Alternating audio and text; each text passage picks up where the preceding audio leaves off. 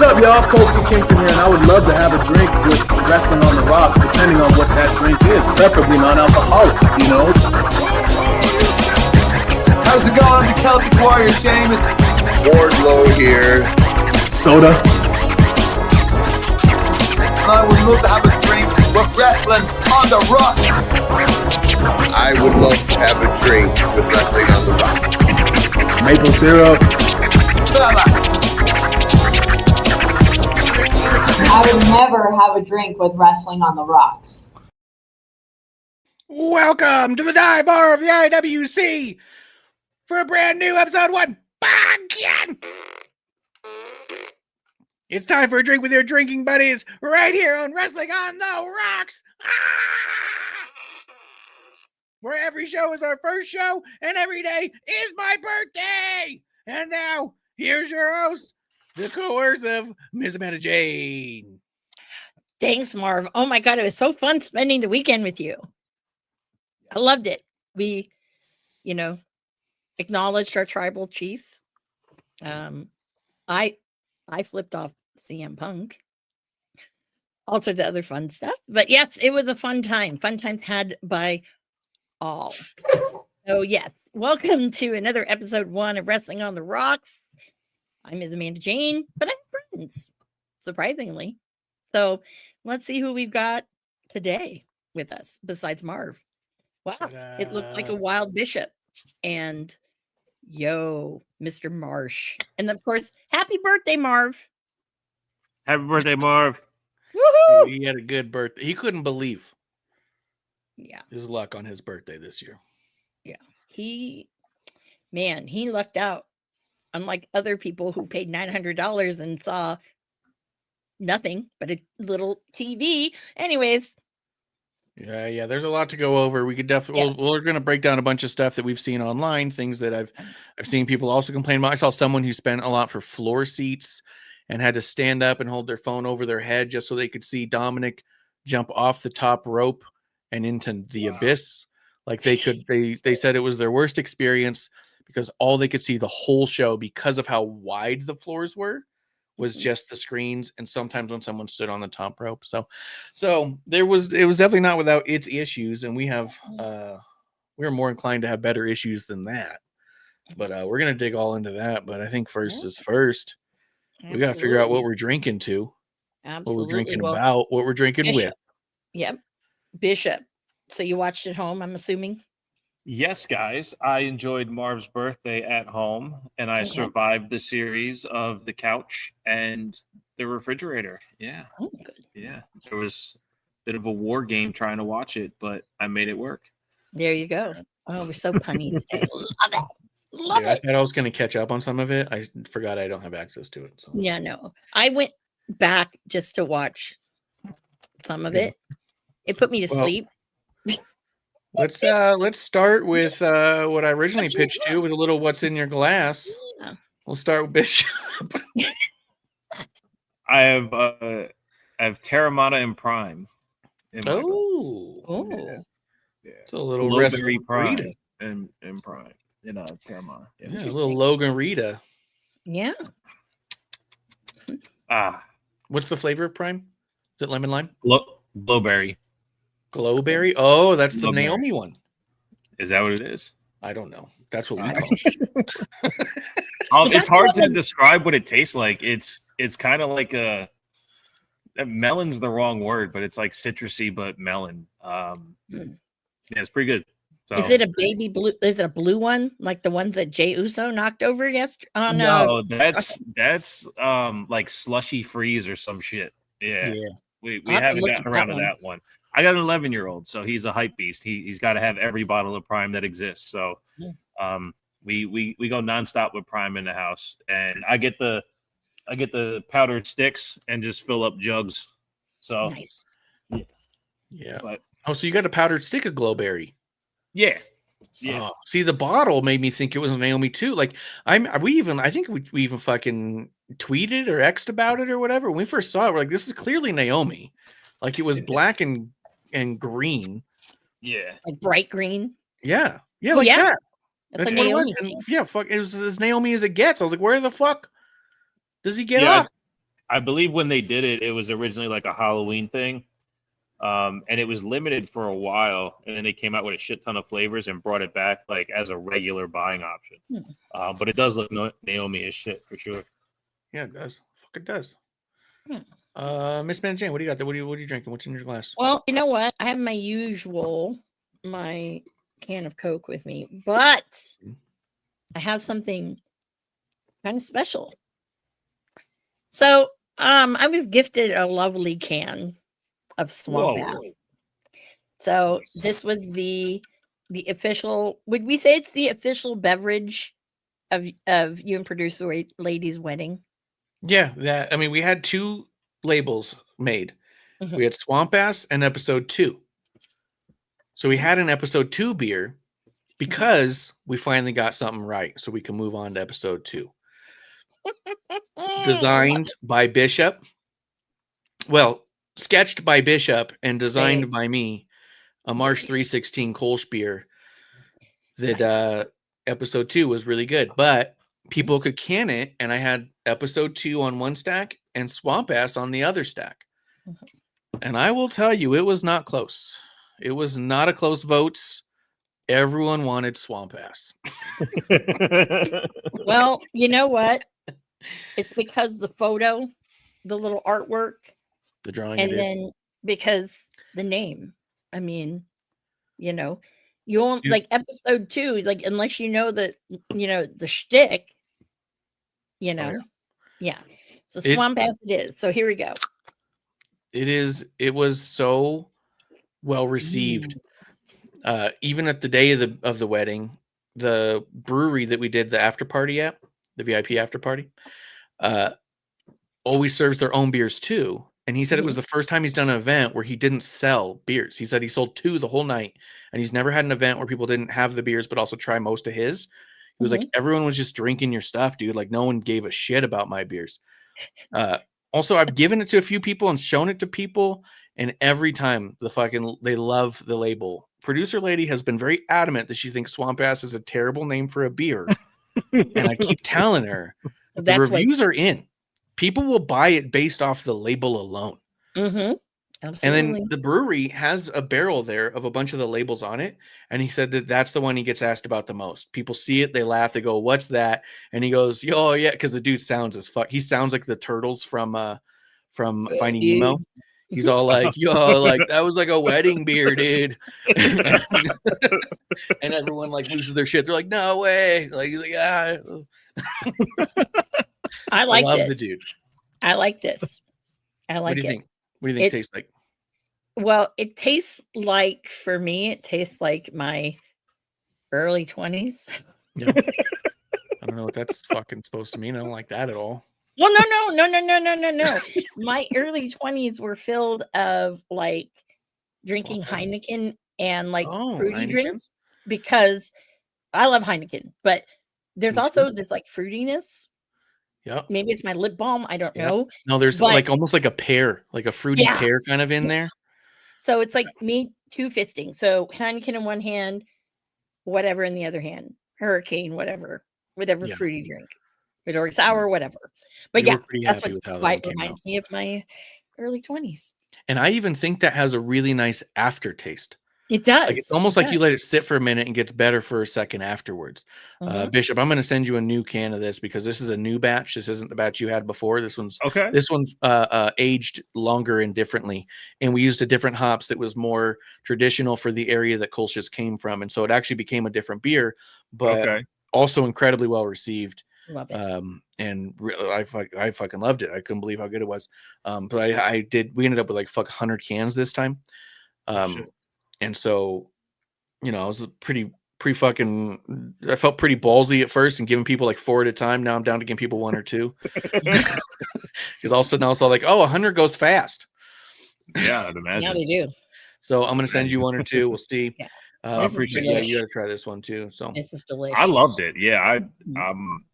mean when you were going through building the beer and telling me about it, and I was trying to think like what have I had that I could compare that to just in conversation, right? Like a Wild Herd is a Goose Island, Wild Herd is a beer that Buffalo Wild Wings serves. And it's a Kolsch. yeah. And it's very smooth, very mellow, dirt cheap, so people look down on it, but like it's not filling. It's very drinkable. It has all that, and yours is more flavorful than that. I loved it. Yeah, Mhm. that was great. I've been making my own Kolsch. I've become obsessed with Kolsch's, and I have them everywhere we go. In Albuquerque, for whatever reason, there's more breweries than restaurants. So you're better off looking up a brewery than just looking up where to get some wings, right? So we go to breweries all the time, and the first thing I try is, hey, let me try your Kolsch.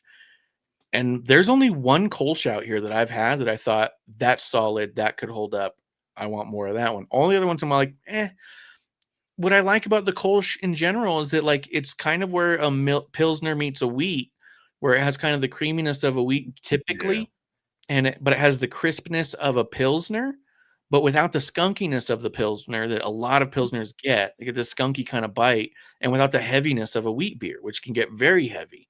So it's kind of like a really they're nice, super balance. drinkable, and you don't Yeah. feel heavy afterwards for sure. Mhm. Yeah. And that's a big fan. 5.2. My buddy of mine told me it was super light, and I was like, it's actually fucking. You got to be careful with that one because that'll sneak up on you. I had a buddy who doesn't even drink beers. He was like, I think I'm a beer drinker now because I sent him a couple. He fucking loved them. You're a bad influence. But Oh, I'll yeah. tell you that that aftertaste, what I like about it, like versus I said, oh yeah, it reminds me of Heineken. Heineken has that like really hard, like little bite Kind of after it. pungent. Yeah. Yep. I am loving Yeah. this little aftertaste of because you can really taste the pear and everything. So Yeah. what I like about it is it's nice and leveled out. It's It very gets mellow. fruity So- and in a weird Yeah. way. and if you're not a beer drinker, I think that this is a great like introduction to like beer because people think, oh, it's bitter and yeah, but not at all. Not at Yeah. all. I'm having in my cup over here Okay. American Dream Team. Okay. I'm having what I'm referring to as a North Pole reindeer because it is from Wheatley American Vodka. I got this cup at a meet and greet recently. Oh. And we're having Wheatley vodka You with opened I've that got 2 bottle? of them. I've got 2 of them. So I Yeah, opened a but you different one. opened it? Not this one. I opened the other one. Oh. But even so, you can't fucking. I've got 6 bottles of signed booze, and I'm looking at this fucking great booze, and I'm all like, "Fuck this, dude! I'm gonna start pouring it out and putting water inside. Like I'm not gonna be sitting here on fucking. I've got 2 bottles of like bourbon that are really good, but they're like $45-$50 a bottle, and I'm just sitting on them because they're signed. It's bullshit. Wait, by who? Those ones, you might not know who they are unless you watch Vampire Diaries.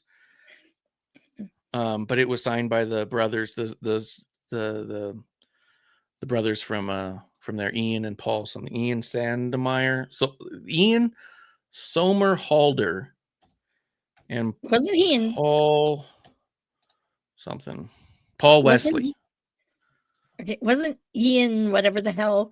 Wasn't he in like that that Superman thing that they kind of tried to revive? Not the one with I'm not his agent. I just told you he what? signed a bottle. Okay, well, That sounds like an agent. yeah. But Mhm. what I am having is I'm having the Wheatley vodka. This is why I call it a reindeer or a North Pole reindeer instead of a Moscow Mule. It's vodka with Canada Dry, but it's cranberry ginger ale. Oh, So it's seasonal, How limited is that? edition. what was that Sprite? It's not Sprite. I just told No, you you it's had a ginger Sprite. ale.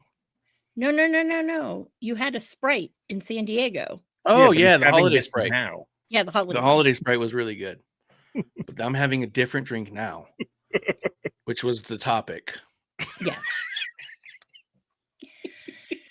Oh yeah, you guys remember it's not what you drink, it's who you're drinking it with. And on that note, because we have a lot to talk about, let us go through the birthdays because there's not really that many. Yeah, you gotta Let's hit see these. here.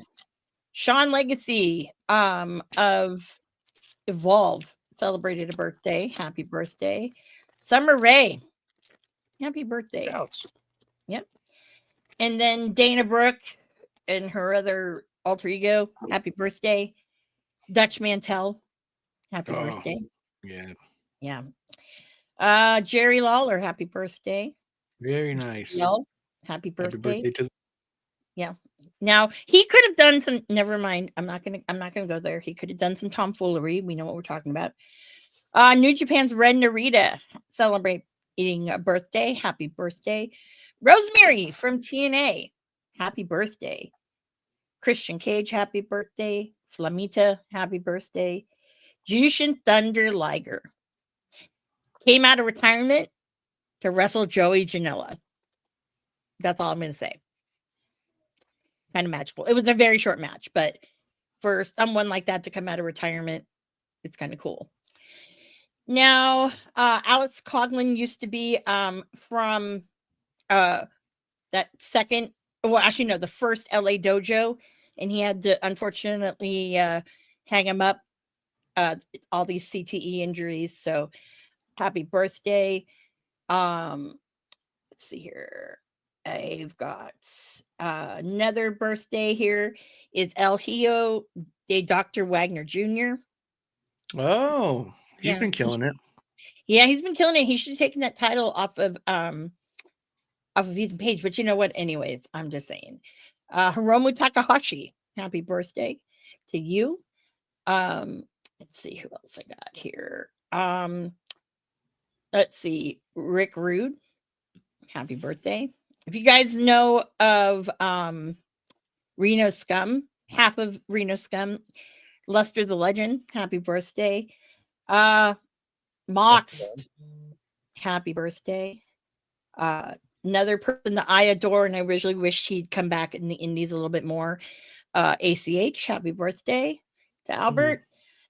Larry Zabisco, Dynamite Kid, happy birthday. And here is a controversial birthday because she's listed twice. She's that damn good. It's kind of like Marv. But Trinity, girl, Naomi, happy birthday. I don't know why no one can figure out what her birthday is. So she's just Marv. Why is she listed twice? I don't Like she know. has two 'cause, different like, birthdays, is what you're saying? yeah, November 30th and December 1st. I've seen that before That's online insane. too, where they'll post, like one was posting, like when she was in TNA, they posted on one day and then someone else posted on another day. It was really strange. And then of course, one who sadly missed, and the voice of the Survivor Series War Games theme. Happy birthday, Ozzy. and those are your birthdays. Besides Oh March. yeah, that was cool. They used him as the theme. Now they mention it. Yeah. Yeah. That Iron Maiden remake that he did, I like it. I like I it. thought that was cool. Yeah, it's a cool one. And if you buy it, download it, the money goes to a Parkinson's charity. So consider that. Don't download it for free. It's going to a good cause. So yes. Yeah. Well, assumedly so.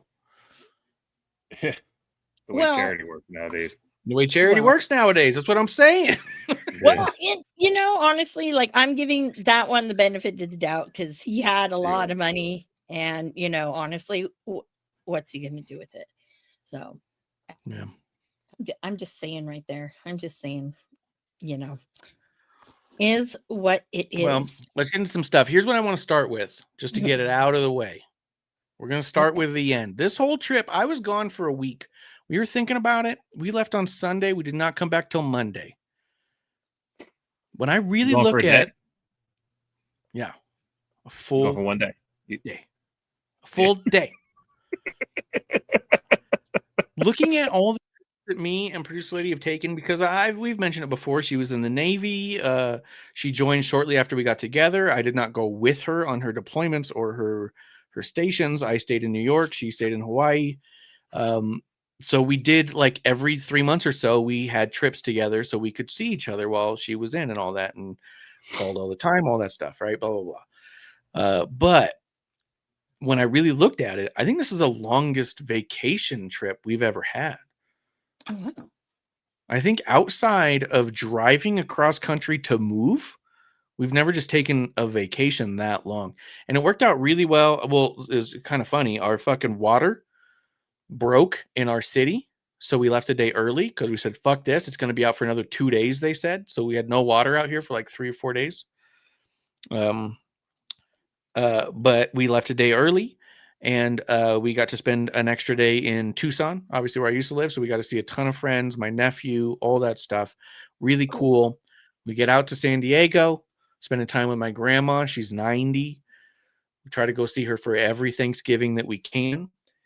And then, Thanksgiving Day, you arrived. And I know that we talked about it last week on episode 1 that you didn't have a family to really be spending time with on Thanksgiving Day. So you said, fuck it, I'm going to go to San Diego. And we thought, look, it might not be the Thanksgiving dinner that's of tradition, but we did. Hold on, let me pull this up.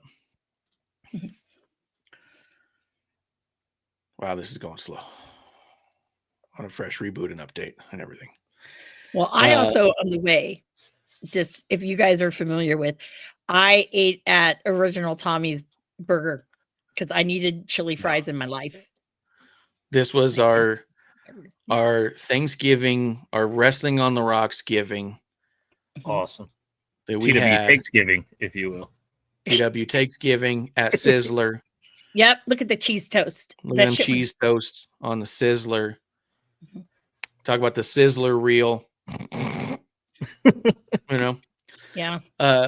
So we saw you, we spent time with you, my grandma, we did all these things. And then during the week, I was all like, oh, look they posted this meet and greet with Bailey in Phoenix, but it's on December 1st. And before we left, we thought that we had to be back in Albuquerque on December 1st. So I was like, oh, we're not going to have a chance to see it. But before we left, producer lady took an extra day off, so we didn't have to come back till the 2nd. And so we had to come back to December 1st that evening, but we thought we had to be there the day, like the morning of. We thought she had to go back to work on the 1st. She had to go back to work on the 2nd. So on December 1st, Bailey doing a meet and greet in Glendale, Arizona. And I was like, oh, look, here's this meet and greet we're going to barely miss. And after like a minute or two of just kind of like silence, producer lady's all like, I don't think we have to miss it. She goes, let's just get a hotel a block away and go do that. And so we did. We went and we got to meet Bailey in person. So this is the second time we've met Bailey in person because we met her at Rumble in 2019. I had the one video call with her, and I've always had an issue where I talked awful. And I don't think I got out of this one scot-free, but I did walk up and I was all like, hey, I just got to tell you, I met Natty a couple weeks ago. She had me make a video where I had to say that you were my second favorite, but I felt bullied into it. And she goes, "Oh, did she? Okay, well, we're going to make our own video." And she pulls out her phone here and starts doing it. She goes, "I'm here with this couple that saw you and you bullied them into saying their favorite, but I'm the favorite," and this whole thing. And I was kind of blown away because it was all just fucking cool. Yeah. And so we ended up getting a signed bottle. I thought we were going to get 2, but they kind of rushed me through and I was getting nervous already. I could tell. I'm not starstruck by a ton of people, but it turns out she gets me every time. And so we got that. They gave us like 2 of those cups, and they even gave us Wheatley vodka t-shirts that look really comfortable and shit too. So I just don't have one of those around me. But it was really cool. We got to go over there and do that, and it worked out really well. And so like it felt like this real complete trip that ended with a fucking cool meet and greet. And then it was funny. We drove from San Diego the night before to Phoenix, meet her first thing in the morning, and then fucking back to Albuquerque at night. Like we didn't even try to go to that raw, but it was a really cool way to kind of bookend it. You sent the picture. Sorry to jump your story. You sent the picture, and I showed it to the missus, and she was like, "Oh my god, that's so cool." I was like, "Yeah." Oh, well, actually, we were watching Raw when you sent the picture, and she goes, "Are they at Raw?" And I was like, "No."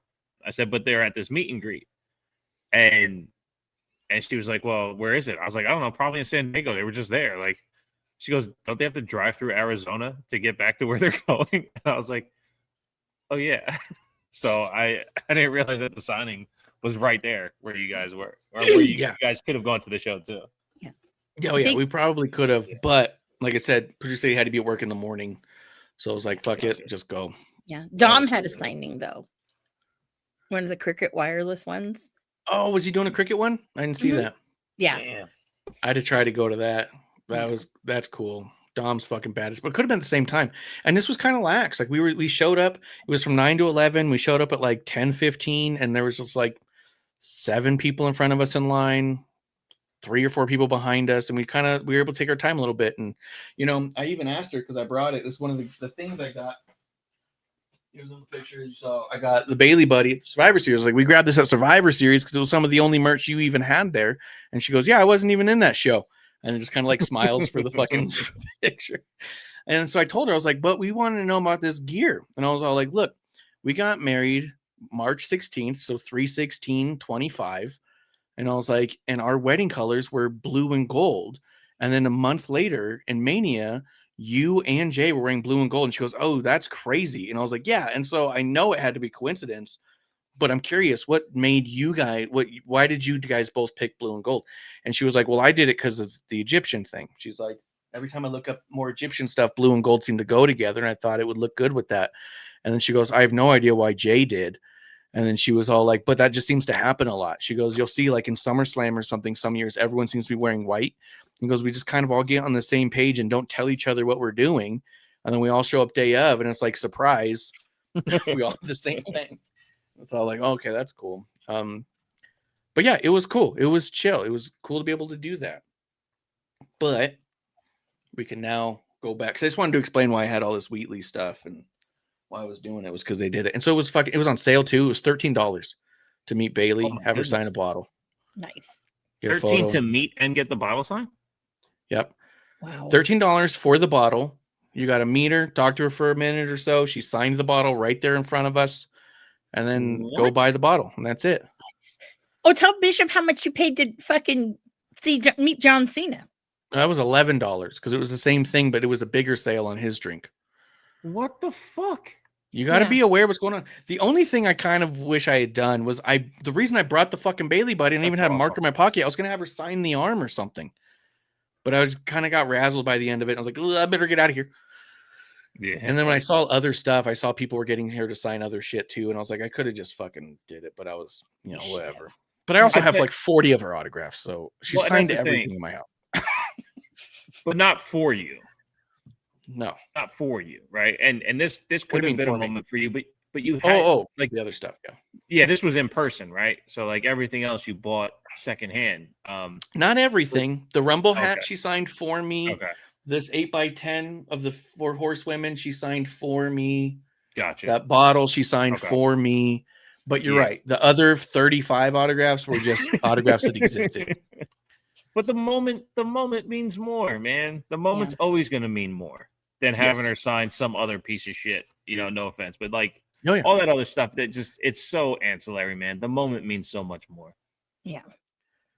Yeah, exactly. There's a exactly. video on her phone with you in it. You Yeah. live in her metadata. You know what I mean? Yeah, exactly. I'm in there. And there's another thing too is Natty didn't post I'm the in your video, cloud, nor did bitch. Bailey, right? But I think that they fuck around with people at meet and greets and send it to each other because Natty did this one video where she was all like, "Tell Bailey I'm your favorite" and all this, and I was like, "Okay." So I'm all like, do they send this shit to each other as fucking gags and stuff? Right. Probably, which is also in itself this own other kind of funny thing, you know? It is a bummer though, because imagine if she remembered. It's like, oh my god, you're the guys that were just with Natty saying that. PBC. You know what I mean? Yeah, exactly. But It's funny. Yeah. I mean, it is what it is. But that was how we ended the trip, and I thought it was so fucking cool to make that work. But if we go backwards a little bit, at the start of the trip, one of the first things we did, because he was so excited to be in San Diego, was get Marv all geared up. Got him his Padres fucking jersey and hat. You know what I mean? Like that's fucking that's fucking nice. That's great. Marv's a man. Happy birthday, Marv. Yeah, Marv, happy birthday. He got in. You will see later, but he got really into it at the pay-per-view. Oh yeah. Yeah. He And then enjoyed we found you at the Superstore, Mhm. which was nice. She was looking around for us, couldn't find us. Marv spots her, gets a selfie. Mhm.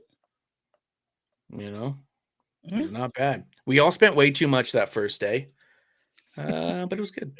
Here's the other thing that sucked. pre-ordered merch.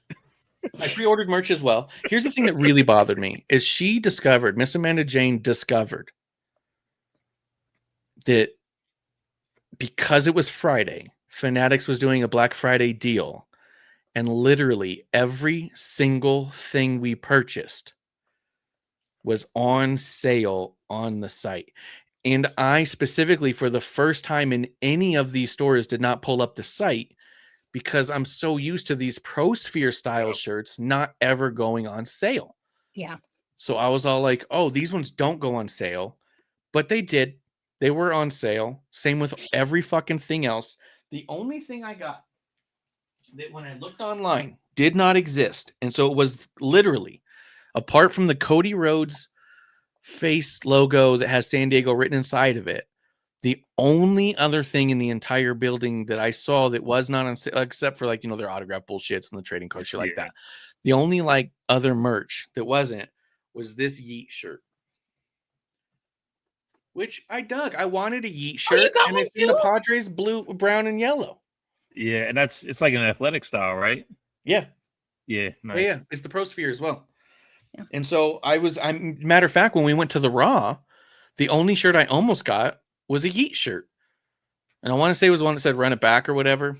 But I was like, man, I want a Yeet shirt, but I don't know. Maybe today's not the day, and I didn't get the one at Raw. This is the one that I'm fucking happy I have. They're really good too. It's just a great design. It's a great shirt. My kid has one from Well, it might have been Mania. I don't know. It was one of them shows that we took them to during that year. But yeah, the Eat shirts are just really well done. They're nice. Go ahead, man. you also probably didn't see the pins that we got. The I was there pin. Yeah, those were not online as well. No, they were really cool.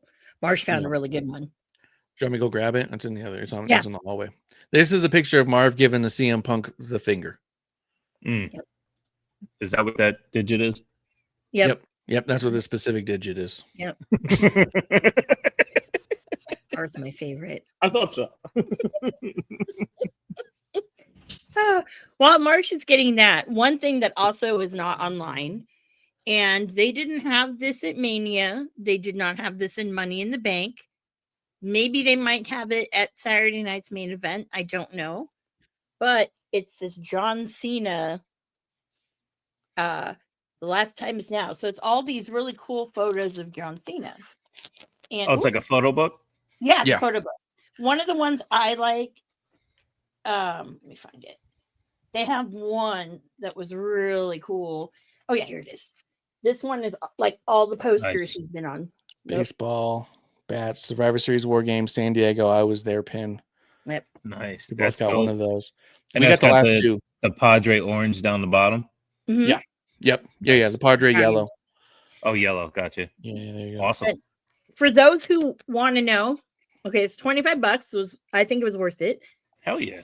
But Yeah. I was like, I didn't look at it when I was in the store. I was like, oh, okay, I'll get it because whatever. But I said, if there's no photos of Cena in those Echo jorts, I'm going to be very upset.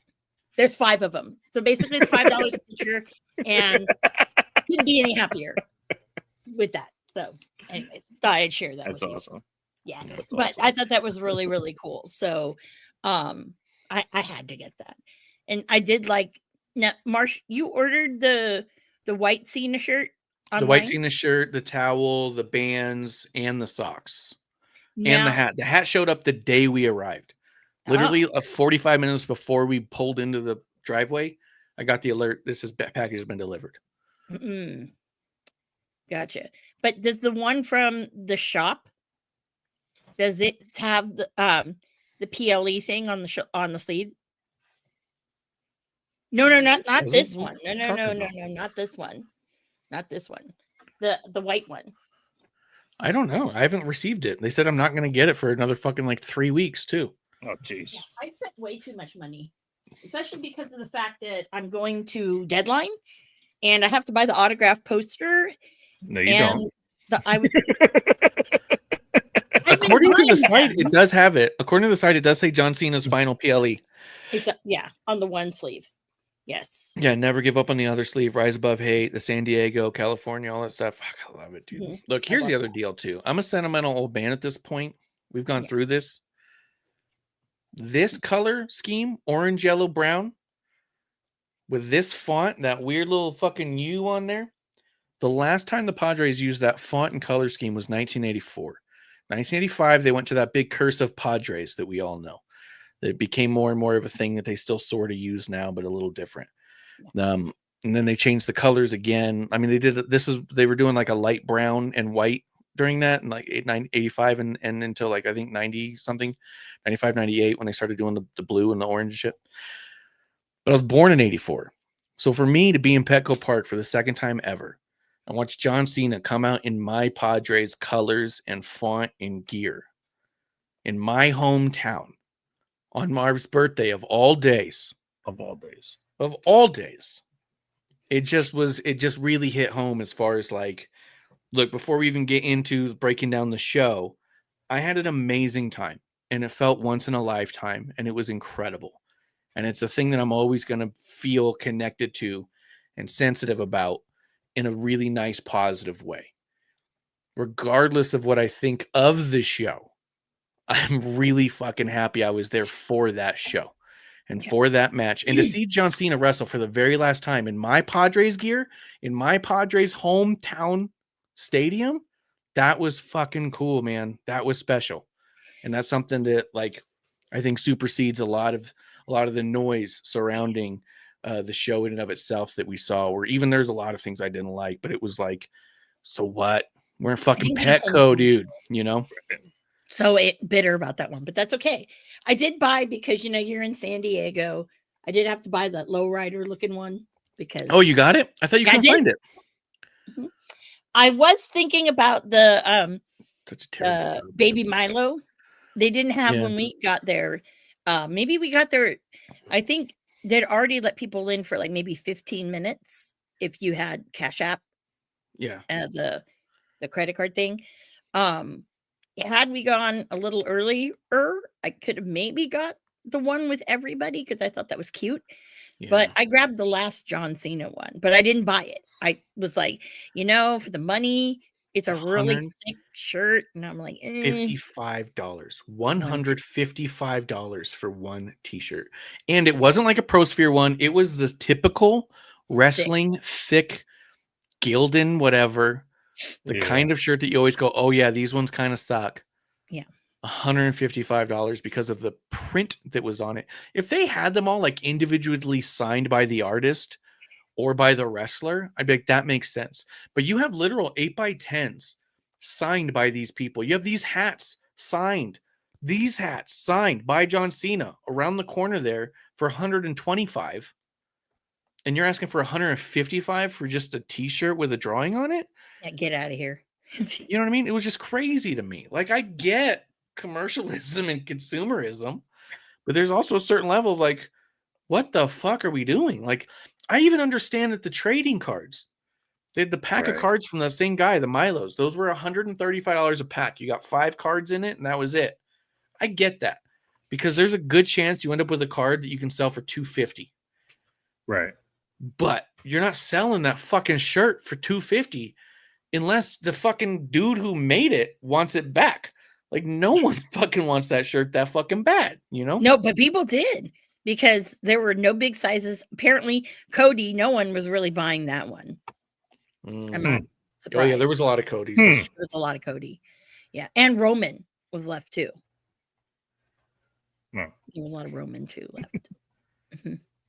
And then size small of the one with everybody, but like, yeah, no buffalo size S.T. So no. I will say that I thought that the way the store was organized in the flow, and I know you guys are going to be, oh, it's 2 different fucking events, but WrestleMania was in a convention hall too. And the Superstore, I felt that it was laid out better than the Mania one because actually the Survivor Series one, I felt the layout was bigger. Not necessarily more product, but it was at least bigger that, you could move around and it didn't feel like you were on top of people. Yeah, that's true. And then of course Money in the Bank was at some weird like art gallery in Santa Monica. So it was very small and it was just very crowded in there.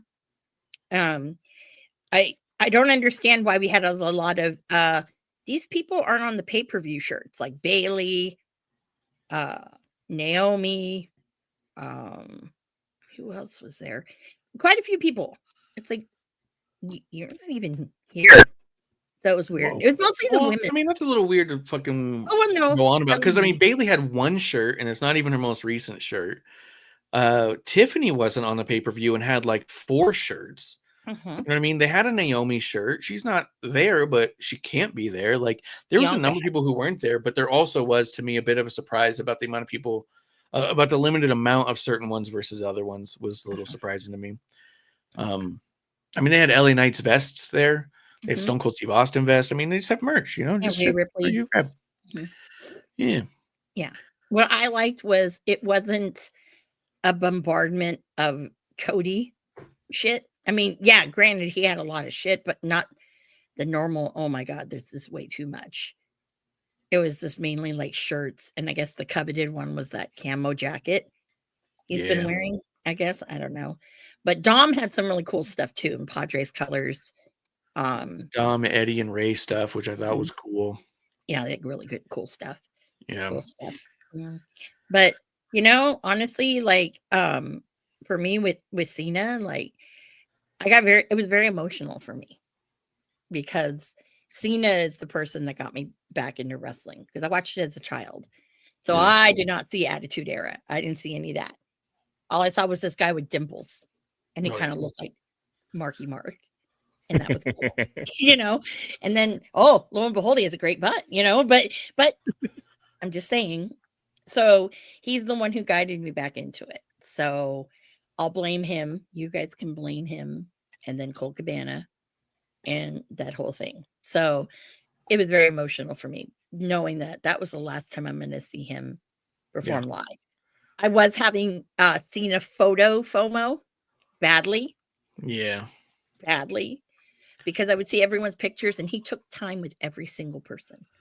He took time with everybody. And again, he was in the Padres gear, the way that too, because that was where you were. You were in San Diego. Like, I do like that about it. And I mentioned this to Bishop the other day, and he was so flippantly weird about it. It was insane.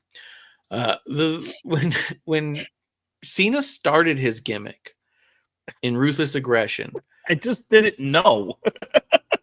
So he was so flippantly wrong. It was like fucking weird. his gimmick, he talked about it in the, if you go back and watch, I mean, actually it doesn't exist anymore. So if you go back in time and go to the WWE network, they had a series about the Ruthless Aggression era. And they had an episode specifically about John Cena during that time. It was a Ruthless Aggression mini-series they did. And he talked about in that special, which probably doesn't exist at all anymore because the network is gone. And Peacock doesn't know what the fuck they're doing with any of the archives. And apparently ESPN doesn't like what they got. And Netflix got nothing. France still has the WWE network. Yeah, there's a couple countries left that have it, but I don't know if everything's on there. I think Canada still had it up until recently. I think they're just about to lose it. Yeah. But I'm not sure. Well, but Canada still had it too. Yeah, Canadians get screwed when it comes to wrestling. They're very limited. Residents.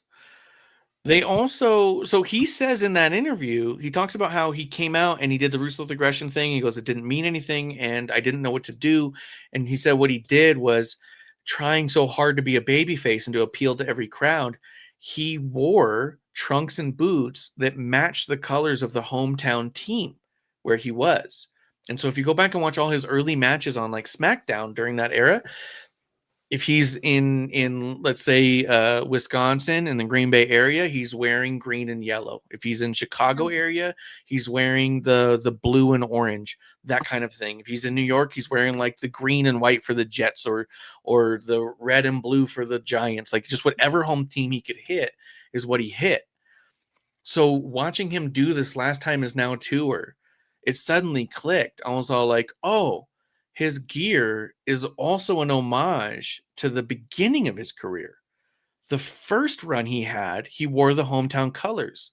And now for the last run he had, he's taken the uniform that he has established as his look and his style and gone back to hometown babyface. But this time it works. You know what I mean? This time it's working. It's almost like he went back and righted the wrong that was that failed attempt at baby facing. You know what I mean? Yeah. Sure. I really hope that they do that. So cool. Never seen 17. I did get his whole entrance. Did you?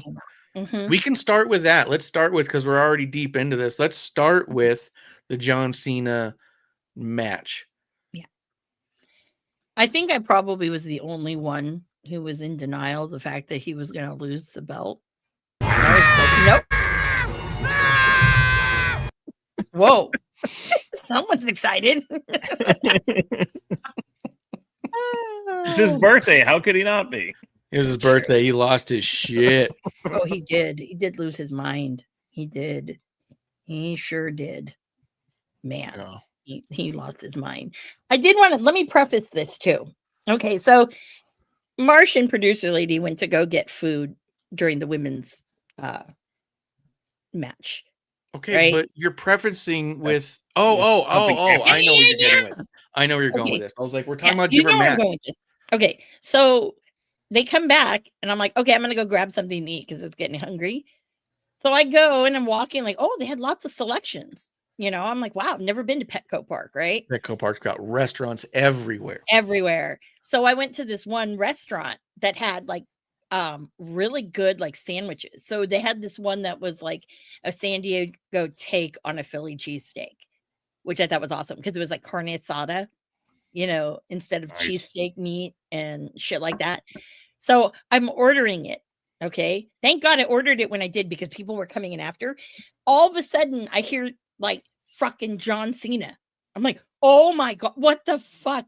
And I'm like freaking out. I'm like, oh, I shouldn't have gotten any food. Why is this on so early? And then once I got my food, I ran.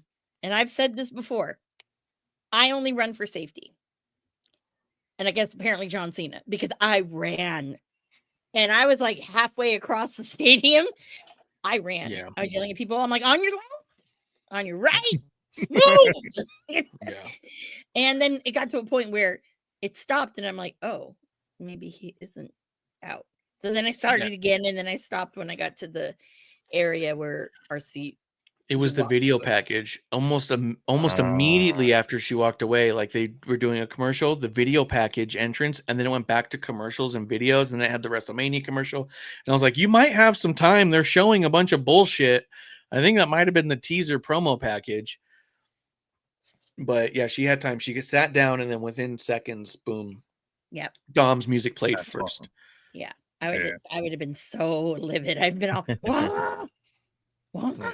Yeah, but no, I think it was I thought it was very funny because a lot of people did the same thing. I don't know if it's because people thought that they're going to have the women's match before John Cena. There's like no way, right? It was said he's either going to open it or obviously he's not going to main event. Although that would have been nice. I thought there's a chance. Yeah, I thought Yeah. there was a chance, but Yeah, but Yeah. no, so they expecting put to it go in on the second. spot. And a lot of people were same thing because people like, had swarmed out to go get food. So or Yeah. the merch, as we saw the merch below us, one of the stands. Yeah. Did want to also say that our tickets, I waited because I knew that they Ticketmaster kept adding seats in. And there was one that I almost pulled the trigger on. The floor. But I'm like, it didn't go down enough. So then I saw these ones that were like section 235, row 1. I'm like, oh, we're over an overhang. So that's cool. No one's in front of me. Love it. Short person's rule. It's true. And lo and behold, because Marsh thought we were up at the top, but we weren't. And were actually, I think we had a pretty literally good. where we were, the top Yeah. section, but the front of the top section. But I think it was a great seat because of the angle. We could see Yes. the big jumbotron. it looked like a really good seat. Yeah, and I've taken many videos and photos from live events, and it always looks further away on camera than it does when you're sitting there. So yeah, I would imagine you had some killer seats. it was. And you know what? Overall. I waited, and these were ones that Ticketmaster added, and I ended up getting them with all the fees. It was like $84 per ticket. My goodness. And then they went up in price, back over 100. So lucked out there. So someone was on our side. We had the aisle, the whole thing. It was great. I was like, that's a great baseball seat too.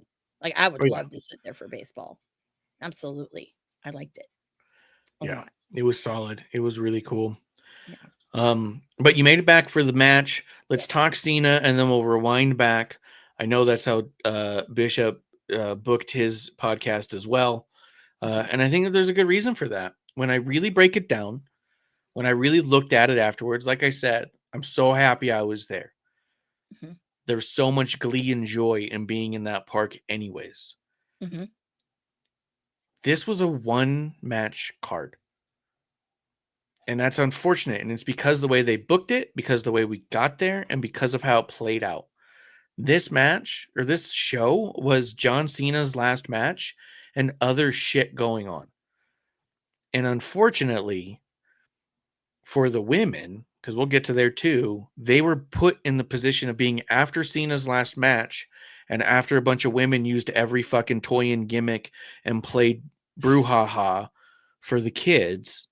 So they were put in an impossible position where the women who had a match that would otherwise be talked about for years as the best Raw main event in not a decade, in fucking a couple of years, if that main evented Raw the following Monday, if that main evented Raw 2 nights ago, we'd be here going, oh my God, did you watch that, right?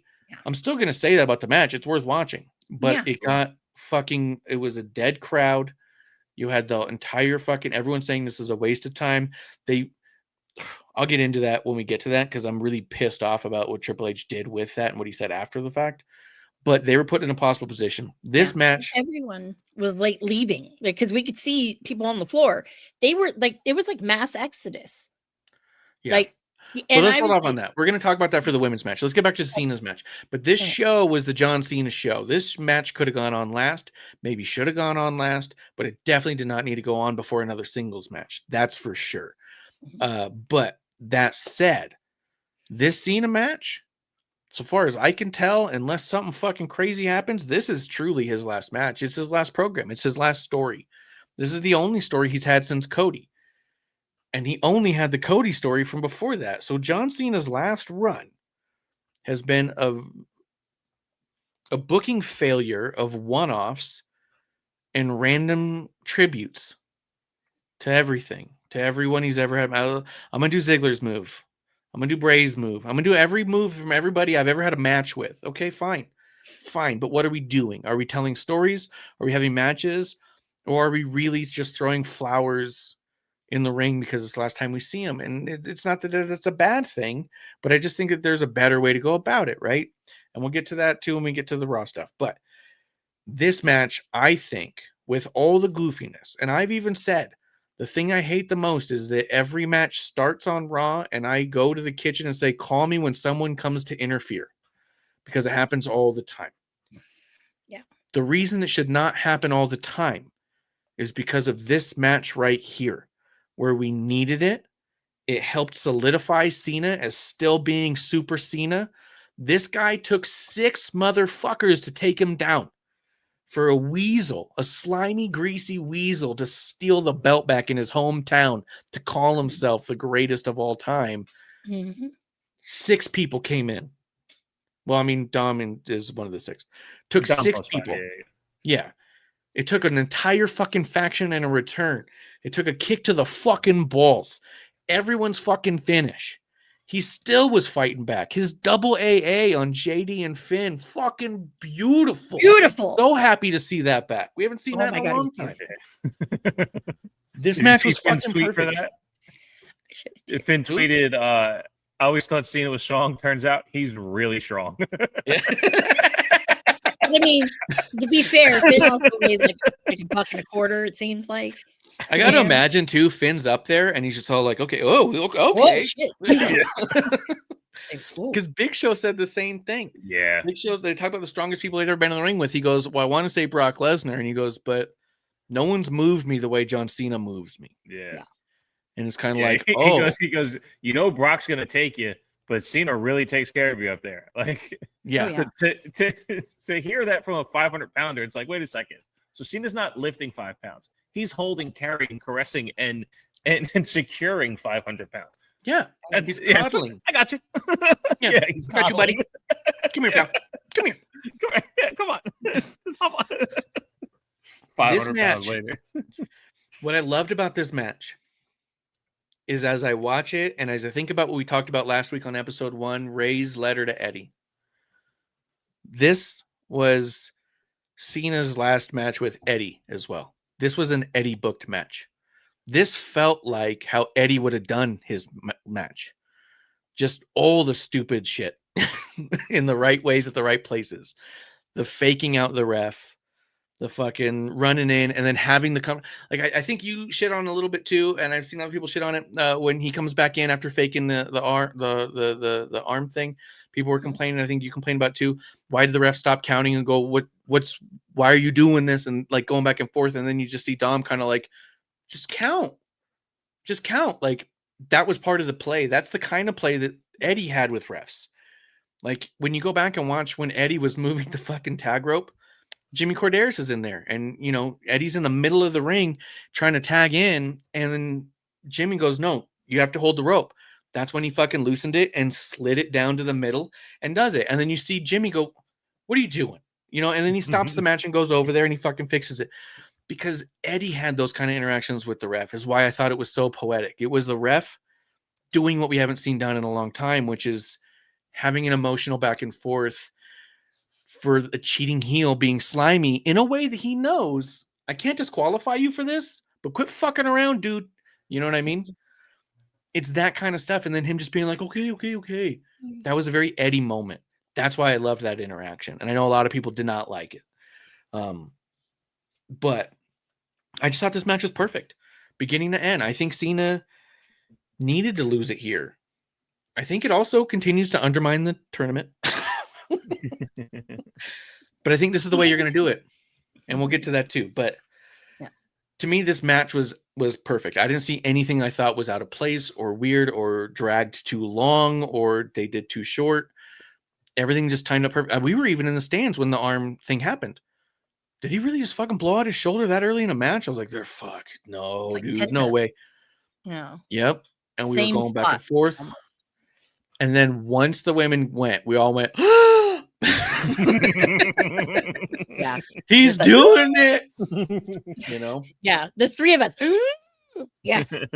4 of us. Marv was Yeah. there shocked. Oh yes, Marv. But I don't know. But Marv was kind of, he was really enjoying himself.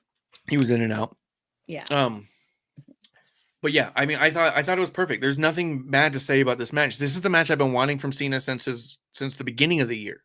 And this is a story I've been wanting from Cena since the beginning of the year. Because this is the one story that's gone right.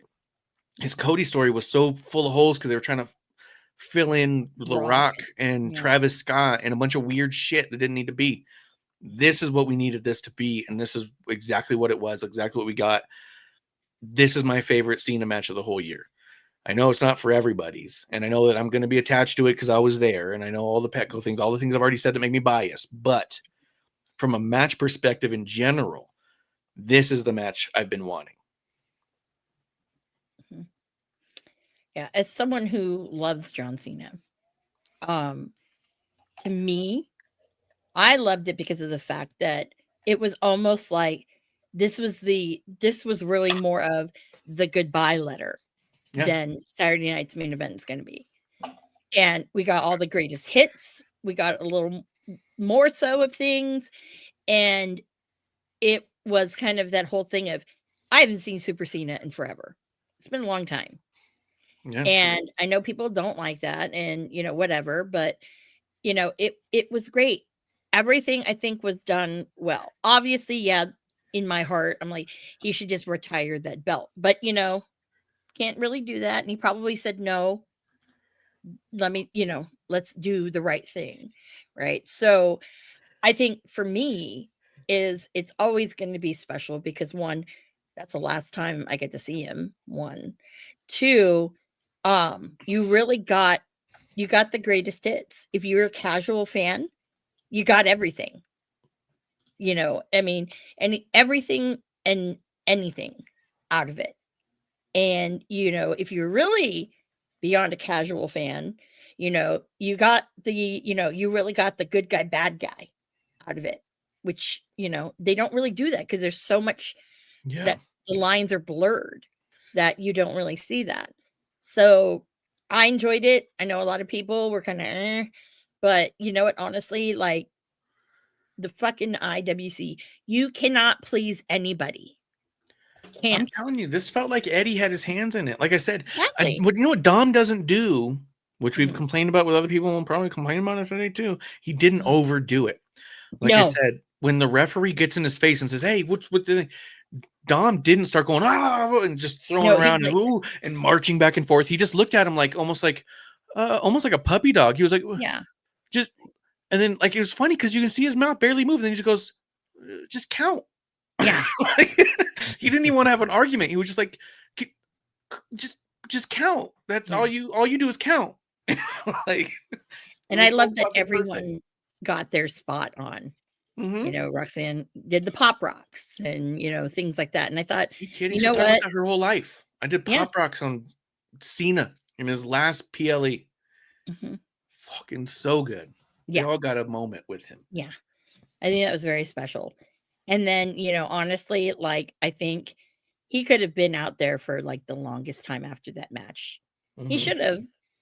I didn't think even long enough, but it was really great just to kind of see that and just feel that, yeah, this is it. This is it. Because I don't know what's going to happen on Saturday Night's Main Event. No clue. Yeah. No clue. I have my ideas of what I want to happen, but it's probably not going to happen. Yeah. But and we're going to go through that too. Yeah, we'll go through that. But I think it was great. It really is one of those things where I think with Cody, it should have been done better because basically Super Cody is replacing John Cena. And it was not done very well. They could have done something completely different. But, fucking The Rock wanted to get involved because that's what Dwayne does. And the only thing I found that maybe could have happened was some shenanigans with people running in to help Cena that you wouldn't think of. I was hoping that we might see that. Yeah. Yeah, but then that would mean that Cena would have to win, you know? Yeah. I think this was the way to do it because I think that it secures the title back onto Dom for the story. He gets the big win in his hometown, all that. It secures that it took 6 people to take out Cena. So if I don't want to get too far ahead of it, but if we get into the fucking tournament, if the person beats Cena clean one-on-one, they're going to be able to at least say, I beat him one-on-one. It took you 6 guys to do it, right? So there'll be a window of opportunity of some bragging rights that would not otherwise be there. If he just lost clean to Dom, then it would be like, yeah, what the fuck does it matter now, right? But at least they did all that bullshit. Now, Bishop, I know you watched at home and you had said that he didn't get the chance to wave goodbye to the fans. Where did it cut off for you? He was in the ring and then they showed Dom leaving. And then by the time it went back to Cena, he basically like stood up and then walked out of the ring, and then they followed him the whole way up the ramp. But there was no like, yeah, puts his hand on the thing and then goes through. And then once he goes through, it fades to black. Okay. I don't know. Maybe it was because we weren't watching Dom, and maybe because the camera was on Dom. I felt like we had time with Cena after the match. But it probably felt like longer than it was. And I think I thought he looked into the fans. I wonder if he already looked out before he cut back to them. Because I felt like we were chanting and all that stuff. No, he did. He saluted each of the sides. Yeah, we didn't get that on TV at all. No, I only caught that because the one camera, the large jumbotron that was close to us, they were showing him. So that's how I kind of saw that, and I was like, "You're gonna make me cry." No, I can't do it. No, so I feel like he did. I feel like he did salute the park. He saluted everybody, and it was very like it was like he was taking in that moment. It's sad that they didn't show that, but you could see that this was like with him, like on his face, you could just see that, the realization hit of this is the last one, and I did feel like the crowd was not as loudly thank you Cena as I was hoping they would get. Yeah. And I wonder if it's because there wasn't a solid moment of him just standing there. I wonder if it was all a little too fast, because it did feel like it really sunk into him right before he went back in to the back there, where he's kind of like, this is the one. Yeah. Bishop, what did you think about the match that you might want to throw out there? Yeah, well, I definitely wanted you guys to go off on yours, because watching it from home, I don't remember what I was doing right after the women's match, War Games match. But I was like, okay, I can get up and do something now, because like you guys, I'm not expecting Cena to come out next.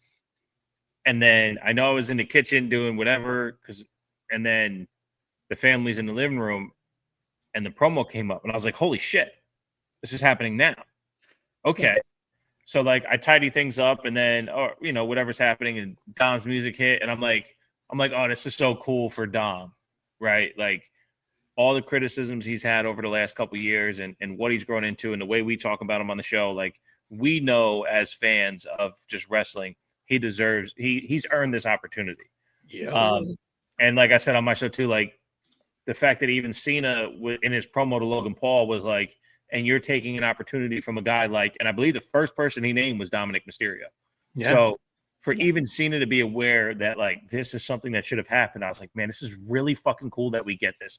I didn't necessarily want any repeat matches with this many dates left, but to your point, Marsh, like this was a very simple, short arc that nobody expected to happen. So when the match comes around, I'm like, okay, I'll buy in. Right? I'm not gonna push against it and be an asshole. I'll buy in. So I'm watching. And then again, Dom's music hits and I see him come out and he does his thing. And I'm like, you know what? He's owning this moment. He's not nervous. He's so prepared, all that shit. That's the Dom entrance. And then as soon Cheers, Justin. Thanks for coming by. What's up, Justin? As soon as Dom's music finished, I stopped everyone in the house from doing everything. And I said, guys, just sit down. And I didn't get any resistance, but they looked at me and I'm like, because I think they were actually already sitting down. I'm like, no, this is literally Cena's last premium live event entrance. One of 2 entrances left in gear. Because the music's going to hit again and the crowd's going to go fucking crazy again. Yeah. You know, but he promised no more gear, all suits after this. Yeah. So we got to sit down and watch. And I'm not a Cena OG at all. At all. Never liked it, felt it was forced, all that shit.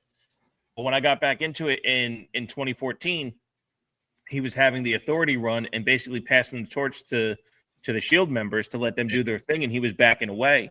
Every time he came back, you can see the professionalism, the care, the passion, and all of that. And he's done that in this run as well.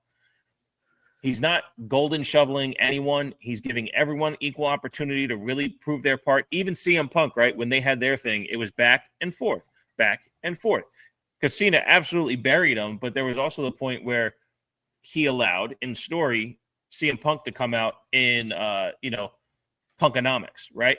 So there was a fair trade of everything that was happening. So when Cena's music hit, I felt so happy to have enjoyed his professionalism over this last 10 years that, like, I have seen it. I have the Cena G.I. Joe t-shirt that he came out with a couple years ago. I have that one. And I also had the U.S. title belt one from his U.S. title run. So I had that one too. That's it though. Like I have more Roman shirts. I have more Becky shirts, you know. But anyway, so I never felt myself like an over the top, and I don't take fandom from anyone else. I let you guys have Cena, and I respect it so fucking much. So when his music hit, I just smiled. I was like, this man, is for Justin. Cool. I'm gonna play this for Justin.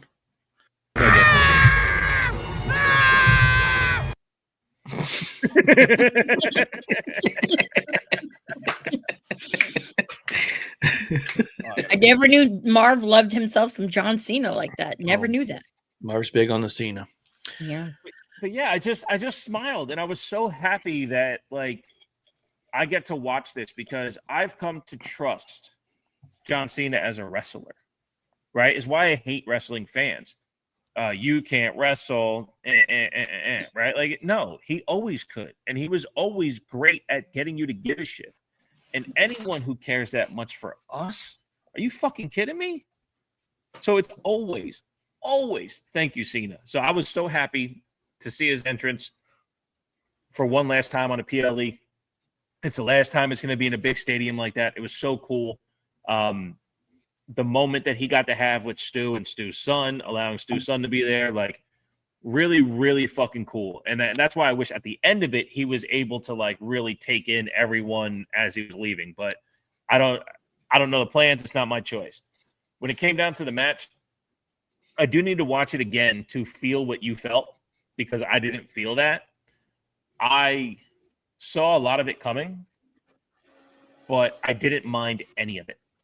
Right. So for as much, I didn't see Liv coming at all. Like, that was fucking amazing. And when the music hit, and we're Liv fans in this house, we will Liv Mark all day. She's become just fucking amazing at wrestling. And she's even better at playing her part. So when this happened, we were like, oh my goodness, Liv's back. What can happen? And just that particular swerve was so welcoming.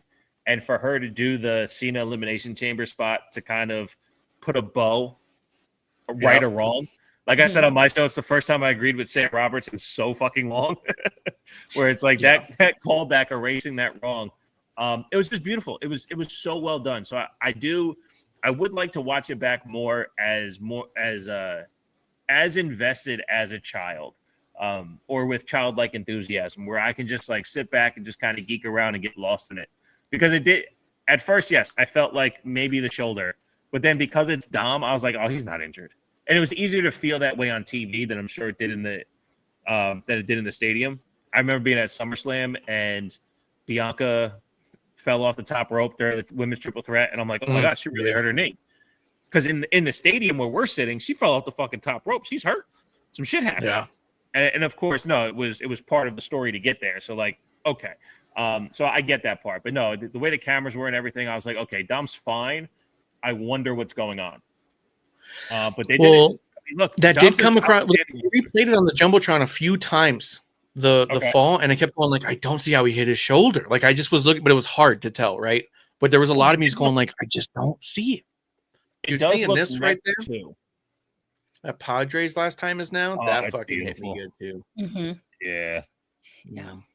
Justin, I know what you're feeling. Justin, December 13th for me is going to hit like a ton of bricks. Being a fan from his debut in 2002 to now just makes it so hard to believe that next week it's over.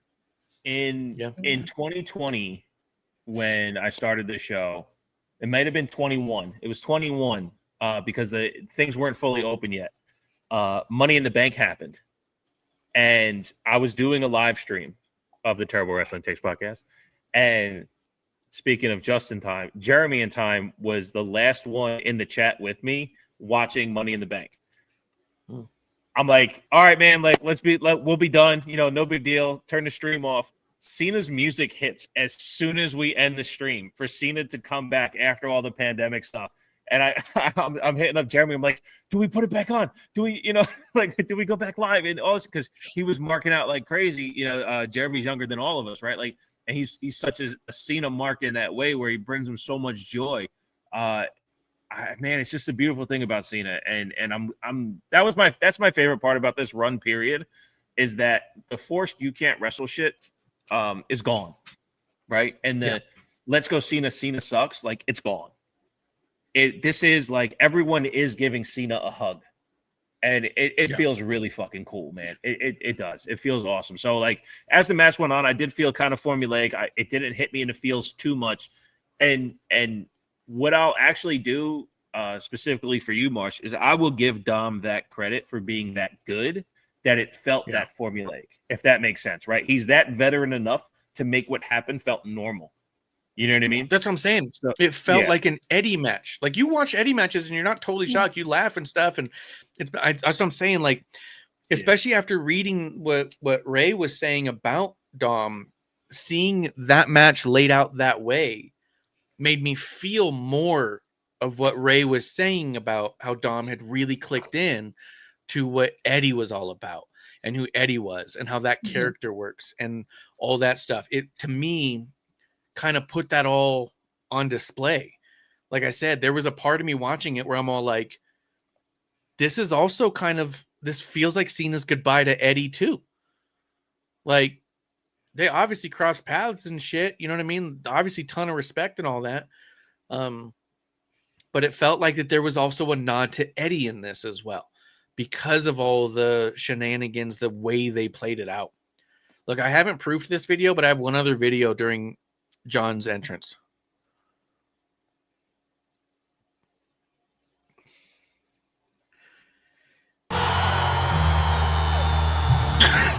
It's the beginning.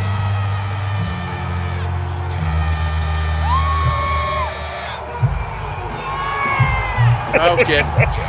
Oh shit.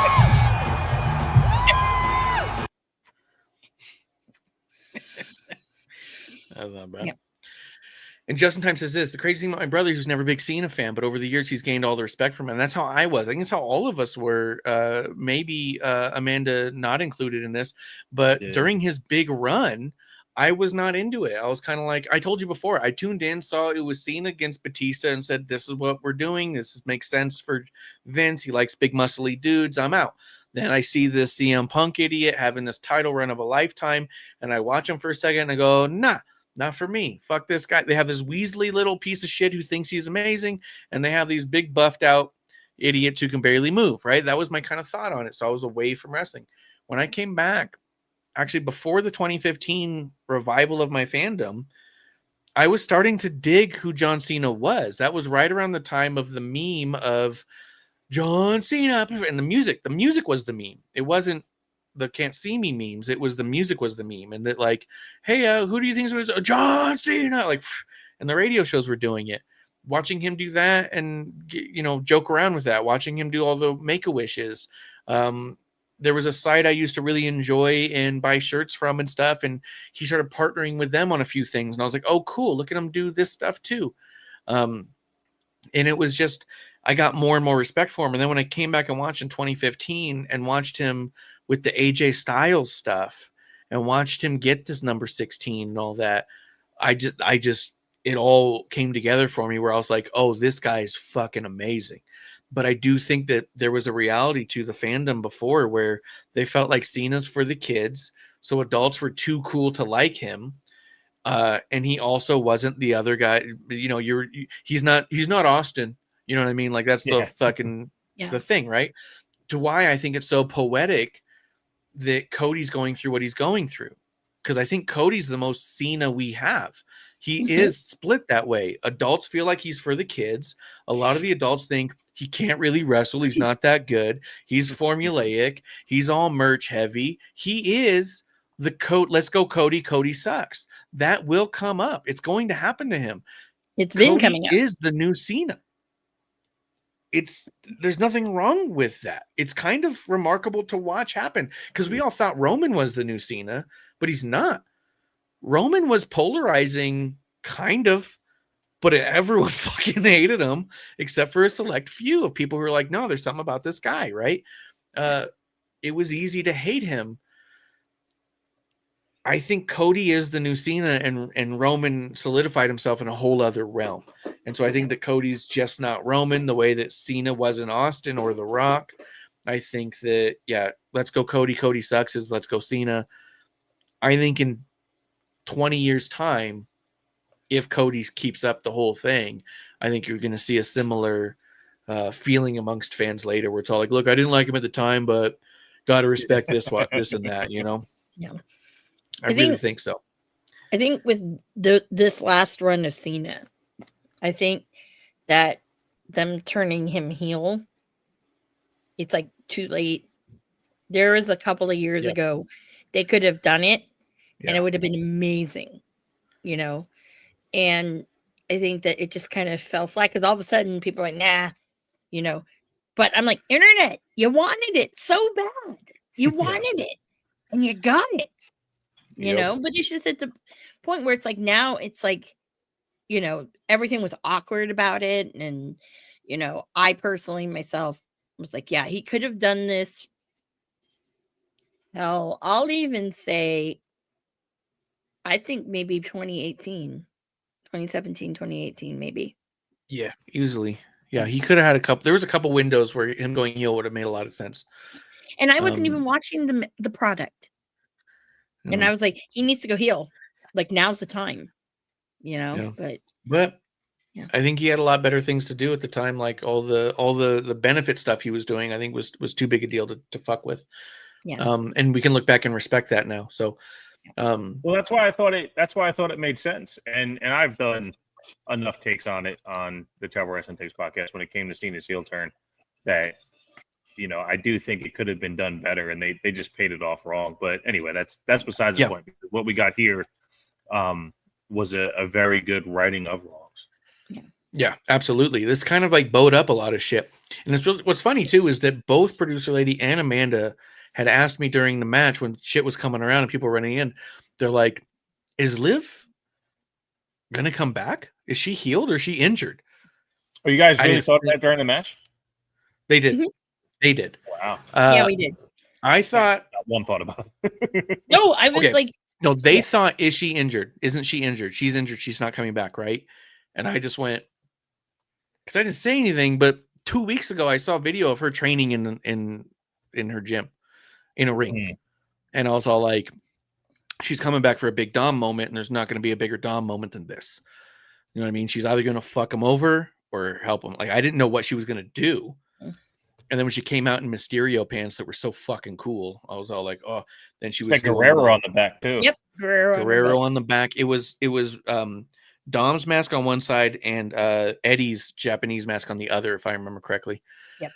Because at first I thought it was the Ray Senior mask, but I think Dom's mask is based off of Ray Senior's mask, not Ray Mysterio, because he was Ray Mysterio Jr. for the rest of us. Yeah. So, matter of fact, my brother still has an autograph that says Rey Mysterio Jr. I fucking nice. I wish I had it so bad. It was before he started doing 619 and all that. See, Producer Lady and I booked that. Yeah, they wanted to happen. I didn't want to say anything, but I was like, it could happen. So I did think it was a possibility, but there was so much going on. I don't know. It was just perfectly done for me. It was very Dom. It was very Eddie. It was very Mysterio. It was very John Cena. This felt like peak Cena. It's great, dude. And like, we can't say enough good about Dom. Dude, I want to meet Dom so fucking bad. Yeah. And I know we have a mutual friend, so I know I'm going to make it happen one day. But I bet you if I can get out to CAC one more time, I bet you I can make it happen. I'm sure you could. Yeah. Yeah. Because he's living out there now. I don't know if a lot of people know that. Yeah. But that's why I stopped looking for him when I'm in San Diego. The family moved. But either way, not that I'm trying to leak any of that, but I just thought that this felt like this was the show. This was the whole thing. Everything before and after it was just not this. And like you guys said, it was on early. It seemed out of place to be so early. But this was amazing. It was perfect. Like I couldn't have booked a better my final time to see him. You know what I mean? Yeah. I think that next week it's going to be. Okay. I don't know. It's in its own way because you want to go into tournament. You want to go into tournament and then back to Survivor Series? Yeah, we can do that. Well, I just for sake of, I was trying to find the last time I saw Cena live. Yeah. And I believe it was in 2017 at a house show. I just found the card. I thought it was against AJ Styles, but it wasn't. It was AJ Styles versus Kevin Owens, and it was John Cena versus Rusev. That was on. Yeah. That was their build up to the fucking Mania match with the flags, yeah? Battleground. Extreme Rules. It was up. Wait. I just found the event. That's how I found it. Well, but that year they had the Mania match with where Rusev came out in the tank, I thought. In the tank. No. This is in 2017, which was that was in 2015. Mania 2015. Gotcha. Okay, yeah, Battleground. And it was the flag match. So it was the flag match for Battleground, correct. Yeah. So I was right and wrong at the same time. Correct. Yeah. Correct. Yeah, this was a cool kind of moment for us. Like our son was just about to turn 2 or about to turn 3, and we didn't want to take him to a pay-per-view because we didn't want to spend the money on 3 tickets that way.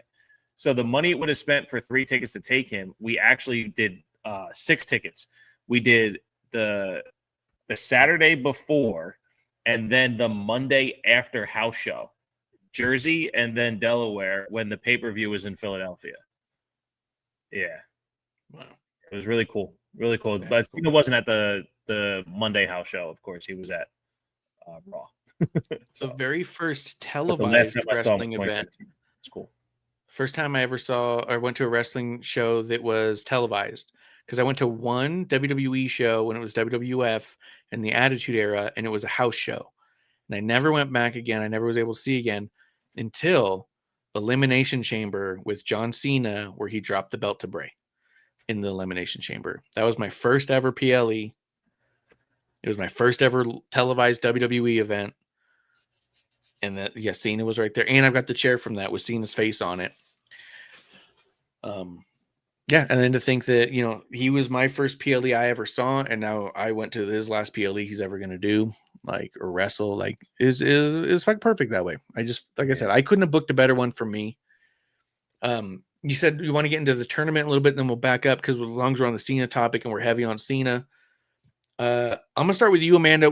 I know Bishop has his terrible wrestling takes with his horrible opinions on his show, the TWT2takes.org/edu. Do I have to add that to the intro?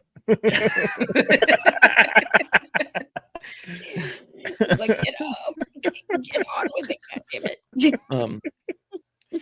And so I know, and you've said it, I'm just going to kind of glaze over yours real quick, Bishop, and we'll get into Amanda's, because yours is very similar to everyone else's. From the beginning of the announcement of the tournament, everyone that I've heard talk about it has said, okay, Gunther's going to be in this tournament. He's going to win it. Gunther, Cena, last match. That's the way we go. How do we get there? Even before they announced anyone in it. Sam Roberts went on his show, and you mentioned him earlier. He went on his show and he did a whole episode where this is the brackets I would do. Here's where I would put in the tournament. And all of it led to Gunther versus Cena. From the get-go of we're doing a tournament to Cena's last match, everyone said Gunther Cena. That's kind of where you stand with it too. You think Gunther Cena is the way to go. I'm going to tell you why I've been thinking differently the entire fucking time, and we're going to get there. Let's do it. But I want to hear what Amanda wants first. Yeah, I'm not into the Gunther. I'm not in that Gunther camp, and I'll tell you why. With Gunther, he's had his runs in WWE has been amazing. You know, NXT UK. Then you see him, you know, with all the different belts and everything, and you know, In now NXT that he's even. in NXT. So you sit here and you're looking at it like, okay, you know, he's not a warm and fuzzy type of guy. You know what I mean? Gunther's not for everybody. Mm. Okay.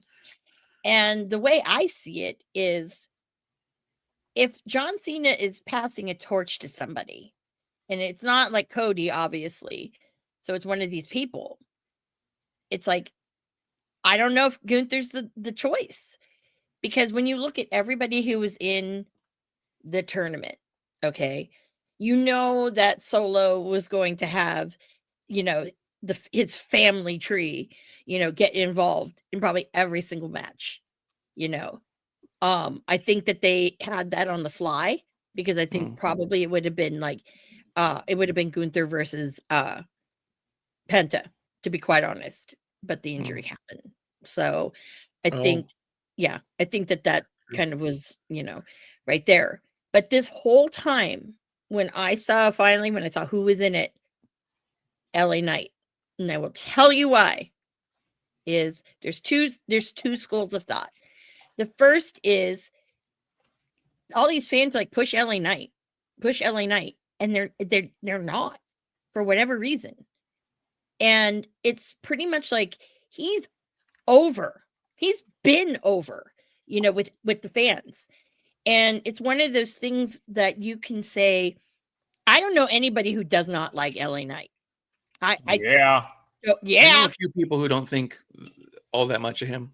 Oh, well, I don't know. But I don't know anybody who has credible negative things to say about him. Right. All the negative things I hear about him, I go, okay, that's just kind of you not. Yeah, you just don't like him. He's not your cup of tea, right? But I mean, this guy made that stupid fucking Max Dupree, that stupid shit. He made that work. It was awful, but he made it work.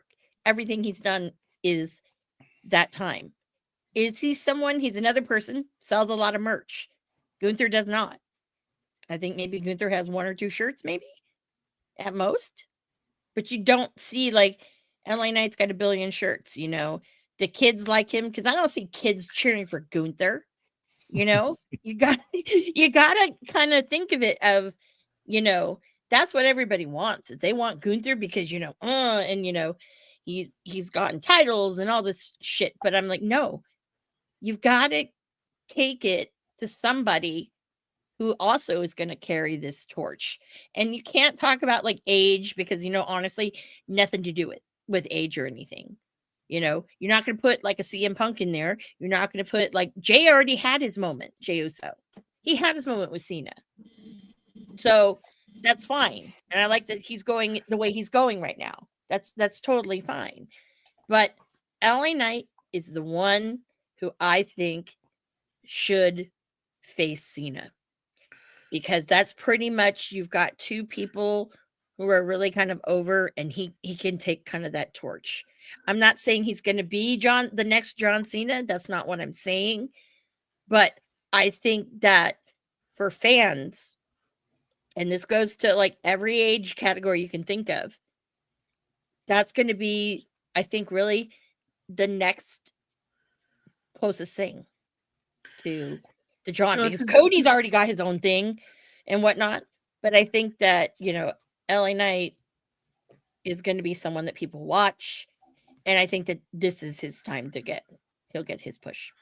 So that's what I've been thinking the whole time. I think the interesting concept about even the beginning of that is that if we're talking about the torch to be passed, what is that torch, right? Like you said, he's already passed the torch to Dom and to Cody. He's patched 2 different torches to them. To Cody, he passed a torch of giving the title back. Carry this company. Carry it even if they boo and even if they cheer. Put out the merch and make the kids happy. He's passed that torch of you are the face. Be that face and do what it takes no matter what the naysayers say.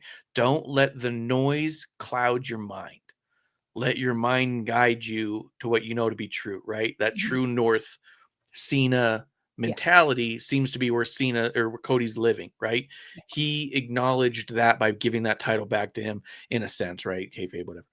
But to Dom, he passed another torch of tell these stories, make people care, give these people something to go home and talk about. Everyone after the show goes to a bar and talks about, did you see when they did that, right? Make sure you carry on sports entertainment, right? That Eddie mentality. The fake tags, the fake chairs, the fucking, it didn't matter that Eddie's matches were goofy half the time because we were entertained. Entertain them, right? What's the torch that we could pass on to LA Knight? Because I said it last week on episode 1. I said it 2 weeks ago on episode 1. I said it when you very first said, let's talk about the tournament. And I said, unless LA Knight wins, I really don't care. It was the first thing I said. Because episode 1. No one in there. I mean, I think I said it to you in a text. Yeah, you did too. No one in the tournament to me made any sense at all except for LA Knight. Because I agree with you. What's the other torch that we're sending off? How did he get over? Cena got over organically, and he got over almost on accident, and it was a last-ditch shot. That's what LA Knight got. He was Max Dupree. And fucking little even when he was in NXT, and I know everyone hates that crowd.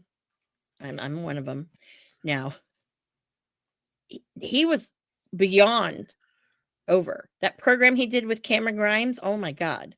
And Ted DiBiase, it was great. You know, sure, but you're also heavily misremembering. He had a really hard time with the NXT crowd. They were not taking to him. No. And then it was that program that he won them over and they immediately moved him on. Because you had Trick and Mello. And that's where everyone's like that was their dudes. Like that was that time. I don't think they were actually there at that time because I think that because he was the tail end of Black and Gold right at the beginning of 2.0. Yeah. But at the same time, you still had the Ciampas and the Garganos and you had a bunch of shit. And really all it was is he wasn't their type, right? LA Knight wasn't their type because he was the Cena type. So I do think that you have something to pass on to LA Knight as an organic person who's over, who is this type. He is the merch driven guy. He is the do the right thing guy. The fighting champion, the guy who's a wrestler first kind of a deal. I'm here to win, right? Like, I mean, I even talked about it on the fucking, he did ESPN. Brian Gewirtz talked about it, or not Brian Gewirtz talked about it. Mike something. There's another producer he had where he talked about how he was on ESPN and Cena had his hat on and they told him, hey, you got to get him to take that hat off. And he goes, I'll tell him. And he gets in his ear and says, hey, they want you to take your hat off for the show. And he said that Cena was kind of looking down. He looked right up dead into because he knows the guy's looking at him through the monitor, looks right in the camera and says, you go ahead and let them know that we're not here selling haircuts. You know what I mean? Like, LA Knight is that guy. And I'll tell you, the other thing I think that the reason it has to be LA Knight and LA Knight has to win is because Gunther, and I said it before, no one's going to gain much out of beating John Cena for the last match or winning against or losing to John Cena in the last match. There's almost nothing to gain.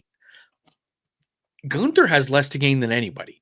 He's already been a world champion for a long time. He was the longest intercontinental champion of all time. One of the stats they like to give you is that for like 80-something% of his entire WWE career, he's held a belt, right? He's never been without belt, right? So what does he have to prove? He just retired Goldberg, right? In a match that was, I don't know, it worked, right? Yeah. Gunther doesn't have to enter a tournament to face John Cena. He has to get on the mic and say, fuck that old man. He's nothing compared to a guy like me. I've been watching him for years, and you know what? Goldberg might actually be better than him.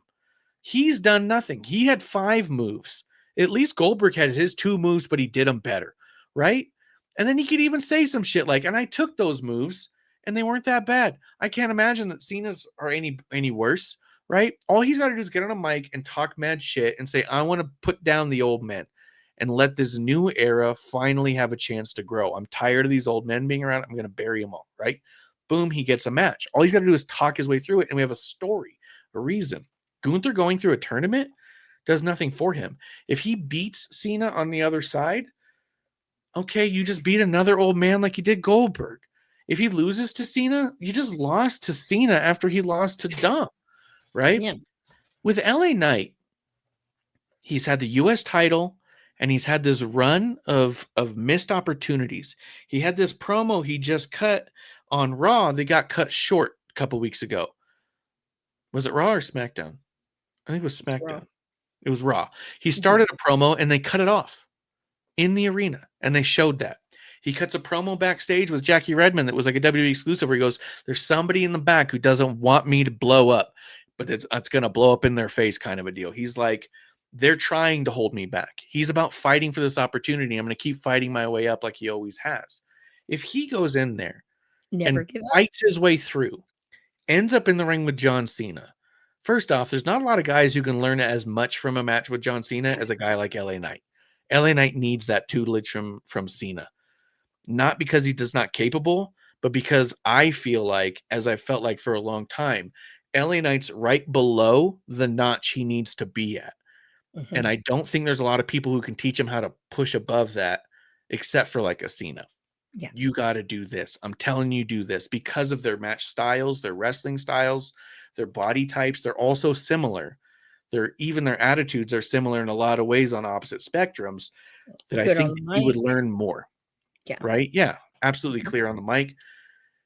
If LA Knight beats John Cena, then he has the opportunity to say, I beat him clean one-on-one in the middle of the ring without 5 other guys coming out. It didn't take me a faction to take him down.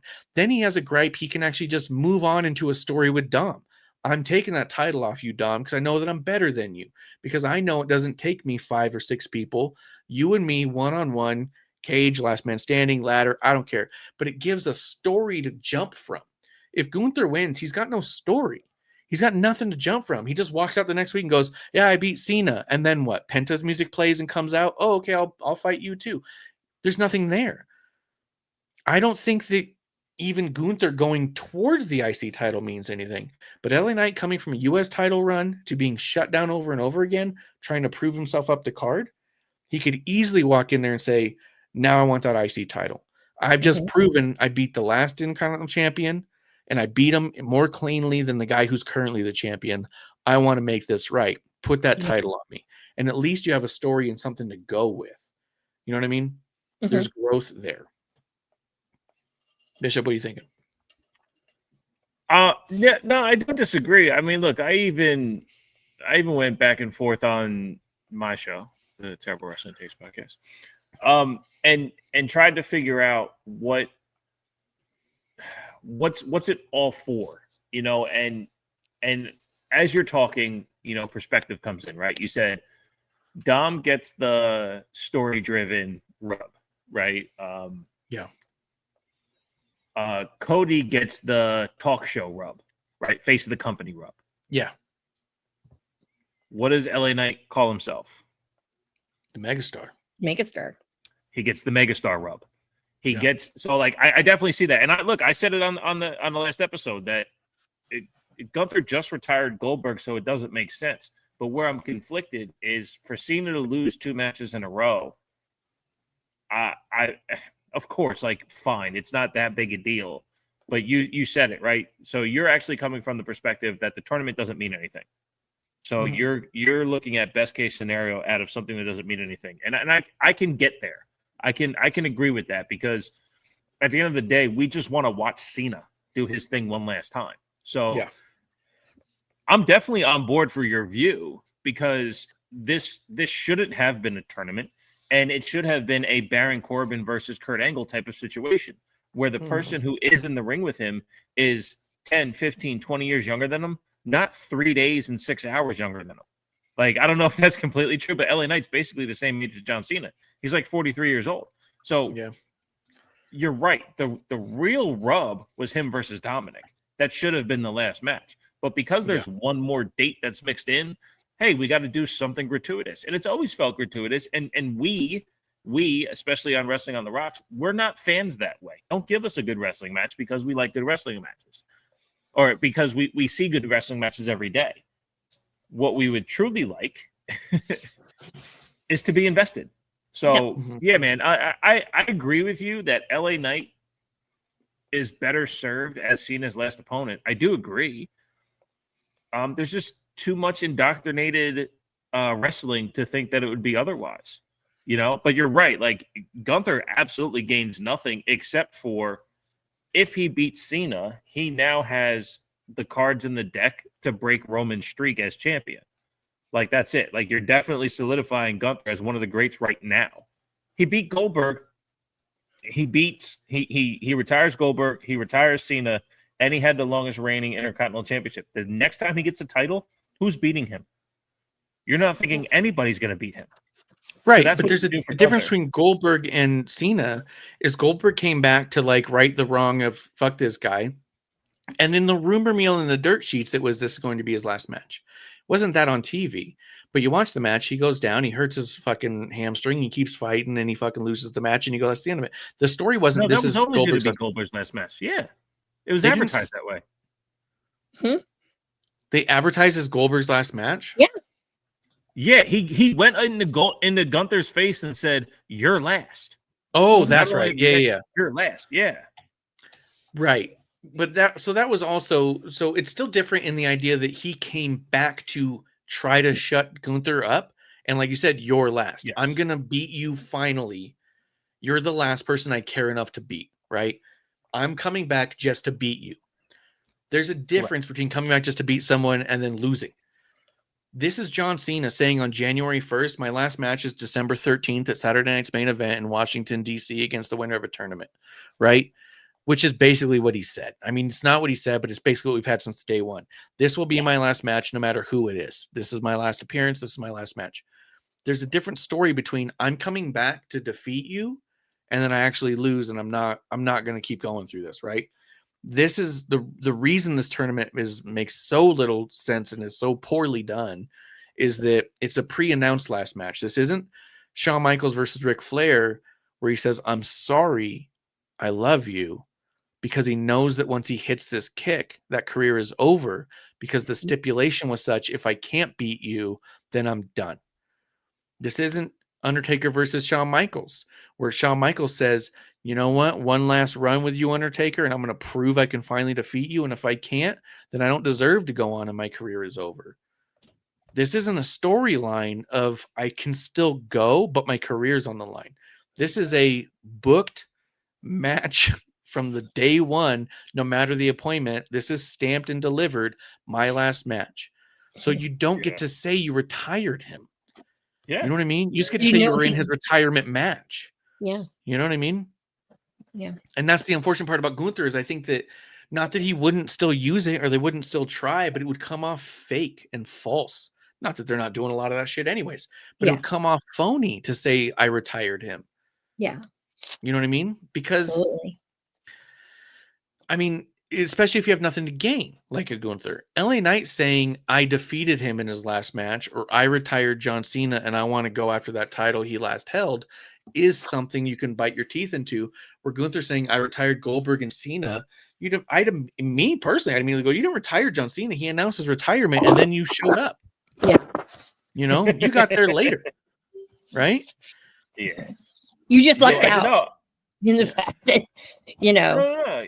Yeah, you're absolutely wrong, for sure. Sorry, go ahead. Yeah, your show. Sorry.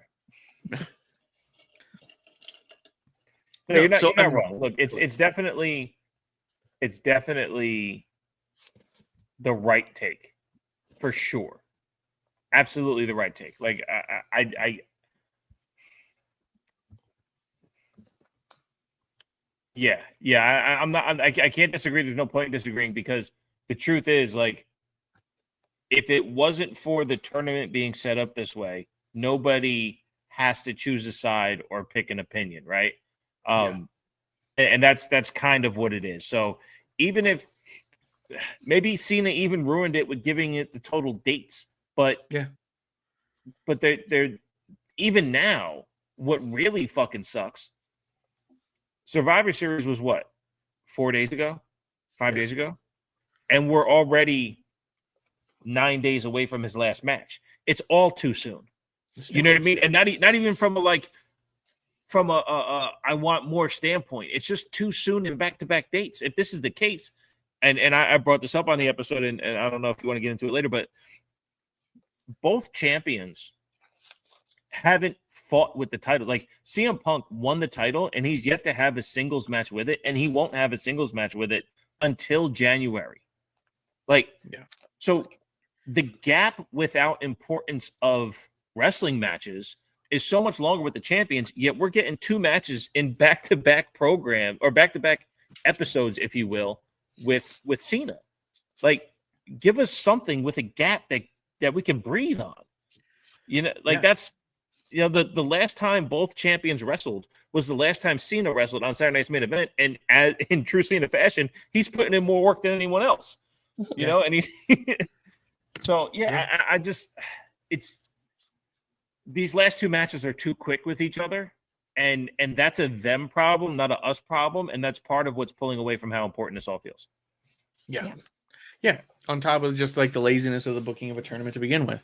So, and also for me, because no one's talked about LA Knight from day one, like they've been talking about with Gunther, to them, to everybody else I'm seeing, it's all like, oh, yep, this is what we all expected. Oh, yep, everyone goes the way it goes. As long as Gunther made it into the final bracket, then everyone would say they guessed it right all the way, right? Yeah. No matter if they thought it was going to be against LA Knight, could have been against Solo, could have been against Finn Balor, didn't fucking matter.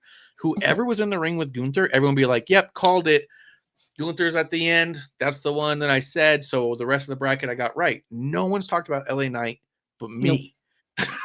I think that, I mean, you barely got on board with LA Knight. No, that's bullshit.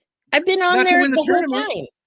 You've been the whole time because there was nobody in that tournament that it would, serve any purpose. But I also think that, like, the other thing that makes it a really compelling story in that regard is that it's an underdog story at that point. If LA Knight does this, then the last couple weeks of him cutting these promos, holding the sign, being told he's getting punished in the back for pointing on a sign that said "Retire to Jay," pushed LA Knight, it would all pay off here in that he earned his way all the way to the end and got through it all.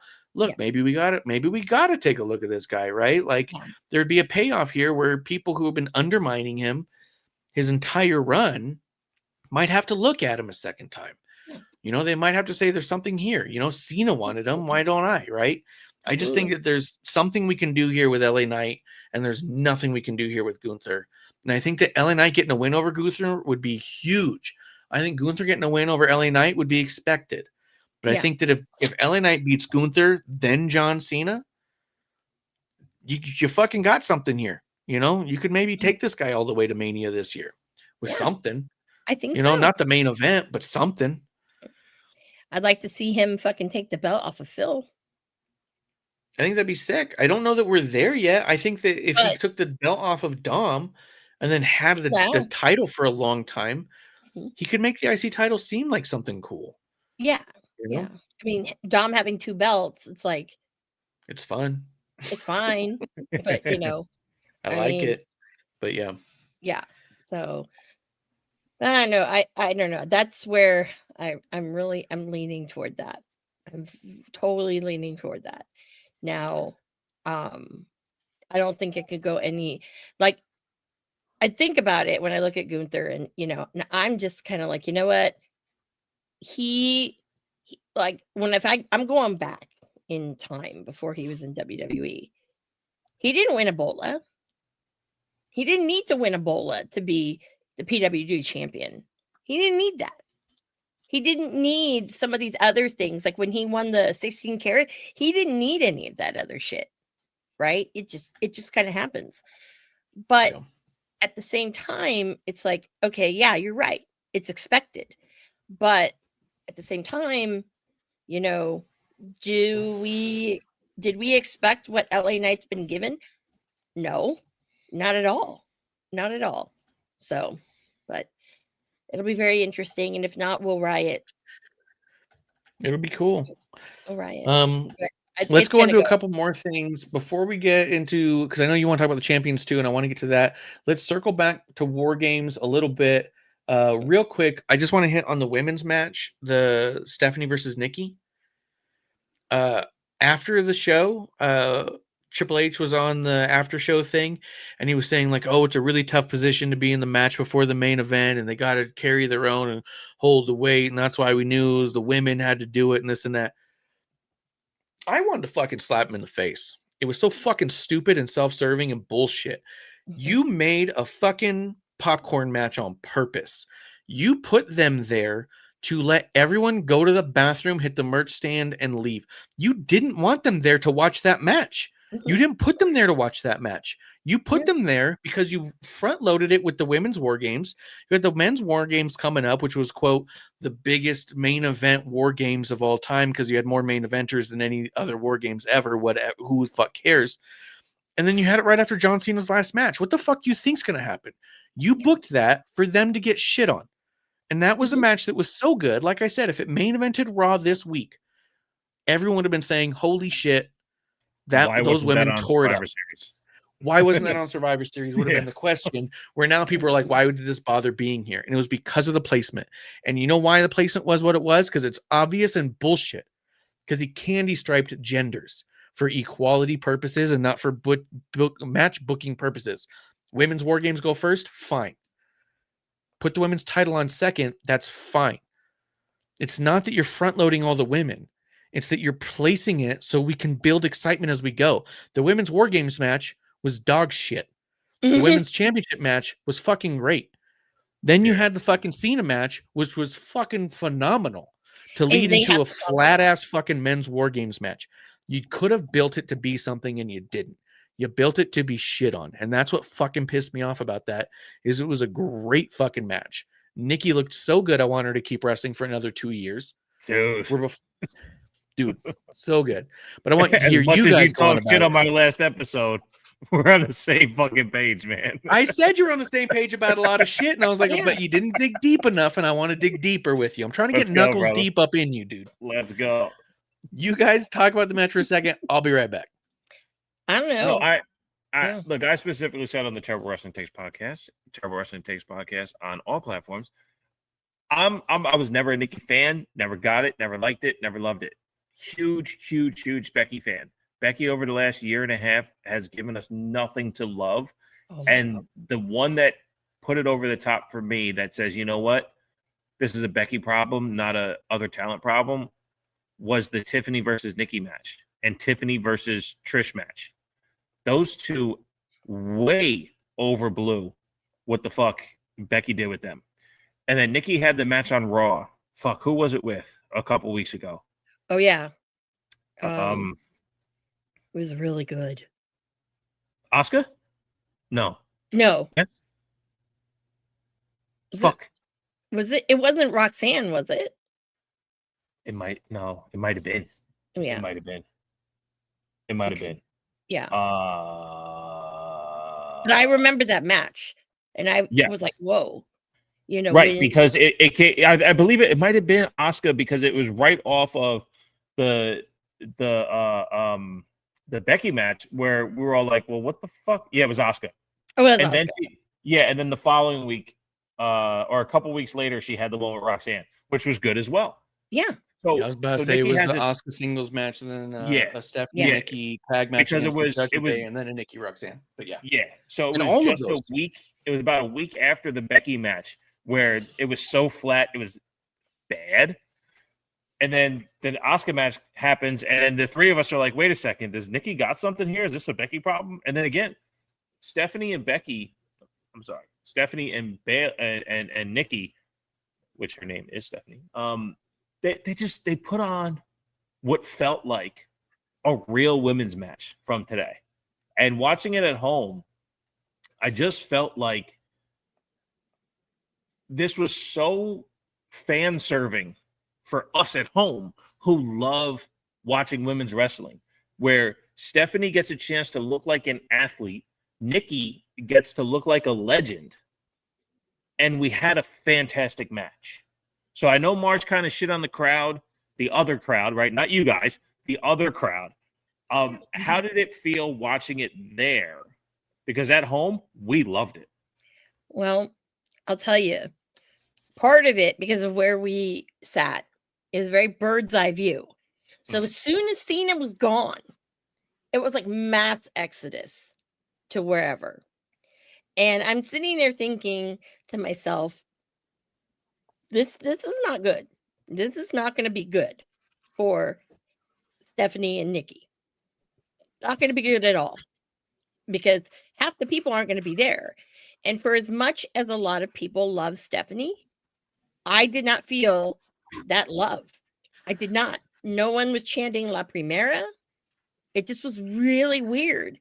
And it's a great match, but it's just, unfortunately, it fell victim to being after Cena. And that's some big shoes to fill with that match. That was a lot.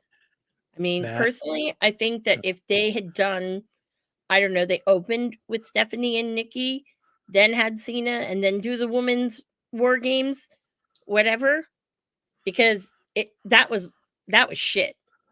And it could have followed, Cena and Dom, because it was kind of shitty.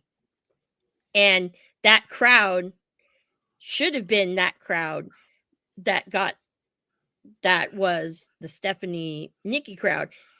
The women's war games should have been that crowd, the disinterest, because it wasn't that great. The only person I think that looked fucking great was Lash Legend. That was a great fucking debut for her on the big. We're not on that match.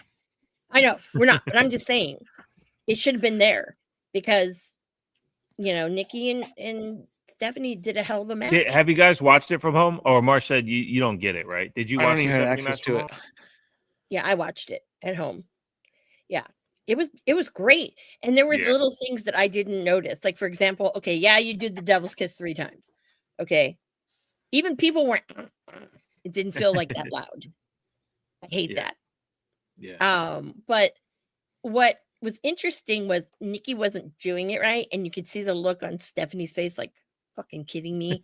Yeah, she was kind of visibly upset about, that's not how you do it, so I thought that was great. But Nikki did a fantastic job.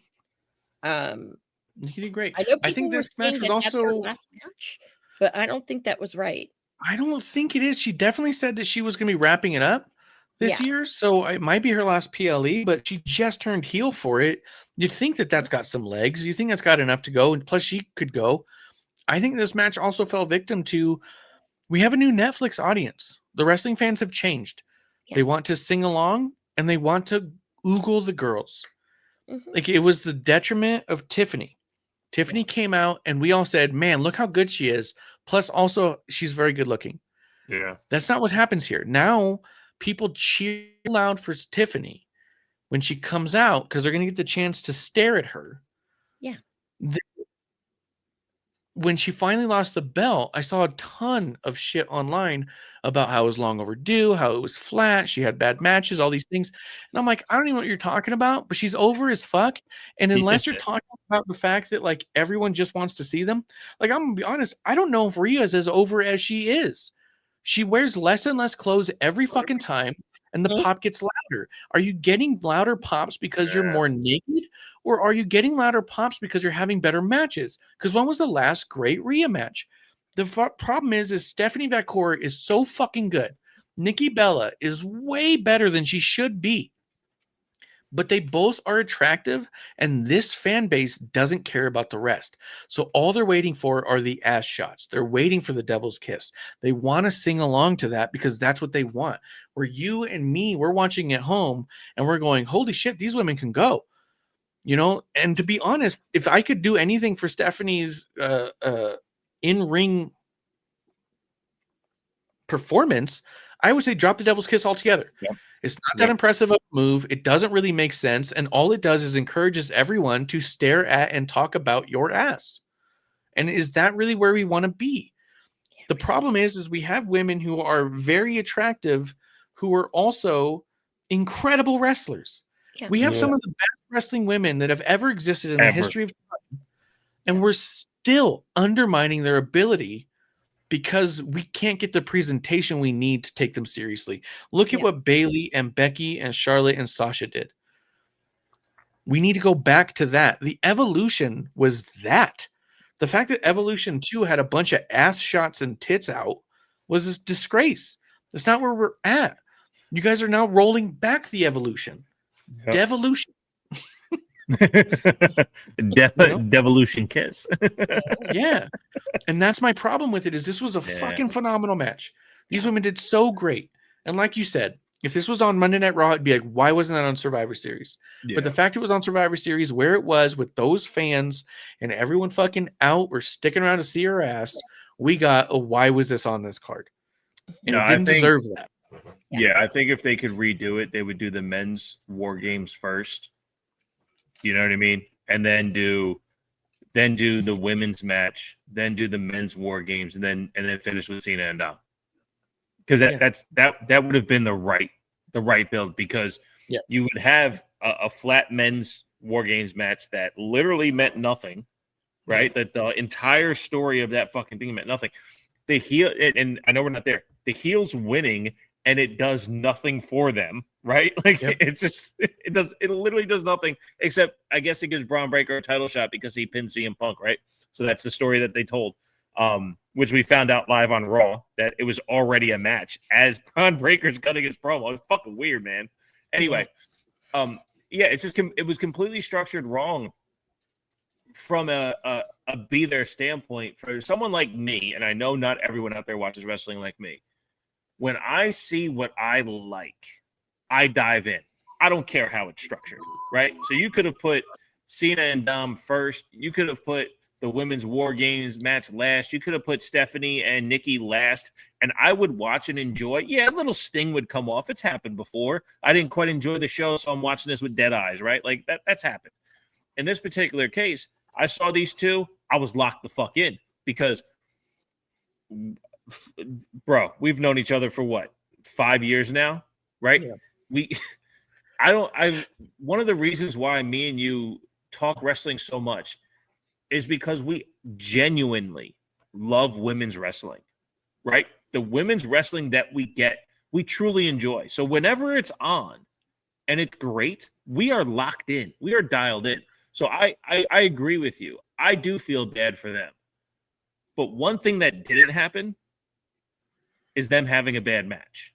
So I will die on that fucking hill. I don't care if it was in front of 0 people. That match was fucking awesome. And I said it about Chelsea Green. I've said it about Charlotte Flair. I've said it about Nikki Bella. I've said it about fucking everyone that I'm honest as fuck, man. I've said for years, Nikki Bella sucks. She is bad at this. Her promos are horrendous. Her in-ring work is as glitchy as it looks. Her match with Asuka, I groaned when she came back this time. As soon as she came back, I was like, ugh. Right. Nobody wanted it. But what did she do? She got in that ring and it looked fucking awesome after she has a terrible match with me and you, one of our favorite fucking wrestlers of all time. She has a terrible match, right? Yeah. And then she goes out and proves it with someone like Asuka. And then we go, well, is it kind of Asuka? And then she does it with someone like Roxanne. And we love Roxanne. We know her potential, but she's fucking 23 years old. How great, right? How great can she be to carry someone who's almost 40, right? No, this is Nikki. Nikki is doing her fucking part. Yeah. Like, fucking thank you, Nikki. Like, I'm a huge Chelsea Green fan right now. I hated Chelsea Green before she went to the Indies. I thought she sucked. I couldn't stand her. She's doing phenomenal work. I will give everyone their props. That's the whole fucking point of Terrible Wrestling Takes, is that we can agree to agree, right? Like, You hate it. I love it. But look at it. There it Yeah. is. And here it is. And Nikki and Stephanie put on a fucking fantastic match. So, yes, fuck Yeah. WWE for putting them in that situation. But I will tell you what, I will not take away from that match. I don't care how many people were there. That match was fucking awesome. And I think I it was awesome. honestly, I can't wait for Nikki to win the title as this asshole that she's being. It's Yeah. perfect. It's set up It'd be for great. it. Yeah. Yes, it's Dude, gonna the be Bella awesome. Gone Bad shirt is the first Nikki Bella shirt I've ever thought I might want to get. Yeah. I've never we even saw it, remotely I was wanted like, anything Nikki Belly. I saw Bella We're Gone on- Bad, and I was like, oh, And We're to on be to honest, something. one thing that's really doing it for me now is she's presenting herself as someone to look at without saying, look at me, I'm so sexy. Right? Like it's very similar to what she did before, but it's more like, look at my aura, not my body. Does that make sense? Yeah. Yeah. Yeah. Like yeah, 'cause she's when I reminding first saw her, you. yeah, of who she is. She's not reminding what she you. is. So, yeah, and I think that I talked about it before, and I've even mentioned it when I met Bailey and Sasha in 2019 at the Rumble. I went up to them afterwards in a very spectrum-driven presentation of information, and I was all like, "Oh, I just want to say real quick," and I was like, "Get," and I was all like, when they did the Shirtless. hashtag, I'm going like this. When they did before I even say it, I'm already when there was the hashtag. So they think I'm stemming. When there was the hashtag, I swear to God, it was fucking. When I went, I was like, "Oh!" I was like, "Why didn't my wife stop me?" I was like, when they did the hashtag "Give Divas a Chance," and I was all like, it was during the Nikki Bella match that was 30 seconds, and everyone said that that's why they did it. And I was like, but what people don't think about when they didn't pay attention to was the weekend before. So just a couple days before, there was the fatal 4-way of the 4 horsewomen in NXT at Arrival. And I think that the hashtag was in response to your guys' match being so phenomenal that they didn't understand why they wouldn't give women on Raw the same amount of time. And I was like, and so I think you guys don't get enough credit for pushing the Give Divas a Chance narrative more so than just a short match on Raw. And I think that was part of what she's doing here. She's reminding us all that, nah, bitch, I needed more time. I needed more time to tell stories, and I could have. Right? I think she's kind of throwing my face into it, being like, it's not just them. Yeah, I definitely carried that weight. That's cool. In a way where it's kind of like, oh shit, Nikki, you're right. And like you said, I've not been a Nikki bandwagon type, and I've not been, I mean, we bought her wine. It was fucking expensive, and we tried it. We didn't love it, but still, we tried it. We paid for it, and we're like, hey, the Bellas. We watched Total Bellas. We watched Total Divas. We were like, we were interested in them, but I kept going like, I feel like that their place wasn't in the wrestling ring, right? Brie comes back and gets her fucking face caved in by Liv. Or no, vice versa. Liv gets her face caved in by Brie. And so it's like, you guys got to stop. And then Nikki comes back time and time again. And I'm kind of like, I'm over it. But I'm watching this run and I'm going, oh no, she's better than half this roster right now. And I don't know why.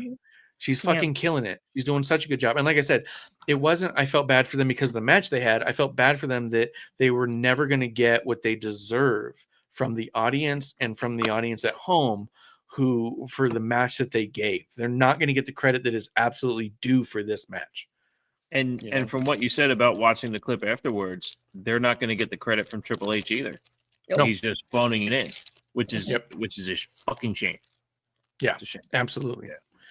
So all that long story short, never thought I'd ever say this. I'm incredibly excited to see what Nikki has left. I don't want her to retire yet. I heard this was like her last year, and I'm like, no. I think like Now's your Mania. Around Mania. Yes. Yeah, put a good bow on take her it. to Yeah, Mania. put a good bow on it. I have a feeling she's going to win Royal Rumble. That'd be great. Actually, actually, I'm into That's that. perfect. That's That's fucking exactly perfect. who should win. Telling you now. I hate fantasy win the booking Rumble. because that makes sense. That should fucking do it. You should fucking do that for sure. 1000%. And she's always been prominent in the Royal Rumble, right? She never comes in and goes right away. So if you do it this time off of this Nikki, are you kidding me? And not only that, when she wins, what's the crowd gonna do when she wins? Yeah, they're gonna go fucking crazy. and Dude, loved here's the other every deal. second of it. In the last one, remember I forget who she was tagging with, but she threw her own tag team partner out. And she also threw out her sister the last time she was in one. Mhm. And she was always like, what are you going to do? But now if you got Bella Gone Bad doing it too, like that's fucking Yeah. stuff. There's Ready to meat go. there. Mhm, Yeah, I mhm. think that would be Um, good. And depending upon Mm. who would be the women's champ once Mania rolls around, it'd be very interesting because maybe you might get Stephanie Oh, and her ran around, but in a better spot than this one was. And it'll probably be better than what it was. yeah. I think we're a little too far out to try and get too deep into it. But no, definitely she's gonna win the Because Rumble. I'm hearing you too, but I'm also thinking Liv could be the champion by then. I definitely don't want it to be Jade Cargill. Well, they were Oh, building Julian Liv and Nikki like- before Liv got hurt with Exactly. the shoulder. Exactly. Yeah. So if Liv takes it off of boy. Stephanie, Uh-huh.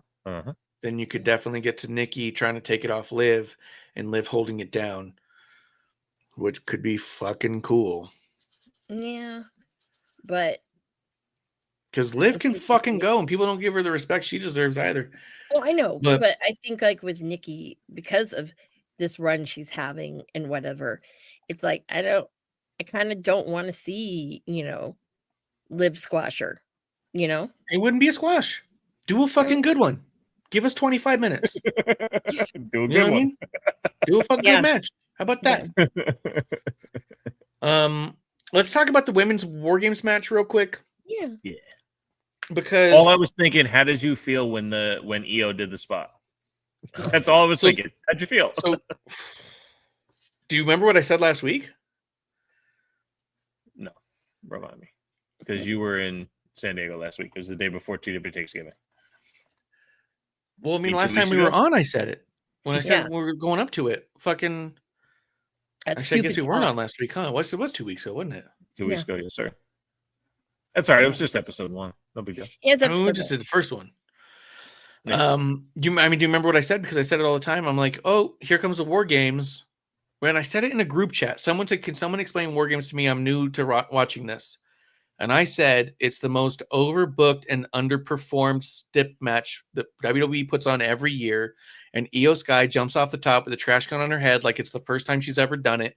But she does it every year, and they pretend it's the same as Mick Foley falling off the cage. But it's not. It's corny and stupid. It's just an Asian chick in a I garbage did can. not say those words. I can, god damn it. I Well, said I did not Why? say that. Because you're I said- Asian? yeah, But here's the deal. Oh, okay. So when Charlotte's music played, she was the first one to come out. We said, perfect. I got to go to the merch stand and get some snacks and a couple of drinks because we didn't want to be late. So I got up and walked away. I did get me an AJ Lee signed poster. Why? I like exactly. AJ Lee. And it was only $25. I Okay. don't. We all know why I don't like her. Is it because she's married to Phil Brooks? No, she was the one that fucking started all this shit. Yeah, maybe she was right. You never know. No, she was not right. I don't know. Sounds like Yeah. he said, she said. All right, tell your story, bruh. Mhm. So I got that because I was looking for the John Cena one, which, by the way, I'm in a lot of wrestling groups and trades for autos. Could you and not shit. see it? And every person I've seen post about it has about 10, and they only made 1,000. Everyone is buying them to resell them. Everyone's asking for 125 or 150. They were $50 each, and everyone bought 10. And it really fucking bothers me because You all shouldn't you're like- doing is taking away from fans. You're not a hustler. You're not business minded. You're an asshole who's just taking away from fans. Because whether or not I get one or not, yeah, sure, it's a bummer. Like I said, all the San Diego things mean what they mean to me. But that means there's also a shitload of kids there who didn't get to walk home Yep. with a fucking Cena autograph because you wanted to see how much money you could make off of somebody else. And that just Mhm. makes you a dipshit. That's all that makes you. And so, yeah, I refuse to spend this 150 everyone's asking for a $50 poster. I got the AJ Lee one because it was there, $25. I like Fair her. enough. I think she's Yeah. pretty solid. Like you said, when she first came back, her first promo, we both were like, oh shit, she can fucking talk better than I remember her talking. She's not bad in the ring. No problems with her, right? I got no fucking love for anyone else in that household. But Hey, But R.I.P. to Larry. Okay. I'm fine with it. All right. I know. I lost 2 dogs this year. Nobody gave a shit I'm about gonna mine. say You know what I this. mean? Yeah. Someone I saw on X got roasted for this. It's just a fucking dog. I get it. But the fan reaction, that's not your dog, right? Dude, I Oh. was working at a new job, RIP to that too, and my dog passed away, right? Yeah. And then it was during a meeting that had to happen on a Wednesday. A Thursday, one of the people at the meeting who I never see comes up to me and goes, "Hey man, really sorry for your loss." I'm like, what are you talking about? So your dog. I was like, oh yeah. Why do you care about my dog? It's like that was my first thing. It's like it's mine. Like it's not. It's a dog. Like dog. I mean, adjacently, I've had 7. I've lost 4 down to 3. Like, but they're 14 years old. Yeah. Like it's a dog, man. Fuck. Yeah. Look, and I Fuck get it. Larry. I lost a fucking squirrel. I had a pet squirrel for almost 10 years. I lost Yeah, it. that It was was very tough, bro. emotional for me. But at the end of the day, You were back on the air. Same Yeah. day. I'm back on. Dude, but here's the other deal too. It's just kind of like also I am fucking so confused and over this obsession of dogs. I think Mhm. dog owners are the worst. Thanks. I think they treat their dogs like shit and they want you to love it. They don't care if their dog behaves like a piece of shit. They don't want to train it, but they want you to be okay with it. Look, producer lady is allergic to dogs, which is fine by me because I don't need a stinky ass dog in the house. But that also means that every time we leave the house and someone brings a fake ass service dog into a fucking restaurant that's not Yeah. real or certified or trained and it jumps on her and she breaks out in hives, I get fucking pissed. I worked with a woman who was blind and had a real service dog that was trained and had to go to obedience school and actually had a literal license with its face on a picture, like a fucking driver's license for dogs. I've seen them. And all these motherfuckers just buy a fucking vest off Etsy and says it's my service dog. But if you ask them what services it provide, it can't give you one. And if you ask where it went to obedience school, they don't tell you one because comfort is not a service and therefore it is not a service dog. PTSD is a real fucking thing and comfort dogs do mean a big deal to them and do go a long way. However, when your untrained fucking asshole dog jumps on a service dog and attacks and bites it, now my blind friend gets walked into a fucking light pole because that dog's not able to perform its service anymore. And now my friend has spent an additional $10,000 because every 3 months they have to put their dog back through obedience school because other service dogs that are not real service dogs interact poorly with her dog. And she's the one who gets shit on for that. She's the one who has to pay extra to get her service dog recertified. So I get really fucking upset when I see fucking fake ass dog owners with fake ass fucking service vests on and try to pretend that their comfort is more important than my friend's blindness. Like, fuck off. Yeah. Fucking relax and do it the right way or don't do it. Quit lying. If you The want your dog- comfort dog to be a service dog, then train it to be because it can Dog- be. Ugly. The dog Hmm? was, I'm sorry, Larry. You Oh, Larry was ugly as fuck. I think that dog died 100 years ago. That was the zombie dog. I was like, my timeline was flooded with this shit. I'm watching him walk the fucking dog in a fucking stroller. I'm like, who the fuck are you? Yeah, I hate that shit. I hate that shit. My Balls. Oh wait, you don't have any. That's right. Oh my god. the missus 100% believes that CM Punk is gay. I think he's gay. There's no pictures of him and AJ together. No. Yeah, And they even shared at 2 Raw, kisses on screen. yeah, And and there no. were pecs. And when she was doing the thing where she was like stretching, his hands never touched skin. It was always the knee on the kneecap where there's also a knee pad and shoe and sock over it. I was watching. I was like, oh, he's not like moving his hands around at all. He's very much like, don't do too much. Don't do too much. You know what I mean? And I no. think that he's gay. But either way, I don't care if he's gay. And no. It's probably Hold why No, on. him me and Colt neither. were It's so just, close. that's she says it every time, and Yeah. it bugs me because she just continues to say it, and I'm like, okay. That's probably why Isn't him that and good? Colt were so I can't close. br- if we're No. honest. No. What? Colt- Colt's not gay? no. Isn't he No. allowed to be gay? He's allowed to be gay. He could be bi. That's fine. What do you got a problem Oh, with Colt yeah, being gay whatever, for? but- That's weird, yeah, no. bro. Yeah, it's weird that you don't like No. Colt's. A lot of these References. wrestlers who wrestle for AEW, or actually there's some in WWE now. Yeah, no. They're like, Yeah. Being gay But- is okay, Amanda. It's a Being lot. gay is okay. Seriously, But also, I'm tired You of just dog said it's owners not. pretending like their dog is more important than other humans, yeah, right? That's Like why that's these- that's my problem. I fucking yeah, hate these it. people Yeah. overboard with that. The amount of people who let their dog run up on producer lady who's allergic and they go, "It's fine, he doesn't bite," and I go, "It's not Doesn't fine because she's matter. allergic. Can you please get your dog away?" And Yeah. they're like, oh, okay, why was it fine a second ago? Like, you guys need to be better owners. Yeah. You know, like that shit bothers me. We just see Yeah. too much of it too often for it Yeah. to be not Like, a problem. I want. So wait, I was want- Larry supposed to be a service dog? I think he had a service vest, but He tried. Yeah, he had a vest. either way, what I But am going to say about He's the not war a game, service dog. yeah, but also the dog died. I said, what the fuck ever? I don't give a shit. At least I don't see so many pictures about it anymore. What the fuck do I care? Someone's ugly ass fucking dog died. Like I'm supposed to sit here and fucking cry about it. It's My like Toto asshole. and Crap. Get the That's fuck what he out of looks like. here.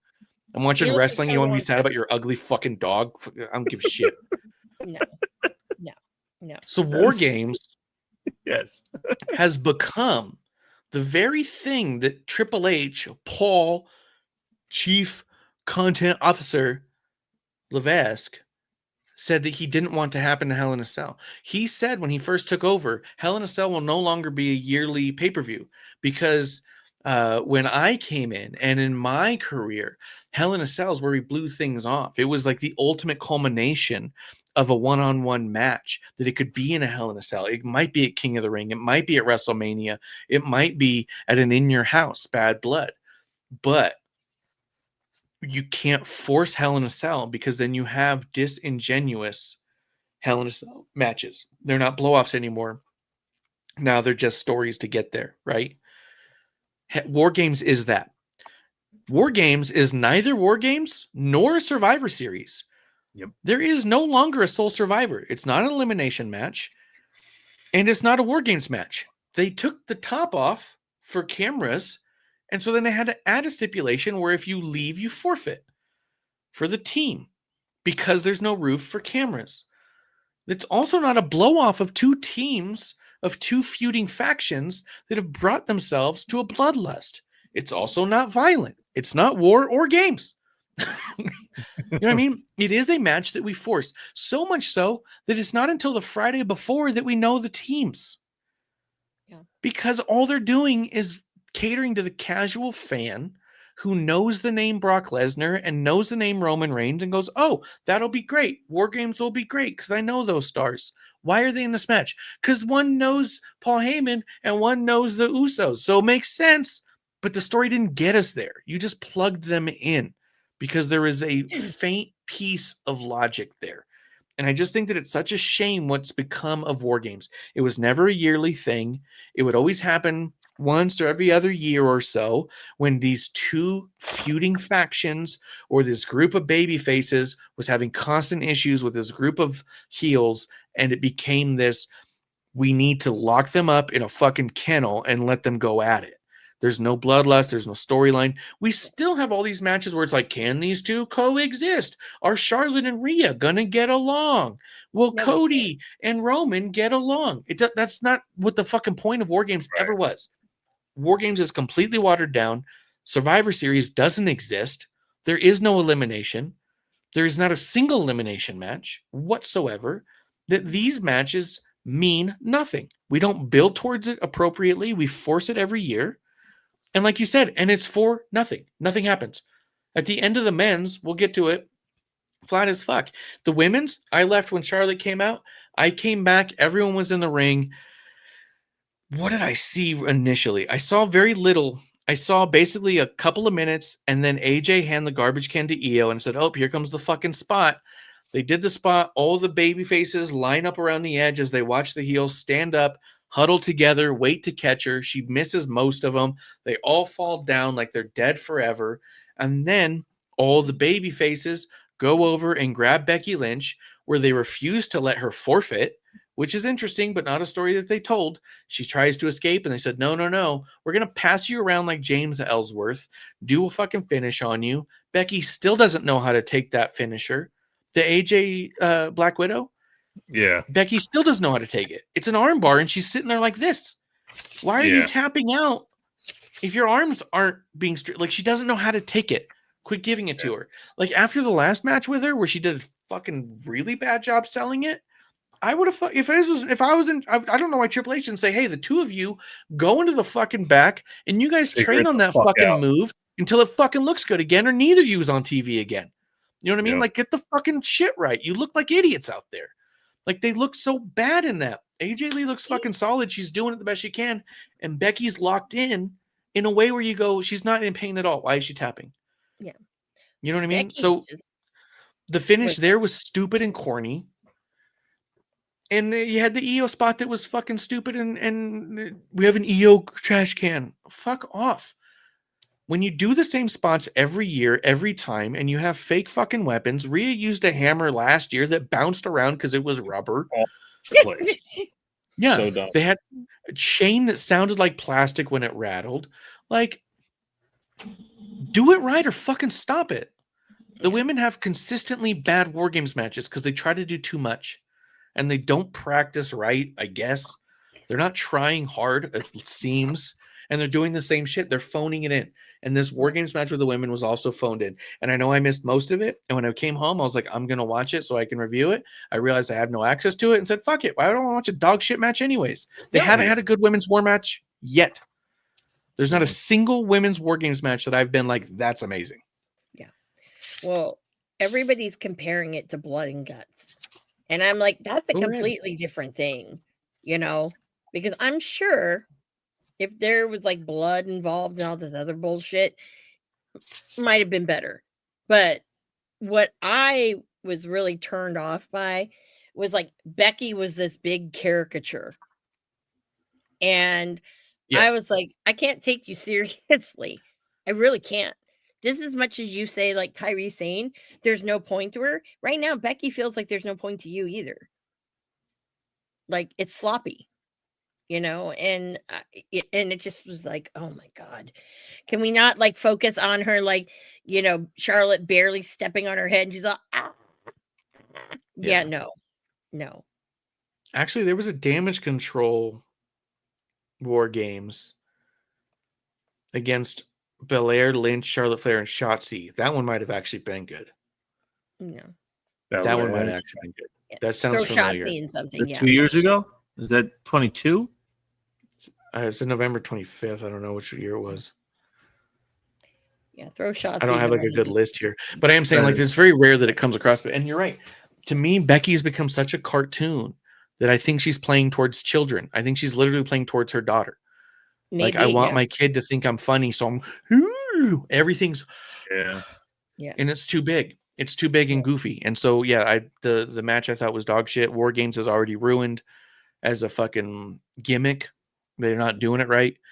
But I didn't think there was anything about the women's match that meant anything. I do think it was funny on Raw where Asuka tells Bailey that they lost War Games because she wasn't in it. Yeah. I was like, you didn't ask, I don't think. No. But no, I think she did. Yeah. But yeah. so was there anything about the women's War Games match that you guys liked? No. I hated the EO spot. I'm so fucking over it. Well, Couldn't that's be what I was stronger. asking. That's what I was definitely curious about. Is if how did you feel in that moment? I Eye didn't rolling. see it. I was going. Yeah, 'cause I knew you hated it, but so Rhea came out with the trash can. So EO comes in first, right, with the lid because Rhea came out last on the good guy side, and she came out with what looked like a really big trash can, but it was actually a double trash can because you needed the EO trash can, but then the other trash can that Rhea get to play with. Because my son actually said it. He's like, "Oh, Rhea's got this really big trash can," and then AJ goes to hand him one to EO, and he goes, "Oh, it was 2 trash cans." I was like, "Yeah." It was okay. AJ doing the jump was funny. Yes. Rhea lifting her up was good. Yeah. You are, and again, mentioned on the Terrible Wrestling Takes podcast. There's so many other ways to get the bad guys in the way of the EO senton, and they chose to do none of them. It was, hey, good guys, stand in a circle. Let the bad guys stand up and just huddle together like they're going to regroup so EO can jump off the cage. There was zero natural fluidity to it. And we noticed that watching it straight up. It's like, look, I love when people enjoy doing their job. So I actually like Io for that. She loves everything she does. And she's so happy and enjoys it. So, like, I'm cool with it. But as a wrestling fan, I am over it. I love Io. I think she's fantastic. She has one of the best entrance musics there is. She has one of the least see-through wrestling styles. Like, you can see everything she does, but what she does is so connected, is 1,000% on point when it comes to wrestling. She might be like a level 4 where some other wrestlers are at a 10. But she doesn't make mistakes. I think she's a very, very good wrestler. This spot doing it for her, get us there in a way where I don't feel like the asshole. Yeah. Unfortunately, we all felt like the asshole during this match. And to have a War Games match, like you said, Marsh, like War Games is now Survivor Series, right? But if War Games was a build to, like the original, right? Sting Squadron versus the Dangerous Alliance, or that wasn't the original, but like that's one of the most famous ones, right? Sting had to beat down the Dangerous Alliance because they were fucking with them. There's no fucking with each other in this. No. And when we get to the men's, it's even worse. Like it's not a thing. So like to have a gratuitous John Cena tournament, to have 2 gratuitous War Games matches where it's funny because you said it, Marsh, right? Like Triple H didn't want this to be Hell in a Cell. But like you said, every Raw match, what do you say? Oh, well, tap on my shoulder when someone interferes, and then I'll finish watching the match. War Games is that. Tap me on the shoulder when the match starts, and then we'll see. The women's match was over. Everyone's in there, and then bad guys do some shit. Good girls win it. That's it. That's all that happened. Amanda, you said it a little bit ago. Last Legend, MVP of the fucking show. Absolutely. Sure. We're pitching about the good guys. Think about the bad guys. The last one to get an entrance is Last Legend. Or no, the good guys had the advantage. The very last entrance was Last Legend. The crowd was so fucking silent. First match, I felt bad for her, right? First match on the card, last entrance, crickets. Nobody gave a fuck because we don't know her music. Yep. She's not presented as a Barbie doll, right? Nope. But if you follow NXT, I've always said from the beginning with Last Legend, I would love to see more because they tried to give her gimmick on gimmick on gimmick. Yeah. In other terms, do black girl this, do black girl that, do black girl this, as opposed to like be Lash and figure some shit out. Also, you're 5'11", thick as fuck. Go fuck people up. Well, guess what they did at Survivor Series? They gave her 5'11", thick as fuck. Go beat people up. Amanda, I loved it. She was MVP 1,000%. Yeah. Beautiful. Yeah. Good storytelling. Yep. Asuka takes her out the match. But to ruin it afterwards is bullshit. Yeah. And I think too, that I was telling Marsh, that's how you do Lash Legend's presentation that she's come up now. They did it right. They did it right. Because so many other people fail. But this one was right. And I think she and Nia, they work really, really well together. But this is her thing. And I just was so just like, oh my God, she's doing it. Like she was not really wrestling for the longest time on NXT. And then all of a sudden she's coming up here doing her thing. It's like, wow, this is fucking great. Because they're giving her something with purpose. And I really enjoyed that. That's the only thing I enjoyed in that match. Only thing. And that's sad. Well, no, it's not that sad, but it's sad. But she looked like $1 million. She looked amazing. It was awesome. And we said it even when she first started NXT, although she was really clunky at first, we're like, oh, she's got some size. She's got a look. She could be something. And then everything was kind of corny and weird. And like I said, the biggest problem with NXT is a lot of them are bringing up, now I really think about it, the fucking hugest problem with NXT is it's a whole bunch of fucking rookies with rookies who don't know what the fuck they're doing. And they're trying to teach each other. And that was the Yeah. problem with the Gargano era, is that everyone looked at Gargano like the veteran, and he wasn't. He's not. He was sort of in that locker room, but you need motherfuckers like Corbin to come down and work with them, Dolph to come down and work with them, Natty to come down and work with them. Like that should be happening much more often. That should be a regular thing. Hey, That we're going to should. have 2 or 3 people from the main roster who have won titles be in NXT for a year, and then you come back, like cycle through. Because I mean, when you think about, they're trying to recreate the territory days in a way, but in the territory days, you didn't have rookies against rookies.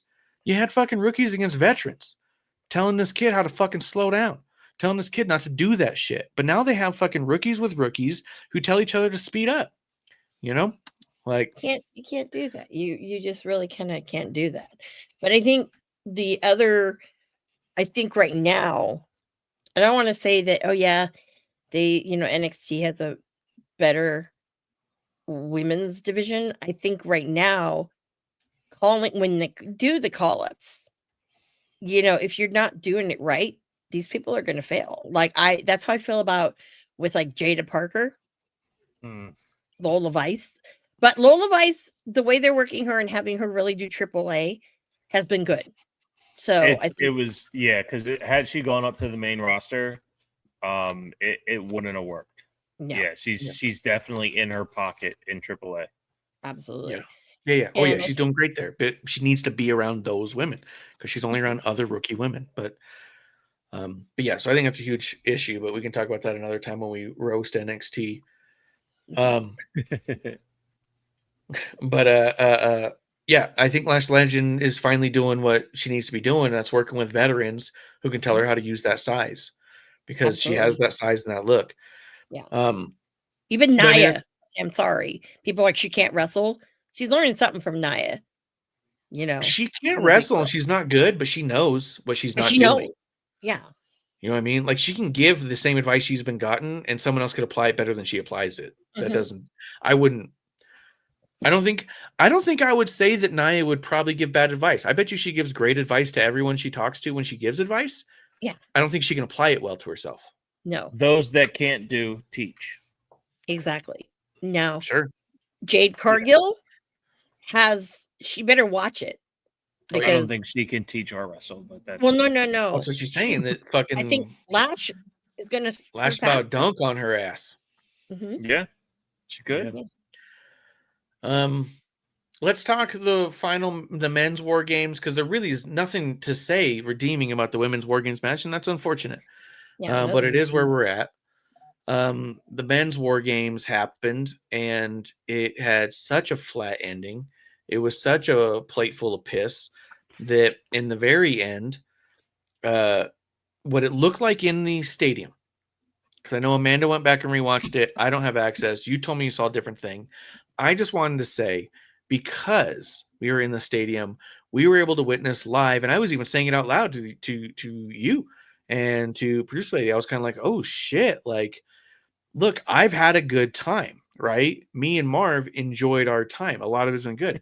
But that crowd started as soon as the Jumbotron said executive producers Paul Levesque and Lee Fitting, boo. And then when the logo showed up in the corner, ooh, it got fucking bigger. And then when it went black and said postseason, we heard a small bullshit. And then it just went into boo, because everyone's like, this fucking sucks, because it was so fucking flat. Yeah. From the stadium perspective, I just want to say what it looked like, because we talked about it briefly. It looked like Cody went over to Roman and was all like, hey man, I'm just a big fan, and gives him a fucking fist bump. What it fucking looked like. Hey dude, I just no hard feelings, just big fan, just no hard feelings, big fan. From Punk to Roman, who daps him. And then you see fucking Cody snap up on a big old kick up, and he gets in Roman's face like, fuck you, dude, I'm fucking over your bullshit. But then it looked like Roman put his fist out for Cody to bump. He did. And Cody did not bump it, but Roman puts his fist out, almost like this is what it looked like and why it was so flat. Cody comes up to Roman, big fan, I love you. Roman's like, nice doing, big dog. And then fucking, how about you, Cody?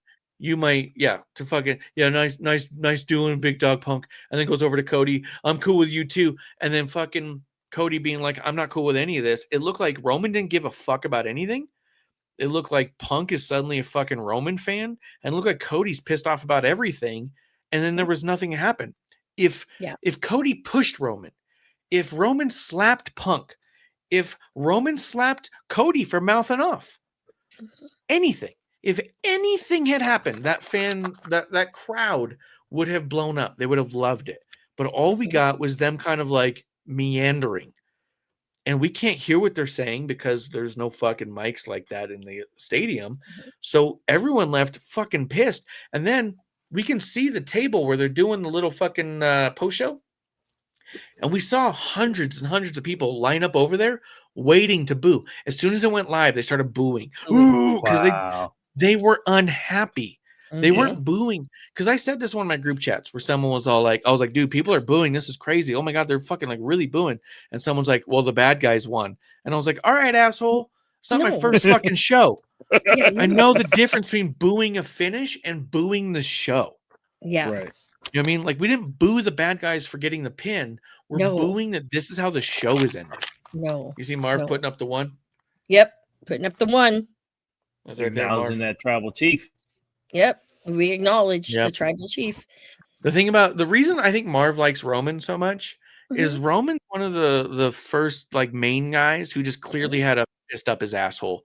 Just like Marv. You know what I mean? You want to talk like puppet to puppet?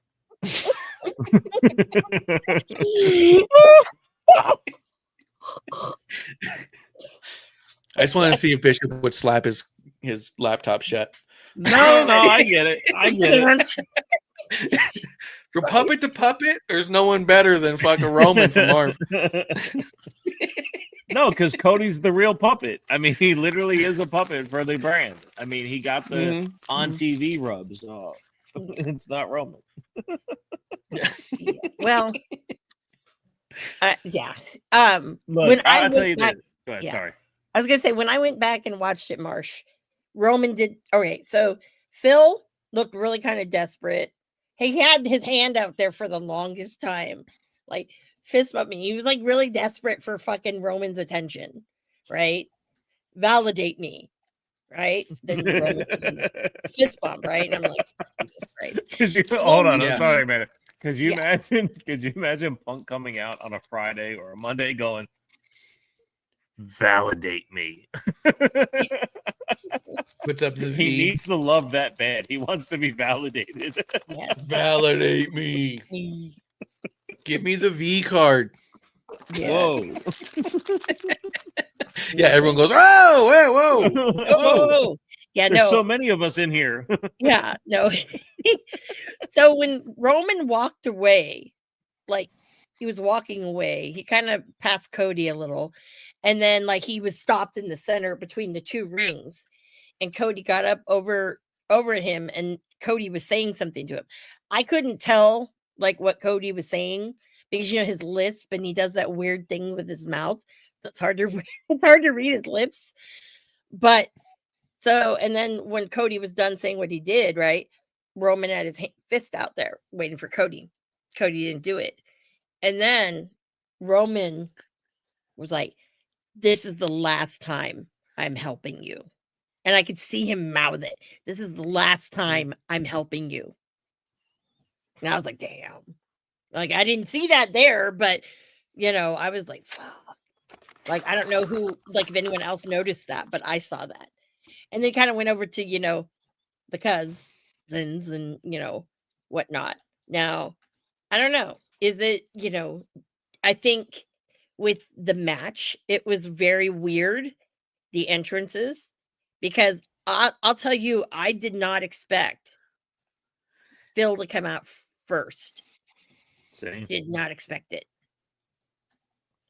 And then I thought about it. But also that fucking dude. So hold on, we didn't even rip this shit apart before. Fucking Becky prevents AJ Lee from getting into the ring, and so AJ Lee scales the wall because she said that she wanted to have a Spider-Man entrance because she writes comic books and she's a real comic book nerd, which is true about AJ Lee. She writes comics. Fucking Phil And his stupid ass can't even let his wife have something and immediately comes Right. out there not being forced out, scales the wall so he can have his Spider-Man moment for his fake ass fandom. But it also shits on who comes out the very next person. Because what was built into the match is that Cody has to climb the cage. Phil Why? chooses to as the first entrant. But Cody gets denied coming through the gate and has to climb the cage as the very next entrant. Wait, why wasn't he able to get in? No, Was he Phil holding it shut? It was being held shut. So Cody's on Phil's team, right? So it's war. Yeah. So when Cody comes out, Drew McIntyre had the cage shut. So Cody had to climb it. In story, Cody had to climb the cage. I thought Cody So did in Phil choosing to do things for his wife and be in solidarity, it ruined the actual storytelling of what was happening inside the match. Yeah. Yeah. Because I can everything's tell you this. about Punk. Everything's about Well, Phil. He's so self-obsessed. He can't have That's it. why Here's the thing that bothers me me- about Phil and his fake-ass fandom is he pretends he's a big comic book fan, but I've seen him interviewed on panels at Comic-Cons where they ask him comic book questions and he has no fucking clue. He's a deer in headlights every fucking time and he just says, "Oh, like Wolverine." Like he doesn't fucking know anything. He's not a real fan. He's not an actual fan. He's pandering to that audience. He's always He- pandering to somebody. He needed everyone to look at me. This is why I came out first. And you guys, you know me, right? I'm like 2 middle fingers to the sky. I mean, and you know, like I was like, it's CM sucks. And the people around us, like, did not like they tried to overcome me, and I'm just like, you are not switching this up on. Yeah, I am. No, you don't even know. You don't even know.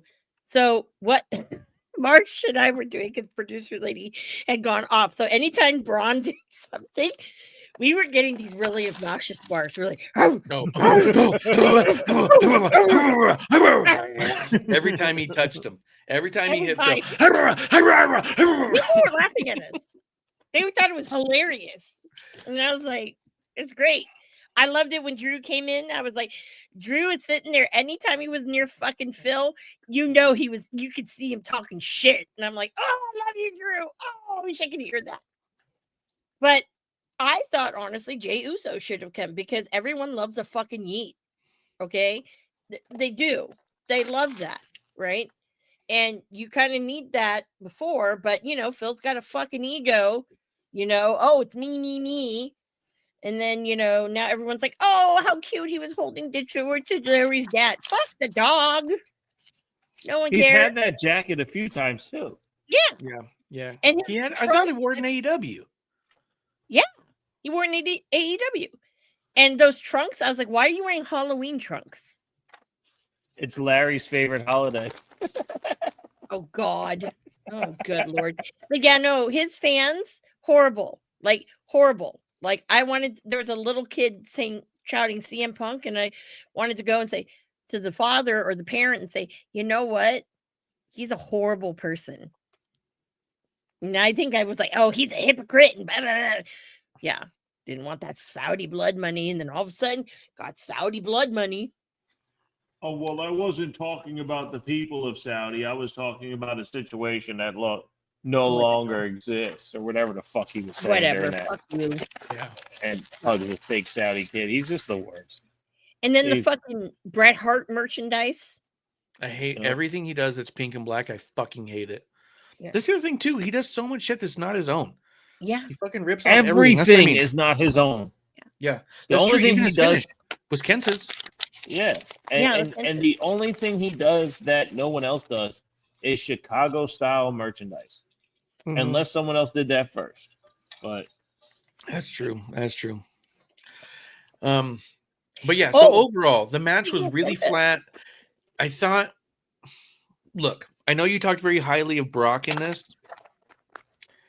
but I thought it kind of brought the match to a standstill that was unfortunate. Yeah. He came out and he just started doing, I'm going to do these moves on everyone that I always do. And that it makes sense. Yeah. But then I also just felt like at a certain point, I was like, wait, what happened to Brock? Like he was just gone for a while after a while. Like it was just even live, I kind of lost track of what the fuck was happening and why. Mhm. And then in the end, the fucking bad guys, which I mean, this is it. The fucking bad guys needed someone to come in and cheat for them to win. Yep. But also for what? That's the worst part about, because you talked about it. Why is Braun Breaker Yeah. suddenly the number one contender? You're right. Yeah. Because doubly so, not only did Braun Breaker go out and cut this fantastic promo on Raw. It was, Phenomenal. yeah, it was good. Really good. Yep. Fucking good. Very, But also- very engaging, very intriguing. I just had no clue where it came from. Yeah, absolutely. Came out of nowhere, left field, but also completely incorrect because he's going, I just realized you're a little punk ass bitch and I beat you so fast. But you didn't. Right. You didn't beat him so fast. Matter of fact, someone else beat him and you stole a pin. Yeah. Like a different person beat him Right. and then you stole the pin. So how are With you? the move of a guy that you turned on. So, like, Yeah. I just don't understand the logic. Exactly. So the whole thing there is shallow at best. Yeah.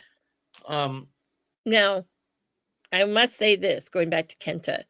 So I noticed this, and I don't know if you noticed this, Bishop, but on the Tron, when he did the go to sleep a couple of times, they actually filmed it from behind because he never hits it anymore. Never. It's not It's even bad, close. yeah. And I was like, filming it from behind to make it look like he do the move. Okay. Yeah. Okay. It was twice. And I was like, Jesus, fucking learn how to wrestle, bro. Well, that's kind of to my point of why is he a champion, right? Yeah. Like he was the one that won the tournament, so he's the champion. But since he's been the champion, he's had no single title defenses. So Nope. why is he the champion? If this is his performance in the ring, then why is he the champion? So like that's to me the bigger question is instead of forcing him into this war games, why not have someone challenge the authenticity in which he speaks, right? I'm the best in the world. Okay, prove it. Against who? Right? Yeah. Make someone else go, Punk, you're fucking old and stupid and dumb. You suck. Yep. And of course, they're not going to say it that way. And look, if WWE wants to would. put the polish on it and make CM Punk be that guy, then let him be that guy. Yeah. But do it in a way where truth still lies in truth. Yeah. Call yourself the best in the world, but you're right, Amanda. If we have to spend more time covering up your finish than watching it, Mhm. then maybe you shouldn't be the guy. yeah. And find a way out of that. I would rather see a Punk one-on-one match at Survivor Series where he loses because he doesn't have it anymore than some gratuitous War Games match between common baby faces because, hey, why not? And Marsh, you said it before, and I thought about it, and it really pissed me off. When they announced Sami Zayn and his squad versus the MFTs, I'm like, cool, that's going to be on Survivor Series. They called it a traditional Survivor Series match. Mhm. There's only 4 matches on Survivor Series. Give us a 5th. Why not? Yeah. No. Yeah. They That put would be that bitch good. on SmackDown. What the fuck? Yep. That would have been really good. The only thing I don't like is I don't like the way fucking Jeff Cobb's being booked. I'm sorry, JC Mateo. No. Even Hikuleo, right? So Yeah. what is he called now? Tala Tonka. Tonga, right? They show him come into the arena with no makeup on, and he actually looks yoked and 7 foot tall. Then he puts the makeup on, and he gets to the ring, and he looks about fucking 6'3", and lacks all kinds of confidence. So Yeah. whatever happens between the curtain and the ring, they're doing nothing to continue the presentation of the 7 foot tall guy. Yeah. It's really Yeah. fucking weird. Really Yeah. weird. No, the whole Yeah, and MFT even, thing is kind of fucked. The only thing I like about it, honestly, is Solo. I think Solo is just at his best when he gets to talk his shit. Yeah. Solo and then the Gorillas of Destiny. Those guys are great. Yeah, as really long as the bad one doesn't get to do his bad shit. No, I'm not sure which it's one all it about is. Tama Tonka. Yeah. Let's go there. Yeah, All about Tala's got some work to do. Tama is fucking Always dope. got some work to do. And Yeah. Tongaloa. Yeah, no. But it's No. it's unfortunate because there's a Survivor Series format, like you said, Marsh. War Games has become the Hell in a Cell. It's become this stupid thing that we have for no reason, not within context of we need this to happen. The only ones that could have gotten there was the women, and they chose to do it in a way that didn't make sense anyway. Rhea and Io versus the Kabuki Warriors was building. They did zero to get there naturally, to get 5 people involved. Oh, said it on the show, but how did you guys feel? Because you didn't know beforehand. No shark cages.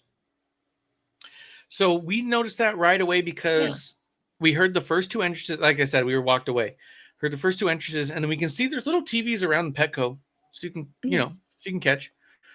And I looked over and I was like, oh shit, the match is already going. And I was all like, oh, there's no shark cages. And I was all like, and my first thought was like, that's kind of a bummer because it's always been a staple. And I was like, but it moves it along. Because I said to producer lady before we stood up, all right, Charlotte's coming out. That means we have 10 entrances before the match starts.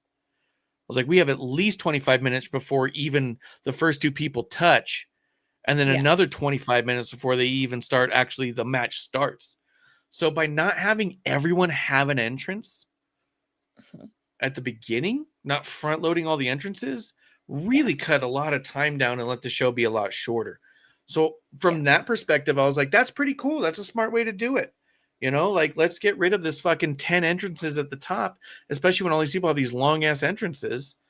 Although they usually cut them a little shorter because they're not going all the way to the ring, right? But it did seem to me like, okay, this is a good way to get the match going. I heard a lot of speculation that had to do with Brock Lesnar not wanting to be in a shark cage with everybody. And that makes sense too. Yeah, well. But it did take away from how many storylines have been told by the people in the shark cage, like with the year was the bloodline and Roman putting his hand in front of somebody and telling the next person he's going, right? Or Tegan Knox's biggest moment of her entire career where Dakota Kai kicks her and goes in, right? That shit doesn't happen without the shark cages. So there's a part that was a bummer. But like I said, I already think that War Games is the most watered down stipulation match we have every year. That I was kind of like, sure, just get it going. Like, to me, lack of shark cages was good because, like, well, let's get it going and get it over with. Because the real matches are in the middle at this point. That's fair. Well, but there was a bummer to it. Yeah. Well, it's just they announced it on TV, so I wasn't sure if they gave you guys the heads up or not. No. If they did, I didn't notice. I was like, where are the cages? That's what I thought at first. I'm like, where are the cages? Yeah. What did they say on TV about it? Yeah, I was confused. Yeah, when it first started, I was like, oh, I don't know. But all in all, 4 matches could have been better. But you know what? Now that there's another one this weekend, which I'm going to, the Iron Survivor match. I after seeing the goddamn War Games and then there's this, I don't know, I don't know what to think of this, because isn't it like I don't know, isn't it?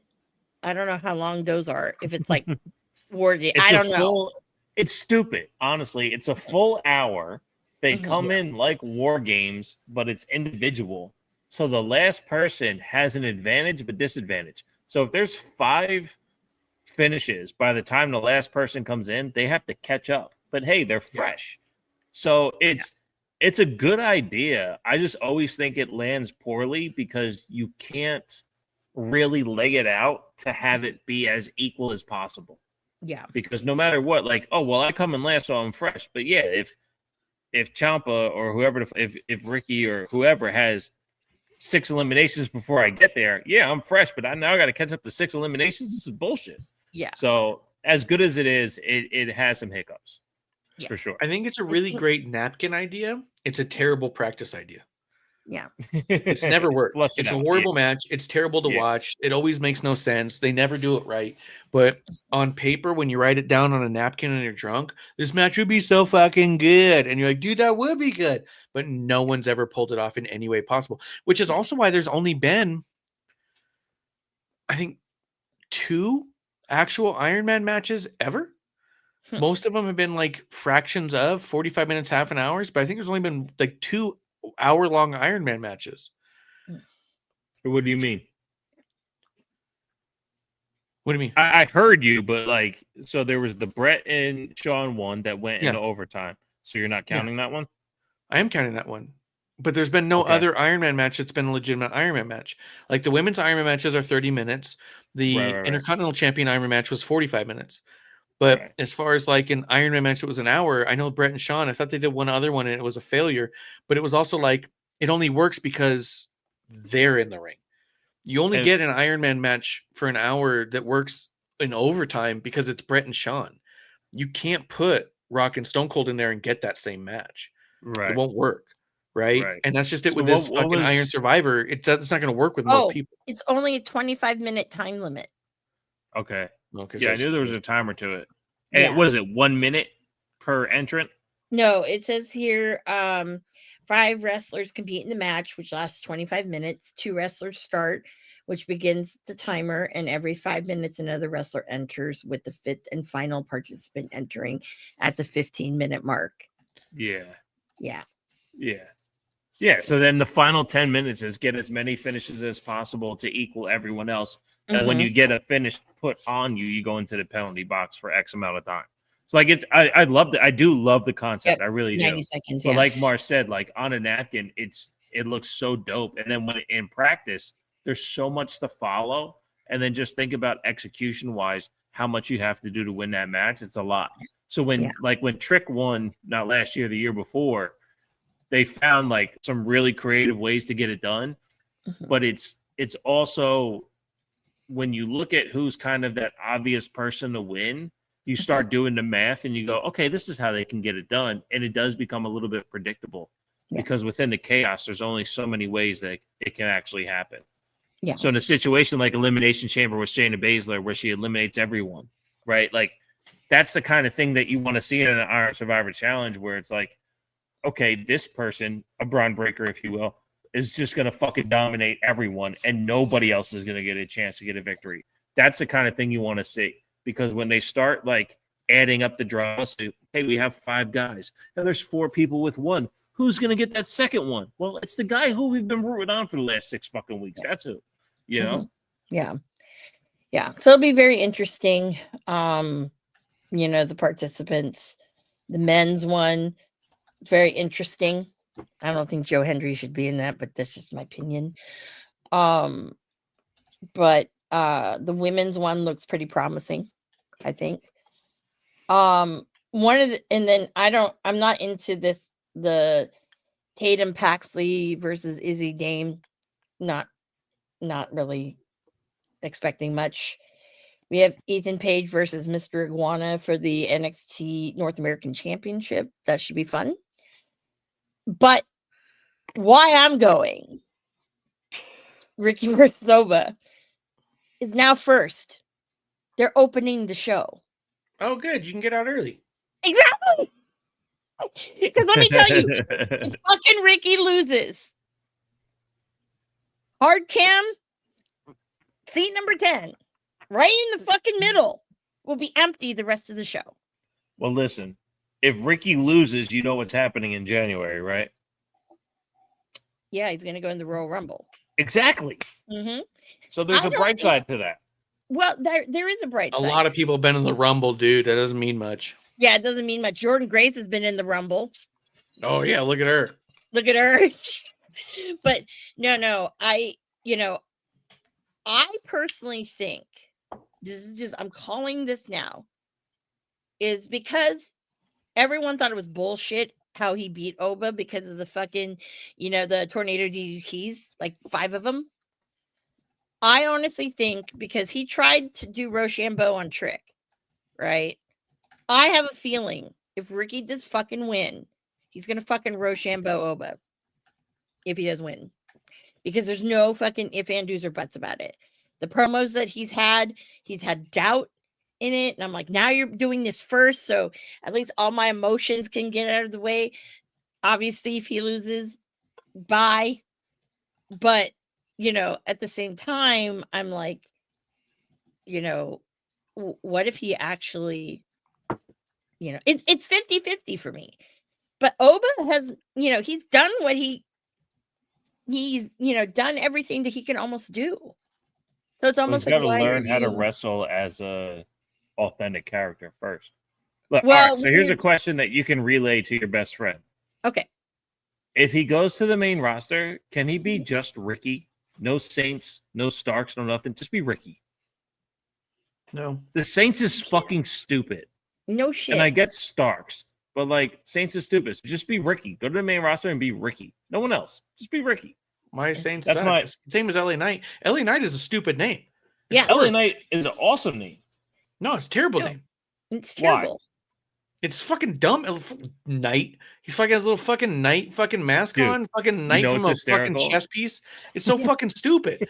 But it works LA, I because get, he 'cause it's leans from into LA. it. He's Yeah. doing it, and I'm fucking into that. He's Yeah. from LA, but he's not a knight. Not a knight in shining armor. He's not a knight from a fucking chess game, but they're utilizing it in a way that fucking works that I love it. But yeah, as soon as I heard LA Knight, and I was like, well, it's got the right number of syllables, and that's something. But no, it's not fucking great. Ricky Saints is actually something they can use because they can use the New Orleans thing for him heavy. He can be the CM Punk of New Orleans. True. True. He The- got kind of screwed out of fucking Mania next year. We're Not watching 26, 27. Wait, Is no, it Saudi 26 Arabia? was supposed to be in New Orleans. Oh yeah, now it's in Saudi Arabia. yeah, it's Yeah. in Saudi, yeah. Yeah, We're well, it was watching the gonna, last Vegas. Well, originally it was New Orleans, then Vegas came back, and they were going to put 27 was New Orleans again, but the Saudis, you know, yeah. so whatever. No, But 20 this next one was supposed to be New Orleans, 26. 26, yeah. And they moved it to Vegas. No, the Pawns watching LA Knight come out for his last match, and and fucking he goes, "Hey, has LA Knight ever worn that mask?" I'm like, "What mask?" He goes, "The Mhm. one in his." Yep. No, absolutely. I said that too. The first time they had that logo and it was a fucking night mask with an LA on top, I was like, oh God. Is he going to come out like on a horse and joust I was like, what people? kind of carrying cross shit is this? Nah, he's a fucking soldier, bro. Oh my No. God. He's part of the I round actually- table, bitch. I love the new shirt that says whose game is it? And in orange is the shape of a knight from a chess table. And I was like, that's fucking slick. You know, because It he is keeps saying whose game in it is LA Knight's game. And a game Yeah. like chess, if you're a fucking knight, you can have some clever moves. You can they think you're going forward, but now you're cutting to the side, right? There's Yep. like a little something there, but like just a regular jousting knight mask. I was like, get the fuck Yeah. out of here, dude. You know, But I love the dude, and I'm gonna I- support it. That's why the only shirt I have of his is a fucking tank top where it's him with a fucking finger in the air, fucking mic in his hand, and it just says "yeah," because you're like, "Fuck yeah, dude, that's my dude. That's him doing what he does." Yeah. He's I screaming. have an LA Knight shirt that Willis had given me, but it's one of the ladies cut ones, so I gotta lose a little weight to wear it. But I wore my LA Knight socks. Yeah. I did. To I mean, I have an Eli Drake shirt. I have the Shoes of a Mhm. Champion shirt. It has a Oh. jacket with a fucking popped bottle. yeah, I fucking missed that. I should have bought Yeah. that. But okay, so here's where I'm going with this.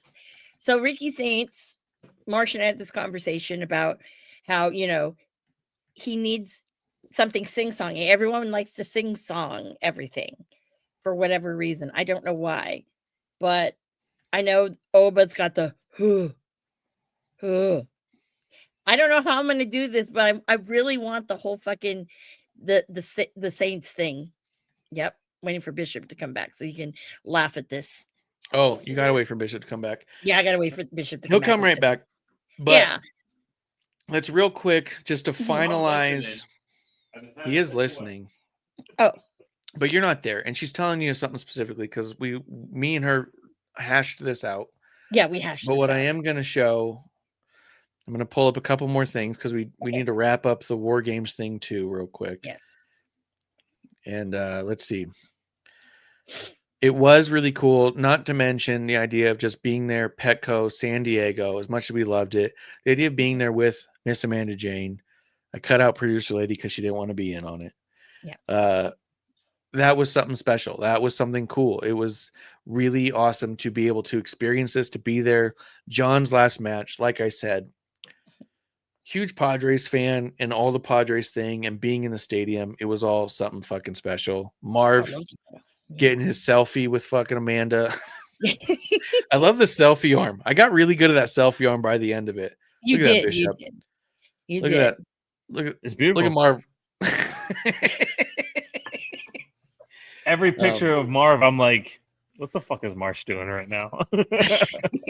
You should see the ones on my phone. Yeah, I have to Awesome. give Marsh so you can see it.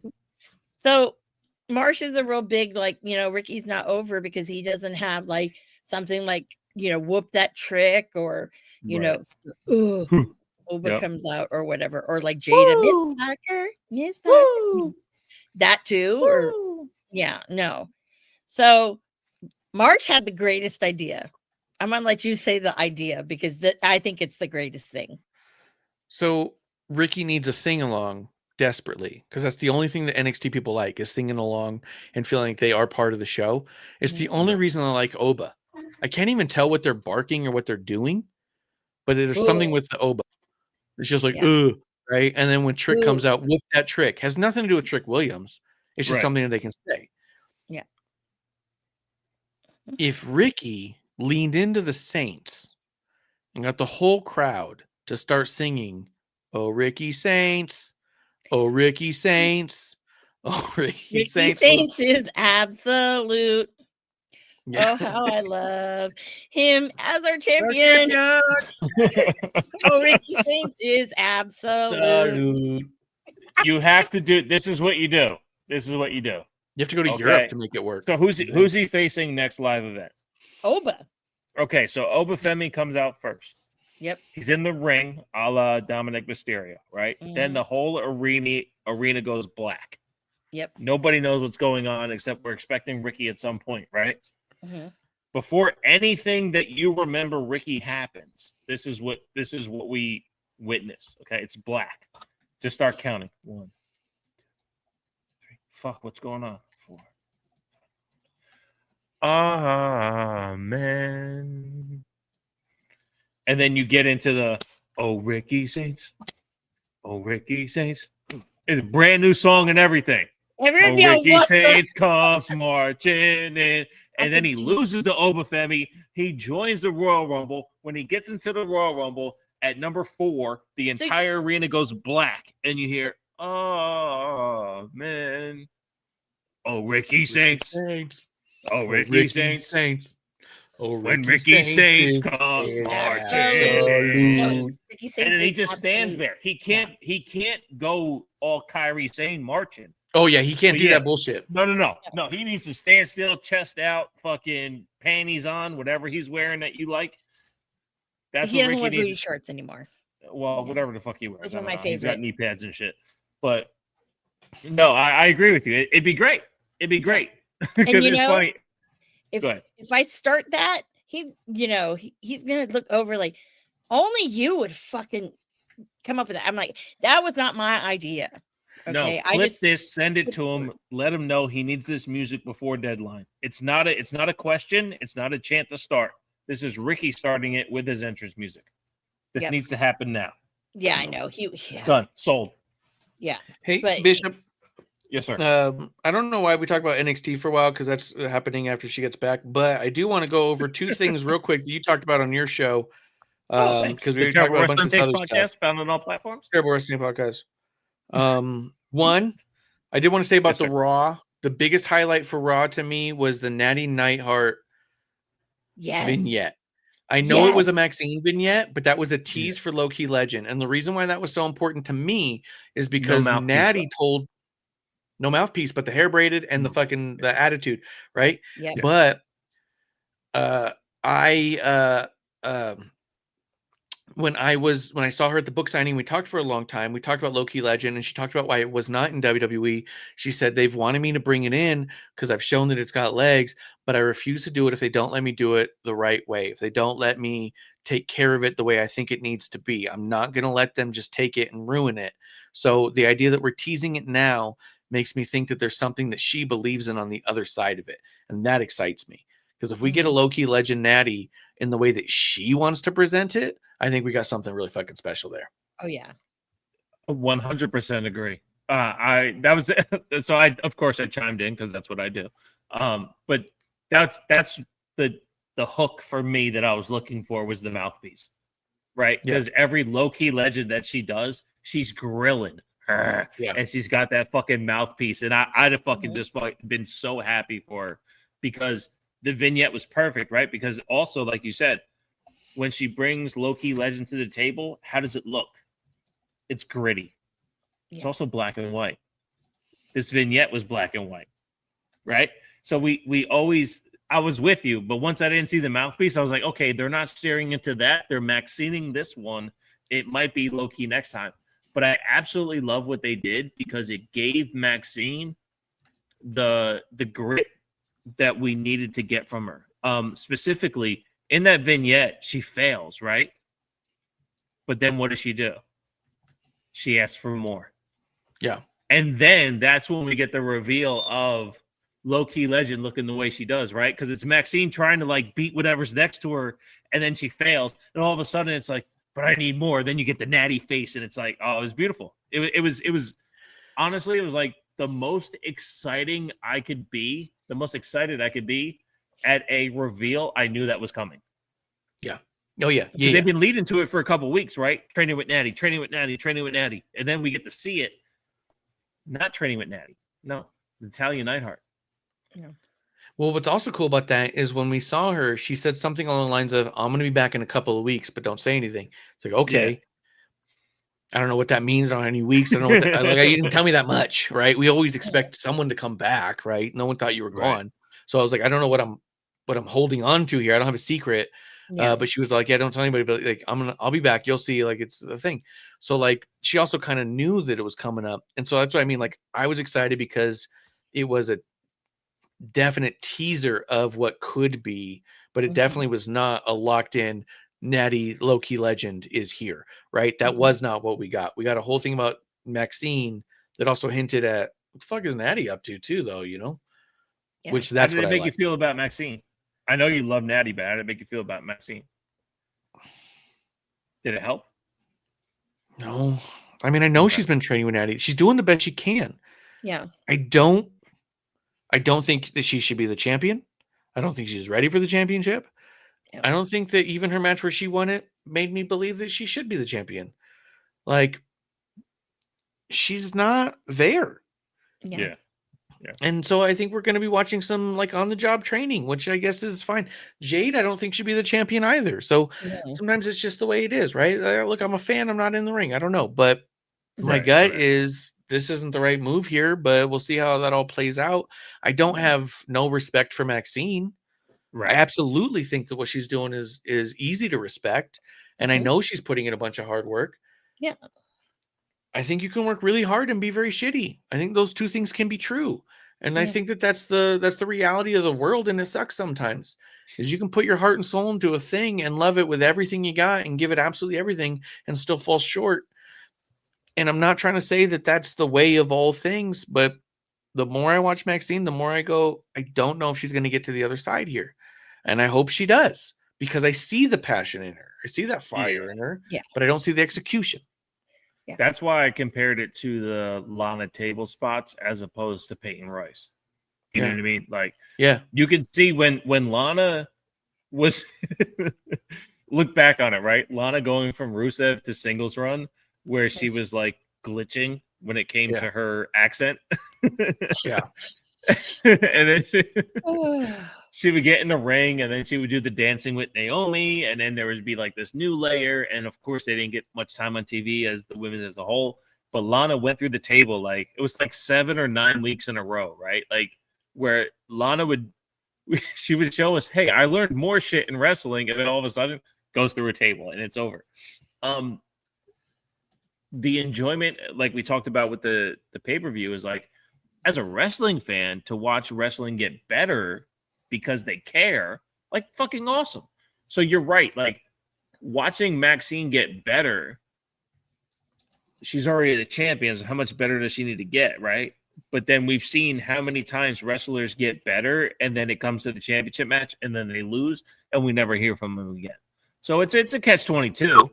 But I thought it was cool because she went from the Max Dupree replacement in Maxine Dupree as a agent escort to a legit wrestler who's incredibly attractive, but now you're watching her as a wrestler, you know. Yeah, but I you're hope. right, like I hope that's what right, happens. right. Hope, yeah, you hope. Anyone who loses to a crossbody, it's like, come on, you know. But to see the vignette to show that it's serious, all right. Unfortunately, she's going against Ivy Nile, who's a legit pit bull fucking badass. Let's see how that goes, right? So Also, but I thought it was unfortunately, it's fun. the vignette with a lot of hard Yeah. cuts. We're not watching someone actually Yeah. train. We're watching a lot of noises. We're watching a lot of feet. We're watching a Yeah. lot of someone take sort of a flat back bump, but not a full one. This wasn't watching Triple H train to come back. It wasn't watching Cody train to come back where you're watching the PT. This wasn't the behind the scenes of Seth trying to PT his knee. You know what I mean? We're not watching actual progress happen. We're watching vignette style quick cuts. You know, I hope that means she's putting in all the work on the other side, and I truly believe she is. But like I said, until execution happens, Yeah. she's still Maxine. And Yeah. I really want to see that play through. Especially because I think Natty's got a real kind of hook in her. Like she really believes in her. Yeah. Natty You know sees what? something, and I think that means something. Yeah, and they talk about Natty as if she's not an active wrestler. Yeah. You know? Oh, well, she's been training with Natty. As if like that's training with fucking Rip Rogers from back. You know what I mean? Like it's no, and Natty's active. Bitch can still go. Like Yeah. yeah. Fair enough. The other thing I just want to throw at you real quick before we go, because we definitely got to wrap this up. We're going, but this Yeah. has been fucking awfully engaging and for me Yeah. fun. So Look, And there's some and I'll news. cut too. you off real quick one last time. I'm looking at the timer, 3:25. yeah, This is the most fun I've had with you guys in so long. So that's like, how I feel. I know it's so much fun. It feels Yeah. like an hour and a half. It's so much fun. Exactly. You literally said before the show starts, dude, we're not going fucking 3 hours. No, it's No, 3.5, dude, we're not and I doing can this. literally do another hour and a half because of how much fun. Because it full transparency on everything, like legit, as bad as the wrestling was from a systemic standpoint, we all three like enjoyed the entire weekend and loved wrestling again. Yeah. Like it's been missing. Yeah. It's So- been and we missing so just much. talked 2 weeks ago. It's not like we miss each other, and you guys Yeah. just saw each other last week. We don't miss each other, but we Yeah. finally had fun, and we have Cena to thank for that. If I could convince you to go to San Antonio, this No, weekend, I'm just saying. I have no money. I haven't worked in No. 6 months. I have No, I'm zero talking about money. I'm March. sorry. Oh, sorry. I'll have to I find- mean, I it's don't know like where the New day Year's Eve. after producer lady's birthday's tomorrow. Hey, happy Hey! birthday! Hey! Oh yeah, you didn't Wait, is put her it on the list. What the fuck is that? 12-4 or 12-5? What? I 4. thought it was on the weekend. 12-4. Hey, it's 12-4 for me. Happy birthday. Happy birthday. I'll have to let her know you screamed Yeah, it. no At, fuss. at- No.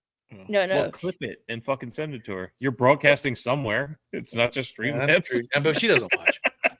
Right. Oh my God, no. To see Amanda have a fucking meltdown possibly on, well, you get to watch it because it's on Peacock. So, No, I love this episode. This is the most fun we've had in so long. yes. Here's the other thing I want to talk about with your show. Your Terrible Wrestling Take stays true to its mantra. Cheers. I mean, so much so I opened up a note, said War Games, Bishop notes, listen to the podcast. Punk and Cody don't defend. My first note here, Roman had 31 defenses in 1,300 days.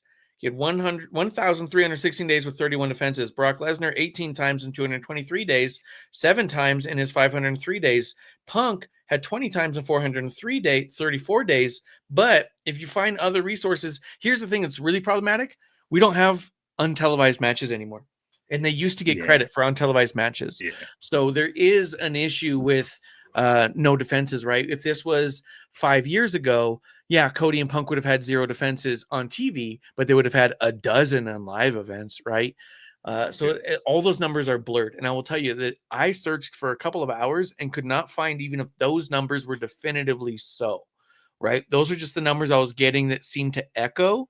but I saw a few things here and there that was a little bit different. Well, maybe that 223 days he had a couple more, and here's what it was on television versus not on television, right? So those were all blurred.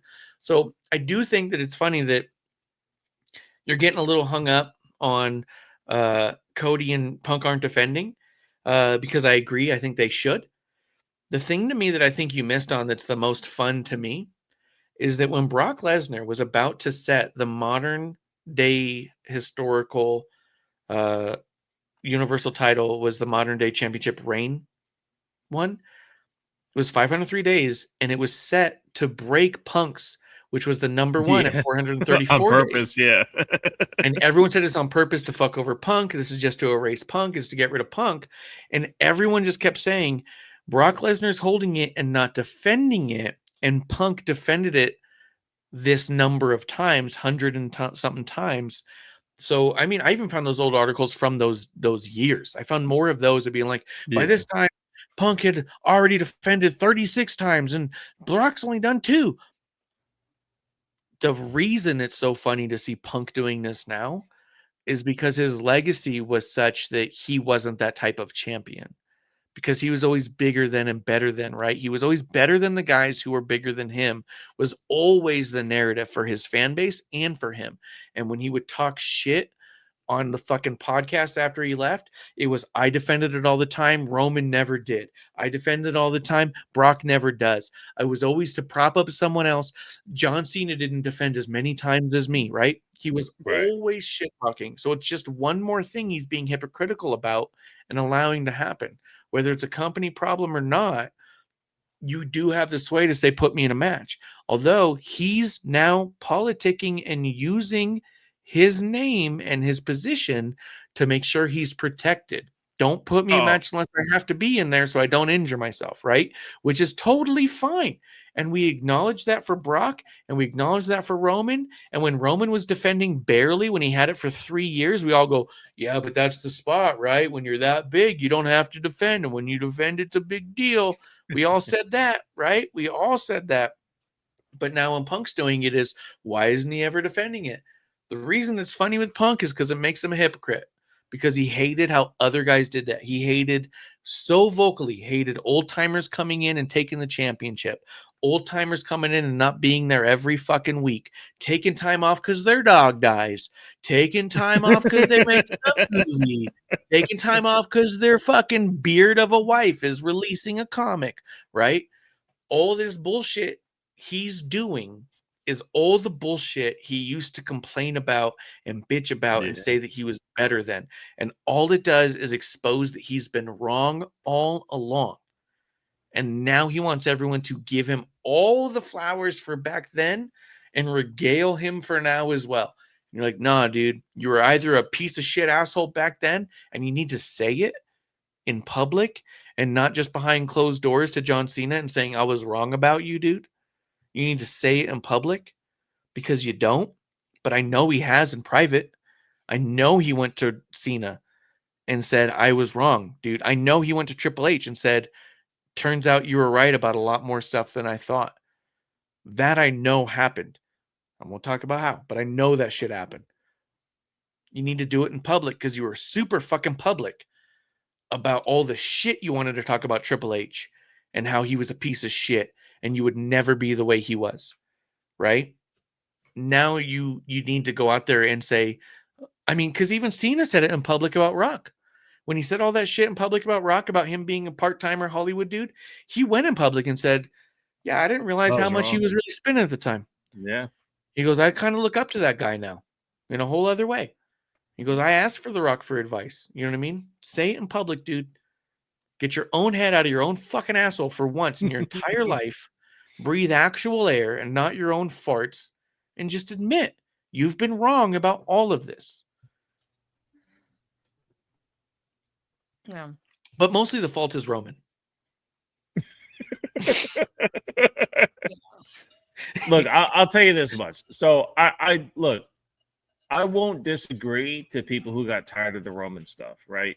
Because it was a Brock Lesnar form. Yeah. But as I've articulated in the past, that particular Roman, the build to what the tribal chief was supposed to be, was something that we never saw out of that particular character, right? Yeah. So like that performer himself went from big dog, I'm better than everyone else because I'm more athletic, powerful, domineering than everyone else. I win the Royal Rumble, you boo, but I won it because I am better. You boo because you don't like me, right? Yes. So he tribal chiefs it and goes, no. Big Dog was correct. You just didn't listen. So as he built the tribal chief, that's the journey that you're going on. So my issue in particular with specifically Cody and Punk is that you have a 20-year legacy of Punk, right? Where show me that you can still be best in the world. Or am I supposed to say, because I don't like Punk, no, you proved me wrong because, hey, man, you're best in the world 15 years ago in ROH, so therefore it still works today. No, he had one match where he won. You know what I mean? And the Cody thing, man, just fuck Cody, you know? Yeah. See, that's what I knew. I knew that's where it was going. Well, what? Give me one good match. Cody? What? Dude, he's had a shitload of good matches. I don't The care about second shit. Cena match was great. His what? The second Cena match where he won the second time. Yeah, the first Actually, one was even better when he lost because he finally fucking lost. The first one was really good up until the whole fucking finish. If they didn't have Travis Scott in there, we would have Yeah, thought the about Travis- that as an amazing match. Speaking of dope shirts, I actually bought that shirt, the Elimination Chamber shirt, the Travis Scott one, the very first one. Wrestling is Real Really? shirt. I bought that one. It cost me $70. Wait, But the I one that bought has all three of them holding up their hands and shit? Yeah. Yeah. Oh, No. you got that one? Yeah. That's Hey. dirty, dude. That's weird. That's Yeah. a better deal than I the saw someone fucking- wearing that at a Comic-Con and I was almost all like, do you even like wrestling, dude? Like, why would you memorialize that moment? Because what does That's it the say on the front? What does it say on the front? Wrestling Travis is real. Scott's puckering asshole. No, look, I have zero problem with They gave us these at With- Survivor Series. It's to hold your glasses, and it came with I wish lens they gave me. cloths. I should have taken no, more. I wasn't there and I didn't get that. I know. so- I'm just letting you know that Yeah. But they gave us I these. said I had zero problem, and then you brought that up. Yeah, but keep You know, going. I don't have a problem for you because you have glasses and Miss Asian, so do you. You know, I should have asked for more. Can I have more than one? Because fuck. Because I no, look, no. I don't have a problem with champions not defending the title Mm. if something makes sense with them, right? Like, so again, my Roman point of it was build Roman to what he's going to be. But since Punk being back or Cody being back, their win-loss record is the same as being a champion. So now they're just champions doing the same shit that they've always done, which is never losing. So why am I investing in US champion? And that was the point of bringing up Dragunov. That was the point of bringing up Dominic Mysterio. That was the point of bringing up Tiffany and Stephanie Vaquer, because you can look at champions winning and then doing champion shit. And we're not seeing that with our standard bearers for the brands. Yeah. So if CM Punk is supposed to hold down Raw or Cody's supposed to hold down SmackDown, I tune in and I don't even see a program build of vulnerability attached. So that's why, like, I love in context. I loved Braun Breaker's promo, right? Yes. But he called him out for a lens 34 days later. Yeah. He didn't call him out for 2 weeks from now on the same Yeah. night John Cena has his last match. No. No. I'm going to call you out for next year plus 3 days. Yeah. What the fuck are you talking about? Like, that's my point. So, like, yes, have Punk win, have Cody win on Cena's second to last Saturday night's main event. Cool. That was the last time they wrestled in the singles for the title. No problem. November 1st, right? Was that the date? November 2nd, whatever it is. But Punk's next singles match for the title is 2 months later. How many people get stripped in Ethos, right? You know, whatever. It's wrestling. Oh, you can't defend the title in 30 days. We strip the title. Yeah. Well, That used now to you're be talking 60 days without a match. Shut the fuck up. So, like, Yeah. that's all I'm saying. Like, I get if Punk wants to come on TV and talk his shit and build something that I care about, so either he gets his ass kicked or he kicks somebody's ass, I'm fine with that. But they're literally saying, we're not going to even put you near TV until January 5th. That's what pissed me off.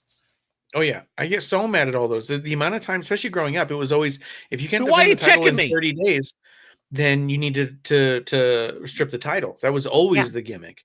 You Yeah. have to at least once every 30 days, and if you can't, that's why you would forfeit it. And at this point, I mean, it happened with Brock, happened with Roman. They would go 30, 60, 90 days without defending it. We all went, well, I guess that's what the deal is when you're a champion. You can defend it when you want. No. And they just kind of flipped the script on us on that. And I was I've always thought that was a bummer because I always felt like champions should show up once a month. It doesn't seem like that big of a deal to make happen, you know? Well, Yeah. part of what's cool now is that they're putting them in front of our face, right? Like that's the Cody part of it, right? Like I'm doing the Cena role. I'm on USA Today, right? Yeah. I'm on Good Morning America. Okay, put you in front of my face. That's fine. Do something with it on Raw. Do something with it on SmackDown. No, the only thing Cody does, and in this particular one, before he was building towards matches, yes, he was wrestling Ludwig Kaiser on Raw. Like I'm not shading that part. But now it literally is all PR. He's done 0 singles matches for the title since that Saturday Night's Main Event, and he has 0 planned going forward. So he's just champion for the sake of. Okay, build your brand and do some other shit. I'm like Marsh. I'm not paying for ESPN because you're not giving me enough to pay for. Okay, Yeah. that's fine. Yeah.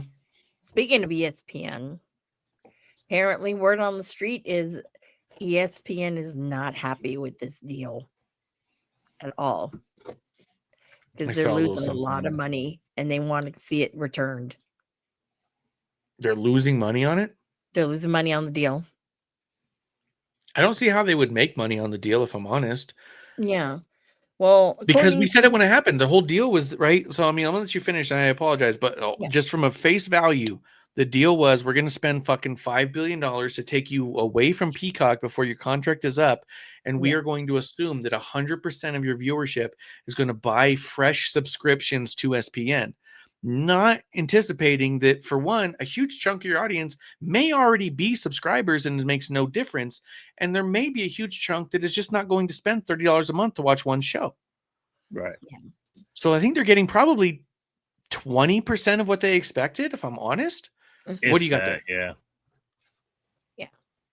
I mean, the biggest thing is, you're putting something that's not technically, it's not a sport. Mhm. Okay. And, you're expecting to like, everyone's going to come over. No, they're not. It's expensive because you have so many options now that why would you do that? But I think that, if ESPN is unhappy, they only have themselves to blame. No, just absolutely. is a It was weird fucking fucking stupid to company. think it would work. Yeah. It- No. And honestly, from a fan and business standpoint, because I do run my own business in a in a non-unemployment type of way, there's always there's supply and demand, right? And we as wrestling fans, and the three of us are not the only ones, right? You give us a WWE network, and you preach to us $9.99 a month, right? Yeah. And let's say the WWE network right now existed for $9.99 a month. Mars, Yeah. how many other services do you own with that being in existence, right? Like you're probably canceling Netflix. You might still have Paramount. You know what I mean? Amanda, how many other services do you own if WWE Network is $9.99 a month? And that's right. Like I trade with people. I barter. right. 'Cause- So yeah, So I'm so what they're GCW. doing, Yeah, and yeah. Marsh has laid this out so perfectly. Like it is not Marsh's fault that you're Mm-hmm. telling me to go somewhere else. Getting too greedy because the contract you acquire is more important than the people that tune in. There's a saying on the Terrible Wrestling Takes podcast that made Marsh a fan. It's called "Go fuck yourself." Mhm.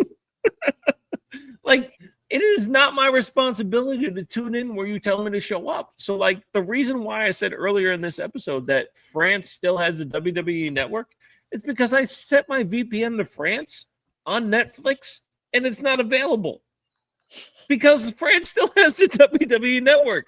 So they don't do Raw, SmackDown, or anything on Netflix because it's all on the WWE network.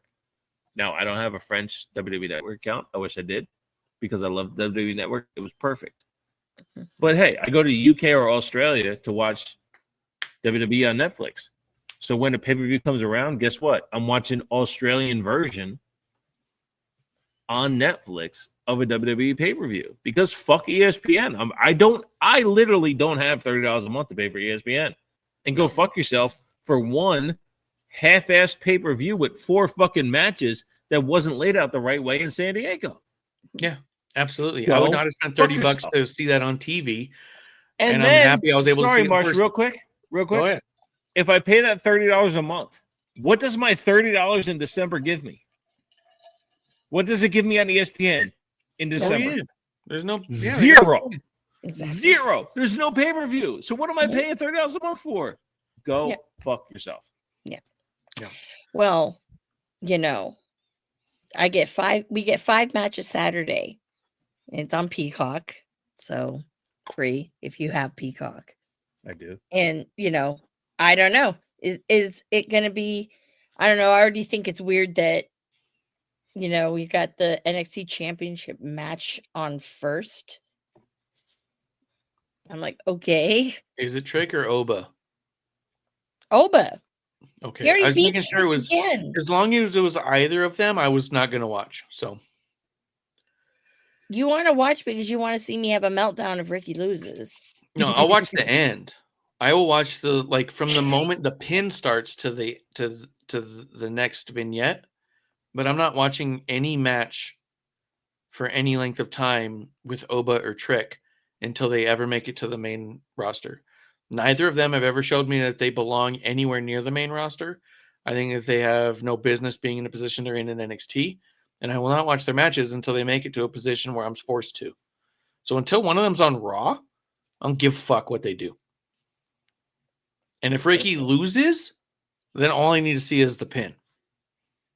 Yeah, and you see Amanda fucking crying, going ape shit, trying to throw the fucking chairs that are fucking attached to each other. Okay, lady, why do you think he's going undefeated? Why what? Why do you think he's going undefeated? He's only had the title for like 3 weeks. Yeah, but it's only been like 3 weeks. Like, you can't do that. Like, for one, if Oba is who everyone says he is, then he has no business trying to go for the title again. Go to the main roster. If you think he is as good as everyone says he is, then get the fuck out of NXT. Yeah. NXT is not a destination point. It's a drop off. Yeah. It's That's a checkpoint. That's why Ricky has the belt, is because they want to make damn sure, because this is going to be a dude that's going to fucking write money. And everyone's like, oh, he's too old. I'm like, no, that's not the thing. Is he just has to get some of the kinks out. Now, his promo work as of late has been great. Mm-hmm. There's other dimensions to it.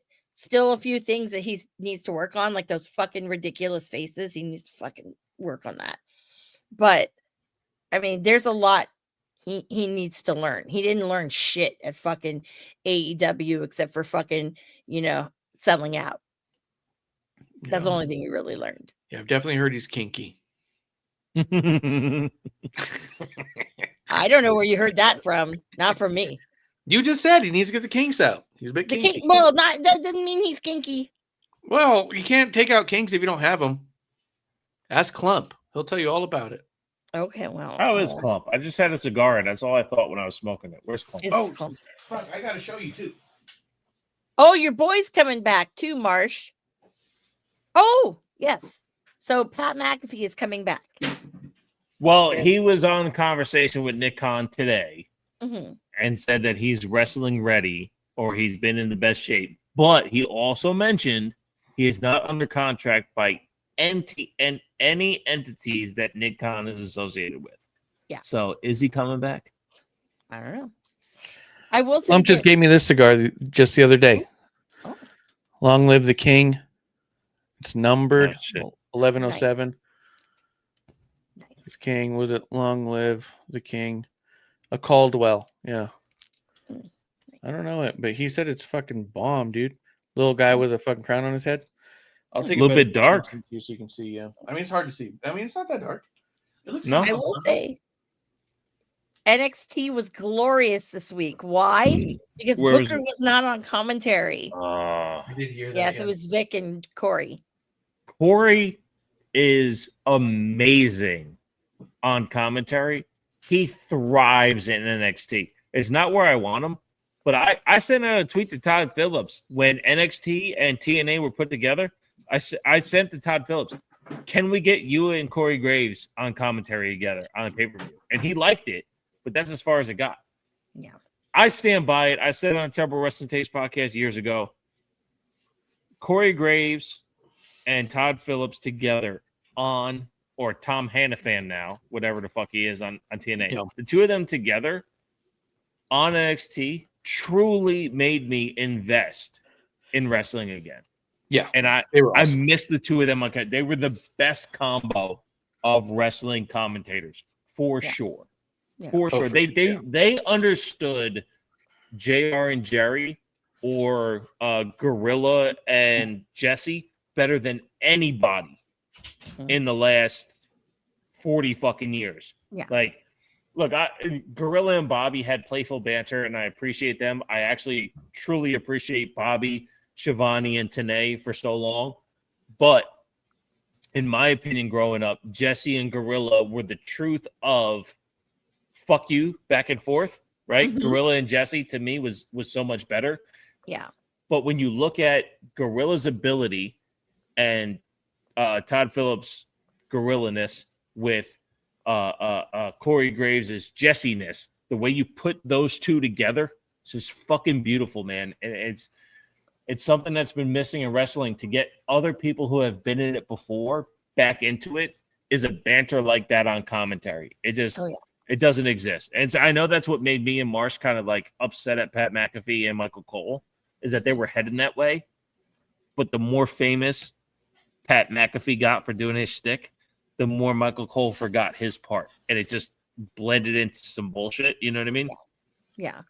I think it was interesting this week with having Vic and Corey do it, because there was a lot of things that just little side parts of the conversation that it was interesting to me. Now, because like indie person here, like Vic was like, oh yeah, there was a guy, guy named Sterling a couple years ago.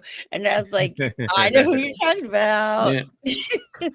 And it was kind of cool, because it wasn't that stupid. Like, you didn't have to hear Vic like try to change a subject or cover for something.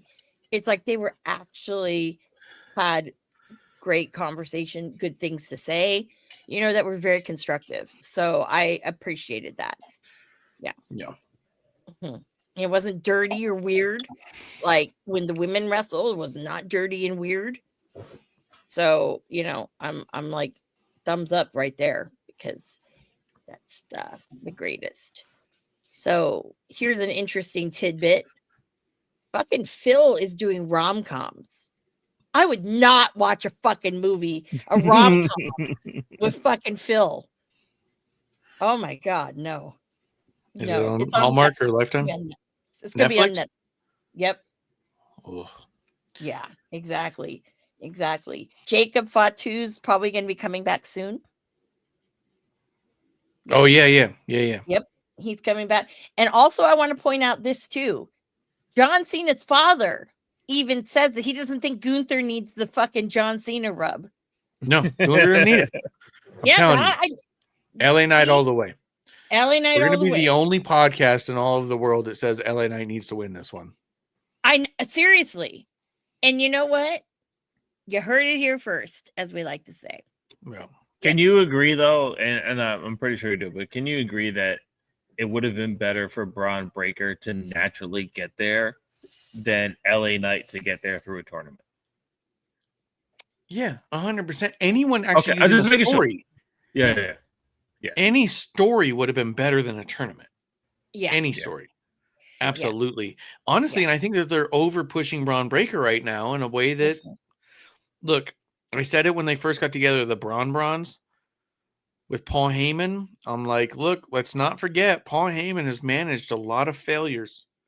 Like, everyone wants to pretend that ECW was this massive success. It was not. It was bad.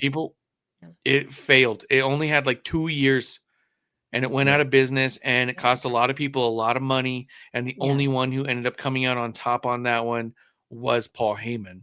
He's looking out for himself. He fucking managed Heidenreich. He managed Cesaro. He managed some of these guys who just didn't. I mean, Heidenreich is like as peak bad as you get. Yeah. You know, like, just because you're with Paul doesn't make you the man. And my fear is that they're pushing these guys so hard, so fast that they will crumble. Yeah. But we'll see how it goes, man. I like these guys a lot. I've been big on their teams for a long time, and I want to see them succeed. And my fear is too much, too fast cannot go well. Yeah. But It's not organic. Yeah. Well, one of the things I think, at least, it helps Bronson Reed, I think, if anything. But with Braun, it's like, man, this kid's the future. Don't burn him out now. You know? And that's kind of how I feel about it. Now, if I feel like if Jacob Fatu had his dental procedure, right? Yeah. I think he probably would have been the last Cena one. It's a great last Cena opponent for sure. Yeah. That'd have been fucking cool. That'd have been cool. But Yeah, also, I don't think Could he you needs it. I think imagine he him should be the versus one to, like, Gunther in the finals? Mm-hmm. Oh, that'd be sick. Yeah, the crowd would go fucking bananas. Mm-hmm. Yeah. Yep. Yeah. And you know what's also weird about it is if Jacob even beat Cena in the final match, I feel like Jacob's character wouldn't even talk about it anymore. It would just be a thing he did. Yeah. Not only You that, he would show a resolve. He would show a respect to Cena in a way that no other character could. Mm-hmm. Because every time you watch Jacob, you see the reverence he has for wrestling. Because as ambiguous as he is when it comes to who is he as a character, the one thing that's at the forefront is I am great at wrestling. Mm-hmm. Yeah. Right? So if he was to defeat Cena, he would stand over top of him or Cena would be in the corner. He'd walk over to him. He wouldn't stick his hand out. He'd put his hands together and say, I love you, John Cena. Put his head down, bow, and walk the fuck out. The crowd would go fucking crazy, right? Yeah. The second he gets out the ring, the crowd goes silent because now the camera's on Cena, right? Like, he's so big that we would want that for Fatu. We go fucking crazy, but we know that the moment isn't wasted, washed, or nothing like it would be with Gunther or possibly with LA Knight. That we would also then give Cena his moment too. And then when we see Jacob on Monday or the next Friday, we would go, fuck yeah, you beat John Cena. Let's fucking go. You know what I mean? So like, exactly. that would have been the right one for sure. And he wouldn't have given two shits. Like, just another person. Yes. Dude, and to be honest, everyone's talking about Braun versus Punk. I would love to see Jacob just go through and fucking wreck Phil. I'm waiting. Can you imagine? Oh, yes. Right, but just imagine the way that like they've had Jacob go through and wreck motherfuckers. What if you had a Phil who was like coming on like, oh, I'm the toughest, I'm the best in the world, all this stuff. And then you actually had like a 2-minute match where Jacob fucking destroys them and walks away with that title. That would have been like, oh, fuck. Like, people would fucking take notice, you know? Oh, yeah, and that's the guy to do it to, too, because he's got nothing. I mean, the feud that he had at West Coast Pro with AJ Gray, holy fuck. Like, if that were to fucking happen, like, anybody he would just plow through. And it would be some of the greatest shit. And people believe it and they buy it with him, but they love it. But we got to wrap this one up. You got to get to Texas. Well, yeah, I haven't even packed yet. Yeah. Bishop's already watching like the sunrise. Yeah. We gotta get 4 hours. Almost hours. It's literally felt like 30 minutes. I absolutely love know. this episode. This has been so much fun. I know. Yeah, Are absolutely. does this mean we graduated? No. No, I No. don't think so. I Zero probably chance fucked there's it an episode 2. I don't know. I probably fucked it up somewhere. Or Yeah, you started talking about Colt Cabana. Yeah, you talked about NXT and Colt. It was weird. So yeah, well, you want to know talking something? about Here's a war games, and fucking you're like, funny- oh, you No, want to I know the card for don't. next week? No. I want to go no, to bed. here's a fucking funny thing. Okay, so you Doubt know it. how there's one of these WWE ads or something where they showed the different people, and they have Punk fucking doing the "Hey Cole Cabana, how you doing?" I always think that's funny, but anyways, That's I'm gonna funny. say that. Yeah, it's funny. It's like, anyways. It's But- 27 degrees Oh my and god! it's 1:27 in the morning. Oh my Yeah, god! we gotta So go. guys- You last call, man. It's your show. Look, I ready, am Amanda? doing Look at it this. now. So, guys, thank you so much for Oh, he's not smoking anymore. what? No That's not a cigar. cigar anymore. No. You don't see that It's breath? fucking cold. Yeah, I took a breath. Yeah, No cigar. no cigar. He hasn't had a cigar Yeah. for at least an Yeah, hour but and a he's half. still smoking. You gotta wrap this up. Let's get out of here. Wrapping it up. Oh my god. So thanks guys for joining us on this really long episode 1. But it was fun because that's how we roll. Will it be like this next week? I don't know. No. But- I hope not. I hope not either. But just remember, folkies, drink up, my friends. Watch NXT this weekend. Maybe Amanda will have a meltdown. Maybe Amanda will fucking talk shit to Oba Femi. I don't know. We'll see. I'm not afraid of anybody. I don't give a fuck. So we shall see. So again, thank you, Bishop, for coming on Yes, TWT dear. It was a podcast blast. on all platforms. Thank you. We've got Ref Marsh over here with birthday boy Marv. Okay. And then of course you've got me, Ms. Amanda Jane. So guys, thank you so much. And that is last call.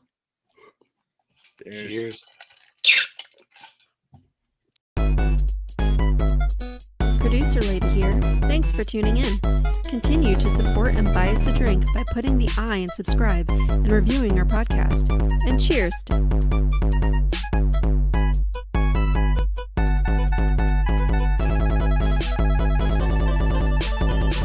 I would never have a drink